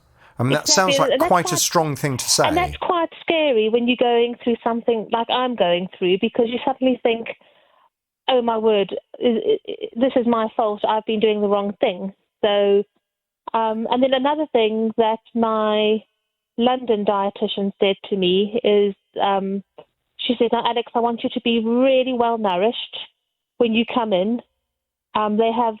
You can order lunch there. So she said, all our lunches are sort of really healthy. Please make sure you eat, and make sure you're well nourished after your chemotherapy too. It's really important. Mm-hmm. Now, my paid-for dietitian said to me, now listen, there is evidence that chemotherapy will work better and the side effects will be less if you fast the day before, the day of, and the day after chemotherapy. Now, I couldn't imagine you take quite a battering with the drugs. I mean, it's an 8-hour infusion, my drugs I take. I'm in there all day, and I could not think of anything worse than fasting. She said, you don't have to, but there's just evidence that it works better. Now, of course, that made me feel really anxious and worried, thinking now, do I do it or who do I believe? So, had you checked out, is the dietitian that you're using accredited in any way? I mean, for example, is this dietitian a member of the Association of UK Dietitians? Well, Jonathan, I feel terrible saying that. I actually don't know. I was so ill in the beginning that I sort of put it in my husband's and friends' hands. Yeah. Because I couldn't even watch a TV show. I could not focus. I felt absolutely. No, that's fine, and I completely understand that. The only reason I ask is that I would have thought, like all kinds of professions, You get people who are better at their jobs than others, and you get some people with wacky ideas. In the same way that there are some doctors that have slightly wacky ideas, aren't there? So there are, indeed. It all depends. So in terms of just kind of getting to the crux of where we're at, I presume when you started getting this conflicting information, you were starting to wonder what you'd paid £600 for. Yes, exactly. And I don't know, like I said, it was just really sort of confusing at an already confusing time. So I did write to the paid for dietitian, and I just basically told her how I was feeling. And she said, well, let's have another Zoom consultation. We can talk about it, which we did. And she said, look, basically, Alex, for your peace of mind, you're going to have to choose between, it either has to be me or your oncologist dietitian, because we work two differently, and you have to choose. So I chose fairly quickly. My faith and confidence is with my oncology team. I think it's a no-brainer, really. Yeah. Did you talk to your oncologist about it as well? I spoke to the oncologist dietitian, yes, and she. No, but did you mention any of this to the oncologist and say, what just out of interest, what's your view on diet and what should I be doing? Yes, no, I didn't to the oncologist, but like I said, I did to the oncologist dietitian, and they work together. So they do have what they call MDT, which is a multidisciplinary team meetings, and they discuss anything that I've been speaking to. Right. Like I have a cancer nurse, and they work together on things like that. So, but what the London dietitian said, she said, honestly, if we believed fasting would help chemotherapy work better, we would tell you to do it. We really would. Well, quite. That's the point. I mean, they want you to get better. Exactly. And I said this to the paid-for dietitian. No, she said, well, there is evidence in it, and I can send it to you if you want. And, of course, she didn't send it to me. So... Right. So what are you looking for at this stage? Because, I mean, it sounds as if the dietitian has done work for you. Yes, exactly. And I that's exactly what I said to her. So, look, I realise you actually have done lots of work. You've gone through my questionnaires, and we've had a couple of Zoom sessions. Could I have a partial refund for your time? And I just got sent the T's and C's and told to look at section so-and-so. And no, it's not, because I was the patient and I stopped the treatment. I couldn't have a refund. So I just I didn't know if those T's and C's were lawful or if I've just made a mistake and I have to suck it up. Well, I think I need to do a little bit of research for you. I mean, you do have to be very, very careful when it comes to this kind of treatment. And I completely understand how all of this has happened, to be honest with you, Alex, because, I mean, bless you, you're in a terrible predicament. Your friends, your husband, I'm sure, are trying to do everything they possibly can to help. And I'm sure they feel very powerless and would like to do anything they possibly can to help. And yet when you're given such a kind of devastating diagnosis, it's very difficult to know which way to go. And I remember, I've told this story before, when my mother sadly was kind of told fairly quickly that her cancer, she had stage 4 pancreatic cancer, which again is a kind of silent killer, because by the time you get symptoms, it's normally spread. It does. And they quite quickly said to her, unfortunately, there's not really anything we can do apart from give you what they call palliative chemotherapy, which is just to give her some more time, really. Yes. And, of course, when you're told something like that, you start thinking, God, well, there must be something we can try. Yes. And I've told this story before. I came across these various websites. Somebody told me to have a look into this alternative remedy, and I started looking into it. And before you know it, you're talking to doctors that say, oh, yeah, we can send you these tablets and you've got to take all this and all that. And I remember speaking to my mum's GP and saying, what would you make of this? Is this worth a try? Because we've been told that there's nothing else out there. And the GP said, a bit like your oncologist, if I genuinely believed this was going to make a difference, I promise you I would tell you to do it. You know, but there are a whole load of people out there who take money from people who are in a desperate position medically, and don't necessarily have the best ethics. Now, I'm not saying for 1 minute that I include this dietitian that you're talking about in that category, because at this stage I don't know anything about the dietitian. I don't feel that they are like that. So anyway. All I want to do, the first thing I want to do is I want to see whether or not the dietitian is actually qualified and in a position to be able to present themselves as a dietitian, because I'm on the Association of UK Dietitians website here, and it says here in bold letters, dietitians are the only nutrition professionals to be regulated by law and are governed by an ethical code to ensure that they always work to the highest standards. In addition, the title dietitian is the only food and nutrition title that is protected by law. Okay. So is this the person that you've been dealing with, did she actually say she was a dietitian or a nutritionalist? Oh, I don't want to answer that because I'm not too sure. I'm sorry. Right. I hope I haven't misled the whole thing here. So No. But it would appear there is a difference between a dietitian and a nutritionalist. Yes. And it may well be. And it may well be that nutritionalists are not regulated in the same way that dietitians are. Yes. Okay. But it sounds like we've got quite a lot of work to do in terms of establishing what's gone on here, and most importantly, finding out if there's anything we can do in terms of speaking to this person to say, look, okay, we recognise that you have done some work.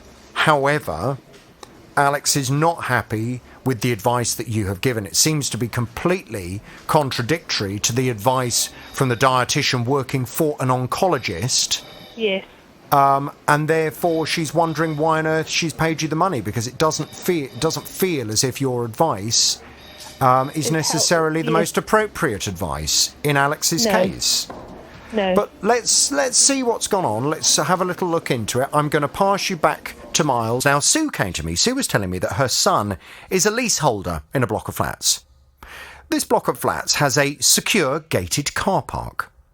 Well, the gate was broken for a number of weeks and was left locked in the open position in order for residents to be able to get in and out during the time they were waiting for it to be fixed. And unfortunately, this was not good news for Sue's son. Cut through the parking, found his van had been broken into, window smashed. It was more like a smash and grab. Got a few tools out that were on the seat and obviously ran. It's all supposed to have CCTV and everything, so he went and phoned the police, reported it as a crime, and then on the Monday he rang the property management company. He just said to them, the police would like the CCTV. This is the customer service line, and asked, what do we do about getting the CCTV, and also, I'm incurring some losses here. I'm self-employed. What happens regarding those? Well, as I explained to Sue, it would be tricky to make any kind of claim against the management company for those losses because Sue's son didn't actually report the broken gate to the company. So we didn't necessarily have a record of when they'd been made aware of it, and arguing that they had in some way been negligent was always going to be a tricky thing to do. However, there were a couple of things that I felt I really could assist Sue with, or certainly Sue's son. Firstly, it felt as if the management company were not being very cooperative in terms of providing the CCTV. Also, why had it taken so long to fix the gate when it was broken? And what about the future? Because Sue was saying that her son, who is a leaseholder in this block, didn't feel as if this management company was terribly open in terms of communication with him. And ultimately, he is an owner in the block of flats. He would like to have a better relationship with that management company so that if and when any issues crop up, he can communicate with them and hopefully those issues can be resolved as soon as possible. So I said to Sue, well, leave it with me. Let me go and see if I can get the line of communication open and see if we can improve all of this for you. Well, let's hope that's happened, because Sue's back on the JVS show now. Hello, Sue. Hi, Jonathan. Good morning to you. Now, you will recall the company came back and said that their system showed the gates were out of operation on this development while they were sourcing quotations for the works needed. And then they had to arrange for the parts to be ordered and replaced. Mechanical systems such as gates, they say, can fail from time to time, and we'll always aim to bring these back to operation as quickly as possible. However, this can sometimes be subject to supply, delivery, and installation of the parts needed. They then went on to say that they were going to make direct contact with your son so they could review the details of his specific concerns and address these as part of our normal complaints handling process. Now, after that response that I received, it felt different, didn't it? They were suddenly communicating with your son, and it felt as if they were keen to try and have a better relationship with your son in terms of any maintenance that does crop up at this block. What's happened since we last spoke, Sue? Yeah, well, things have improved since we last spoke. Good. They did eventually, well, they contacted my son. They couldn't straight away organise the CCTV, but they contacted us, told us, kept us in the loop, and eventually the CCTV was sent to the police, so that was good. The gates got repaired, but the repair this time was far superior to anything else they've done. They've put additional contraption on it so that it's a lot securer, which was really, really good. And they did explain to my son that they were working with the repairers and discussing ways of making it more secure. So that was great. And he gets regular notifications now when anything's gone wrong. He'll get an email saying that this has been reported on your block, so that now we are aware of what's going on, which, you know, is a great improvement because they were ignoring us altogether before. Yeah. It's really difficult being a leaseholder in a flat. I speak from experience. It's really difficult. And my advice is always to try and form a good relationship with the management company as soon as possible. Because, to be honest, if you have got a good relationship, a cooperative relationship with the management company, then it's just better for everyone. It's better for them because they know that they've got someone in the block that will keep an eye out for things that may crop up that they need to know about. Yeah. And it also helps you as someone with a vested financial interest in the flat, that if and when things crop up, you know, you have got a contact at the management company. You can phone up and say, you know, this is broken. Any chance you could get someone round to get it sorted out? Because unfortunately, it's always the way in shared accommodation in this kind of way, particularly when you've got lots of flats. I don't know how many of them are rented out. But very often, in my experience, people who rent properties, they don't really, and I'm talking, you know, typically, I'm not saying for everyone, but a lot of people that rent properties, they don't really care that much, and they'll leave it to someone else to deal with. And it's normally when you live in a flat, it's down to the owners that actually own their property who are the ones that get things sorted out, because the renters, yeah, and you can understand from their perspective, you know, they're not financially invested in the building or in the property. They just want their flat to be nice and everything inside their flat to work. Mm-hmm. So I think it's a good thing that your son now seems to have that line of communication with them. And for the duration that he lives in that flat, hopefully he will be able to raise issues, and hopefully the management company in return will treat your son with a bit more respect than he was being treated with previously. Yeah, well, that seems to be the way it's going. And you're right in what you're saying. Majority of the properties there aren't owner-occupiers. Yeah. There's not many people there now. I mean, my son loves it. It's in a nice situation. It's ideal for him. So he stayed there, but he knows that a lot of them have been, you know, subletted.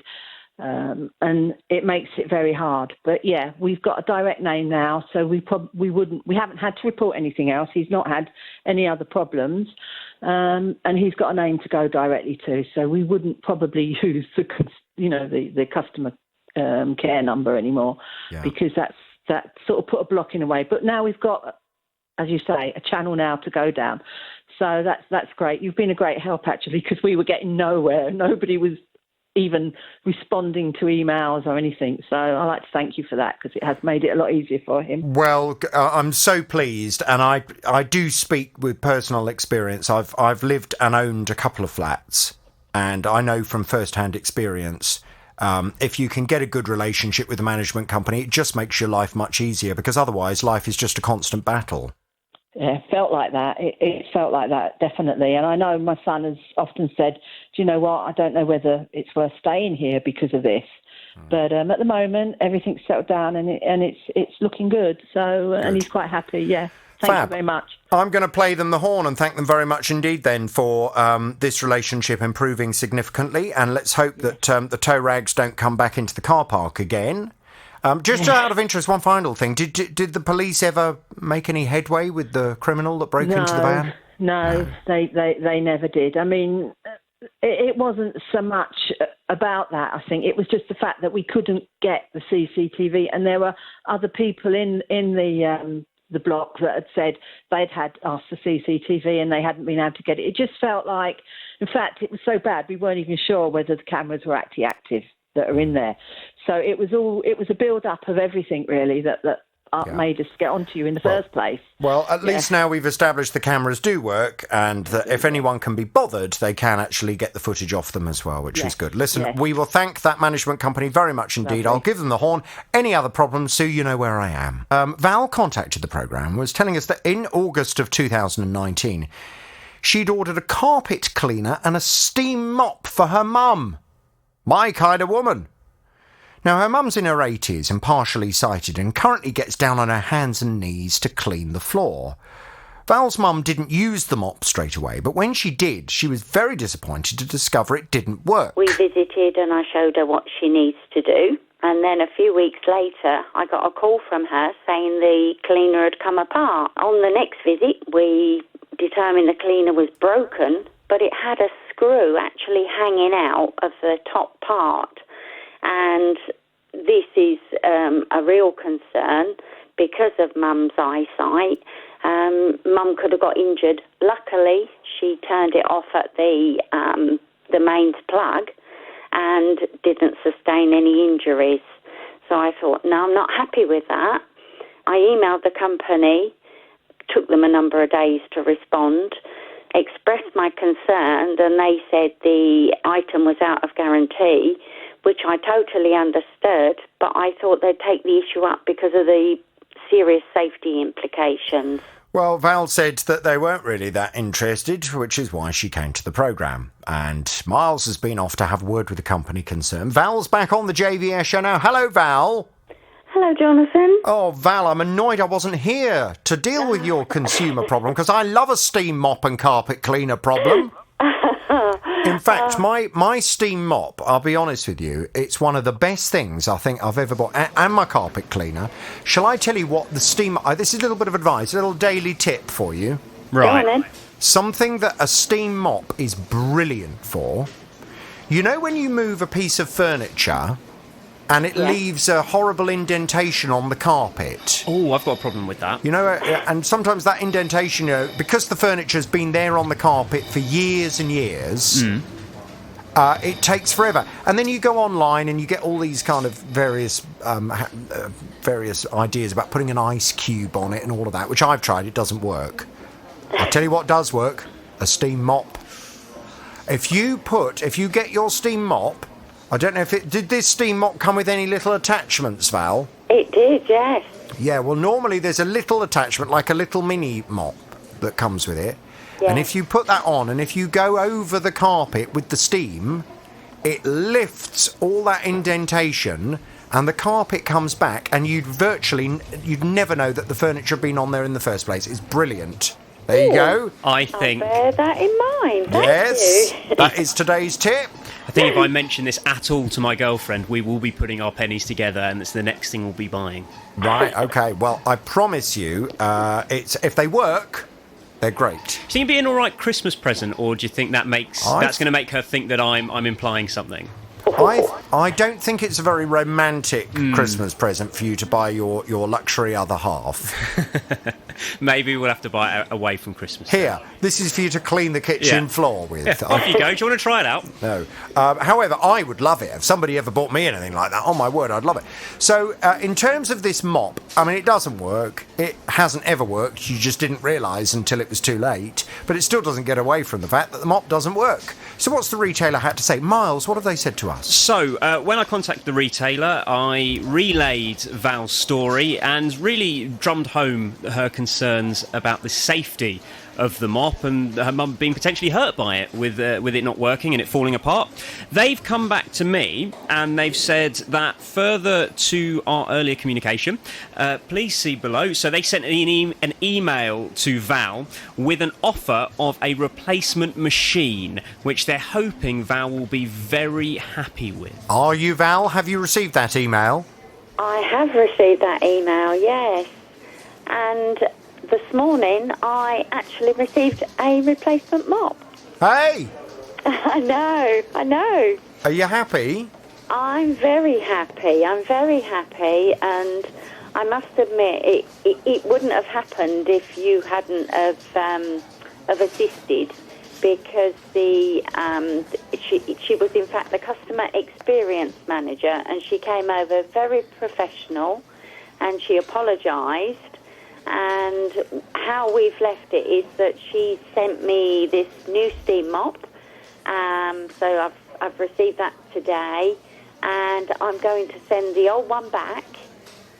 Got the labels come this morning as well in the post to get that done, and they are going to have it when back in the factory, and they're going to have a look at it to see how it failed and why it failed. Well, that sounds super. That's exactly what they should be doing. One other, just a little bit of advice, and you can tell I do love my steam mop. I love it. I genuinely love it. But I've dealt with, over the years, many steam mop problems. Yes. Steam mops, it would appear, don't do very well when they get clogged up with limescale. And, of course, so much of our water in this area is so hard. Does your mum have a water filter? She doesn't, but bearing in mind, Jonathan, that was only the second time it had been turned on. No. I just mean it for general maintenance. If you have a water filter, I always use filtered water in my steam mop. I think she could do that, yes. Always, yes, if you've got a filter, put the filtered water in, because hopefully it's filtered out a lot of the limescale, and your steam mop will last longer, won't clog up. There you go. I'm full of useless information today. Right, well, look, are you happy? Is your mum happy? Shall we thank the company very much indeed and give them the horn? Yes, please. Hello, Jonathan. Good afternoon. Hi, Tony. I gather you have a consumer problem. Tell me all about it without naming any company names, please. It's to do with my driving licence. I'm on a short-term medical licence, so I get it renewed, should do, every 3 years. Well, it ran out on the 10th of last month. But I sent away for it back in August, and I've heard absolutely nothing from the authorities involved in it. Tell me more about this short-term medical licence. Why is that? I lost my kidney. I lost my kidneys through cancer 10 years ago. Right. And because of that, it started. How they got involved was because I was a heavy goods driver. Yeah. And I had to rescinded my licence because of my condition, because I was out the game altogether at the time. I was very ill. Right, I bet. I've had the transplant since 5 years ago, and that's working fine. Good. But because of the anti-reaction drugs to the kidney transplant, I've ended up with diabetes. Oh, right. And this is then the licence authority have said you can only have a short-term licence. We have to renew it every 3 years to see about because of my medication. I see. Right. Well, I'm okay. It's under control. There was a time when it was getting out of control and that, but that was mainly down to I was just so ill. I wasn't doing what I should do properly, if you know what I mean. Did you know the person that donated the kidney to you? I I did. It was my youngest son. Oh, really? How lovely. Yeah, on his 25th birthday. Really? Yeah. Gosh. Well, the day before, he woke up on his 25th birthday. Oh, happy birthday. He obviously loves you then, if he's prepared. I mean, it's the ultimate gift, isn't it? Give your dad a kidney. A lot of people say their little Johnny's a 1 in a million. Well, mine is. Yeah, well, he really is. Yeah, Gosh. Yeah. Wow. And, well, I hope you remember that at Christmas time and birthdays. Well, the thing is, his birthday is on the 9th of April. Yeah. His mother's is on the 9th of April, and his brother's is on the 10th of April. Oh, blimey. That was bad planning, wasn't it, Tony? That's very expensive for you. You could set your clock by it, can't you? Right. So in terms of the licence, so you have to renew it every 3 years. Yeah. And you renewed it back in August, but you haven't received the new one. And now it's run out. Yeah, and I don't know where I stand. There is a thing on... The thing is, if you phone them, they just say, because of COVID, all lines are busy, and they hang up. That's it. That's the end of the conversation with them. Really? Now, are you sure? Because I know trying to get through to, and I presume it's the DVLA you're trying to get through to. Yeah, obviously you mentioned it, so I can say who it is. Yeah, that's DVLA, fine. The medical section of the DVA. Don't worry about it. I'll go and have a word with them for you. But I mean, it's always been, you've practically got to be Alan Turing to get through to the DVLA. You know, trying to work out on their automated system what sequence of numbers you press in order to get in.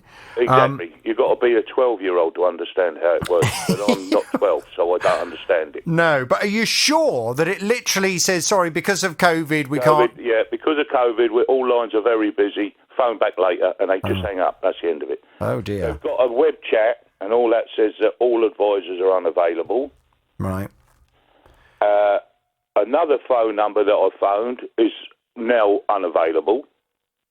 Mm-hmm. So there's other numbers that you try, but it's just you just keep going round and round in circles. And when you try to email, I'm trying to find out who to email to. I can't do it. I'm not clever enough for it. It's just, you know, my age is against me.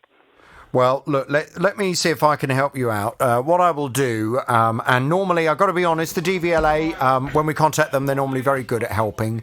So leave it with me. What I'm going to do, Miles, can I please pass Tony back? Of course you can. Let's get some detail and let's contact them this afternoon and just say, look, where's his licence? Have they acknowledged that they received... No. Did you have to send the old one back? No, this is the thing, Jonathan. I don't know whether they've had it. I don't know whether I'm on what they call a Section 88, where you can still drive while they've got your licence. Right. I mean, but I need my car. I mean, I've been to Addenbrooke's 4 times in the last 10 days. I need my car. Right. You know, this is all because of the kidneys. And I'm getting stressed out worrying about it now, which I don't really need. No, quite. So when you sent back the old licence in order to renew it, you don't send your old licence back. That's just it. They just I presume they just automatically give you another licence to look at your medical condition. I'll put down nothing's changed on my medical condition. I'm still exactly the same. So what did you have to do back in August? You know, physically, what did you do? You just fill out a form and it says what medication you want. So you tell them. Yeah. And how did you send that? By post in their letter. Did you send it via a signed form method of sending? No, but I should have done. But I wasn't expecting them just to ignore people. Well, but to be fair, Tony, you know, at this stage we don't know if they've received it. Well, that's right. But I mean, I sent it back in August. I mean, yeah, but we don't know whether they received it. I mean, it might have been received. It might not have been received. Right. I mean, the issue is, if you'd been able to get through to someone on the phone, you would have been able to establish long ago whether they had got it or not. But either way, we need to try and ask them if they can speed up the process for you, because at the moment you're without a licence, potentially not even able to drive a car. Although I think there was something, isn't there something about... There is a period of time you are allowed to drive. I can't remember. There is, but according to their website... That finished in December 2020. It's something to do with COVID. Oh, right, okay. Well, we need to get on to this straight away. Like their whole excuse is COVID. The whole country, as you know, has just come to a standstill. Nobody wants to do any work. Well, I don't know that that's fair. Let's be fair. If everyone has struggled during COVID, and it may well be that they are still trying to get back on track, and there's a huge backlog, Tony. So let's be fair to them. Let's try and ask them for help rather than having a go at them. So what I'll do is I'll pass you back to Miles. We'll get some detail. We'll go and have a word, okay? Okay, well, thank you very much, Jonathan. Okay, Tony, hang on there, please. I'm passing you back to Miles now. It's the JVS show. It's BBC Three Counties Radio. Fighting for your rights. Jonathan Vernon Smith. BBC Three Counties Radio. Now, Curran upgraded her kitchen last year and decided to change her oven. She found one online that she liked. She bought it in July of 2020. It cost just under £330 and it was working absolutely perfectly. Until October of this year, when the bottom part of the oven stopped working as it should do. So she contacted the company she bought it from to see if they could help. I went back to the platform that I bought it off just to say, look, I'm having problems with the oven. It's less than 2 years old. Can something be done about it? They then sent the company that sold it to me through their platform an email to say the oven is defective. Can it be replaced or a refund offered? The company then responded to say no, they have a 30 days guarantee in which when the oven had gone wrong, I should have come back to them. And in any event, it only comes with 12-month guarantee. So no, there's nothing that they can do about it. Well, I mean, the simple fact is, and regular listeners to the programme will know all about this, when you purchase any product from a retailer in the United Kingdom, you are covered by the Consumer Rights Act. The Consumer Rights Act states fundamentally that any product must be fit for purpose, be of reasonable quality, and must last for a reasonable amount of time. Now, the simple fact is, this has not lasted for a reasonable amount of time. So that's what I went to explain to this retailer on Curran's behalf. Curran's back on the JVS show. Hello, Curran. Good morning, Jonathan. Now, can I just use this as a bit of an opportunity just to mention to everybody listening to the programme, please, when you are buying electrical appliances or anything on the internet, where possible, always use a good, reputable retailer to purchase those products from. You can you can walk round a well-known department store and find a lovely oven and go on the internet and find some company you've never heard of that sells the same oven for 50 quid cheaper. But you have to remember that if you then have problems with that product in the future, part of what you're paying the extra money for is the fact that you're then hopefully buying a decent level of customer service and they'll look after you and won't leave you on your own. Now, I'm just making that point because I know that actually you said that you'd never heard of the retailer that you'd bought this oven from, and you suggested... I've never even heard of the make of the oven, to be quite honest, Jonathan. No, and neither had I. And when I looked into the company, I mean, to be fair to them, they don't seem to have a bad record in terms of customer reviews, but they do seem to sell some brands that I've never heard of before. And in fact, this brand of oven seems to be a brand that only they sell. Yeah. So I think it only became apparent to me after I ran into this problem. I mean, had I gone away and done my research, previously, I probably would not have been in this situation. So it wasn't a situation where I had gone into, one of those retailers on the high street, seen a oven, and then go on the internet to see if I could get it cheaper. It was nothing like that. Yeah. Well, that is something that a lot of people do. And I just need to make everyone aware of it. Just remember, life is quite short. And life is certainly too short to be dealing with, a nightmare battle with a company, particularly over something that is so important. Your oven is something that you use every day, pretty much, if you're anything like me.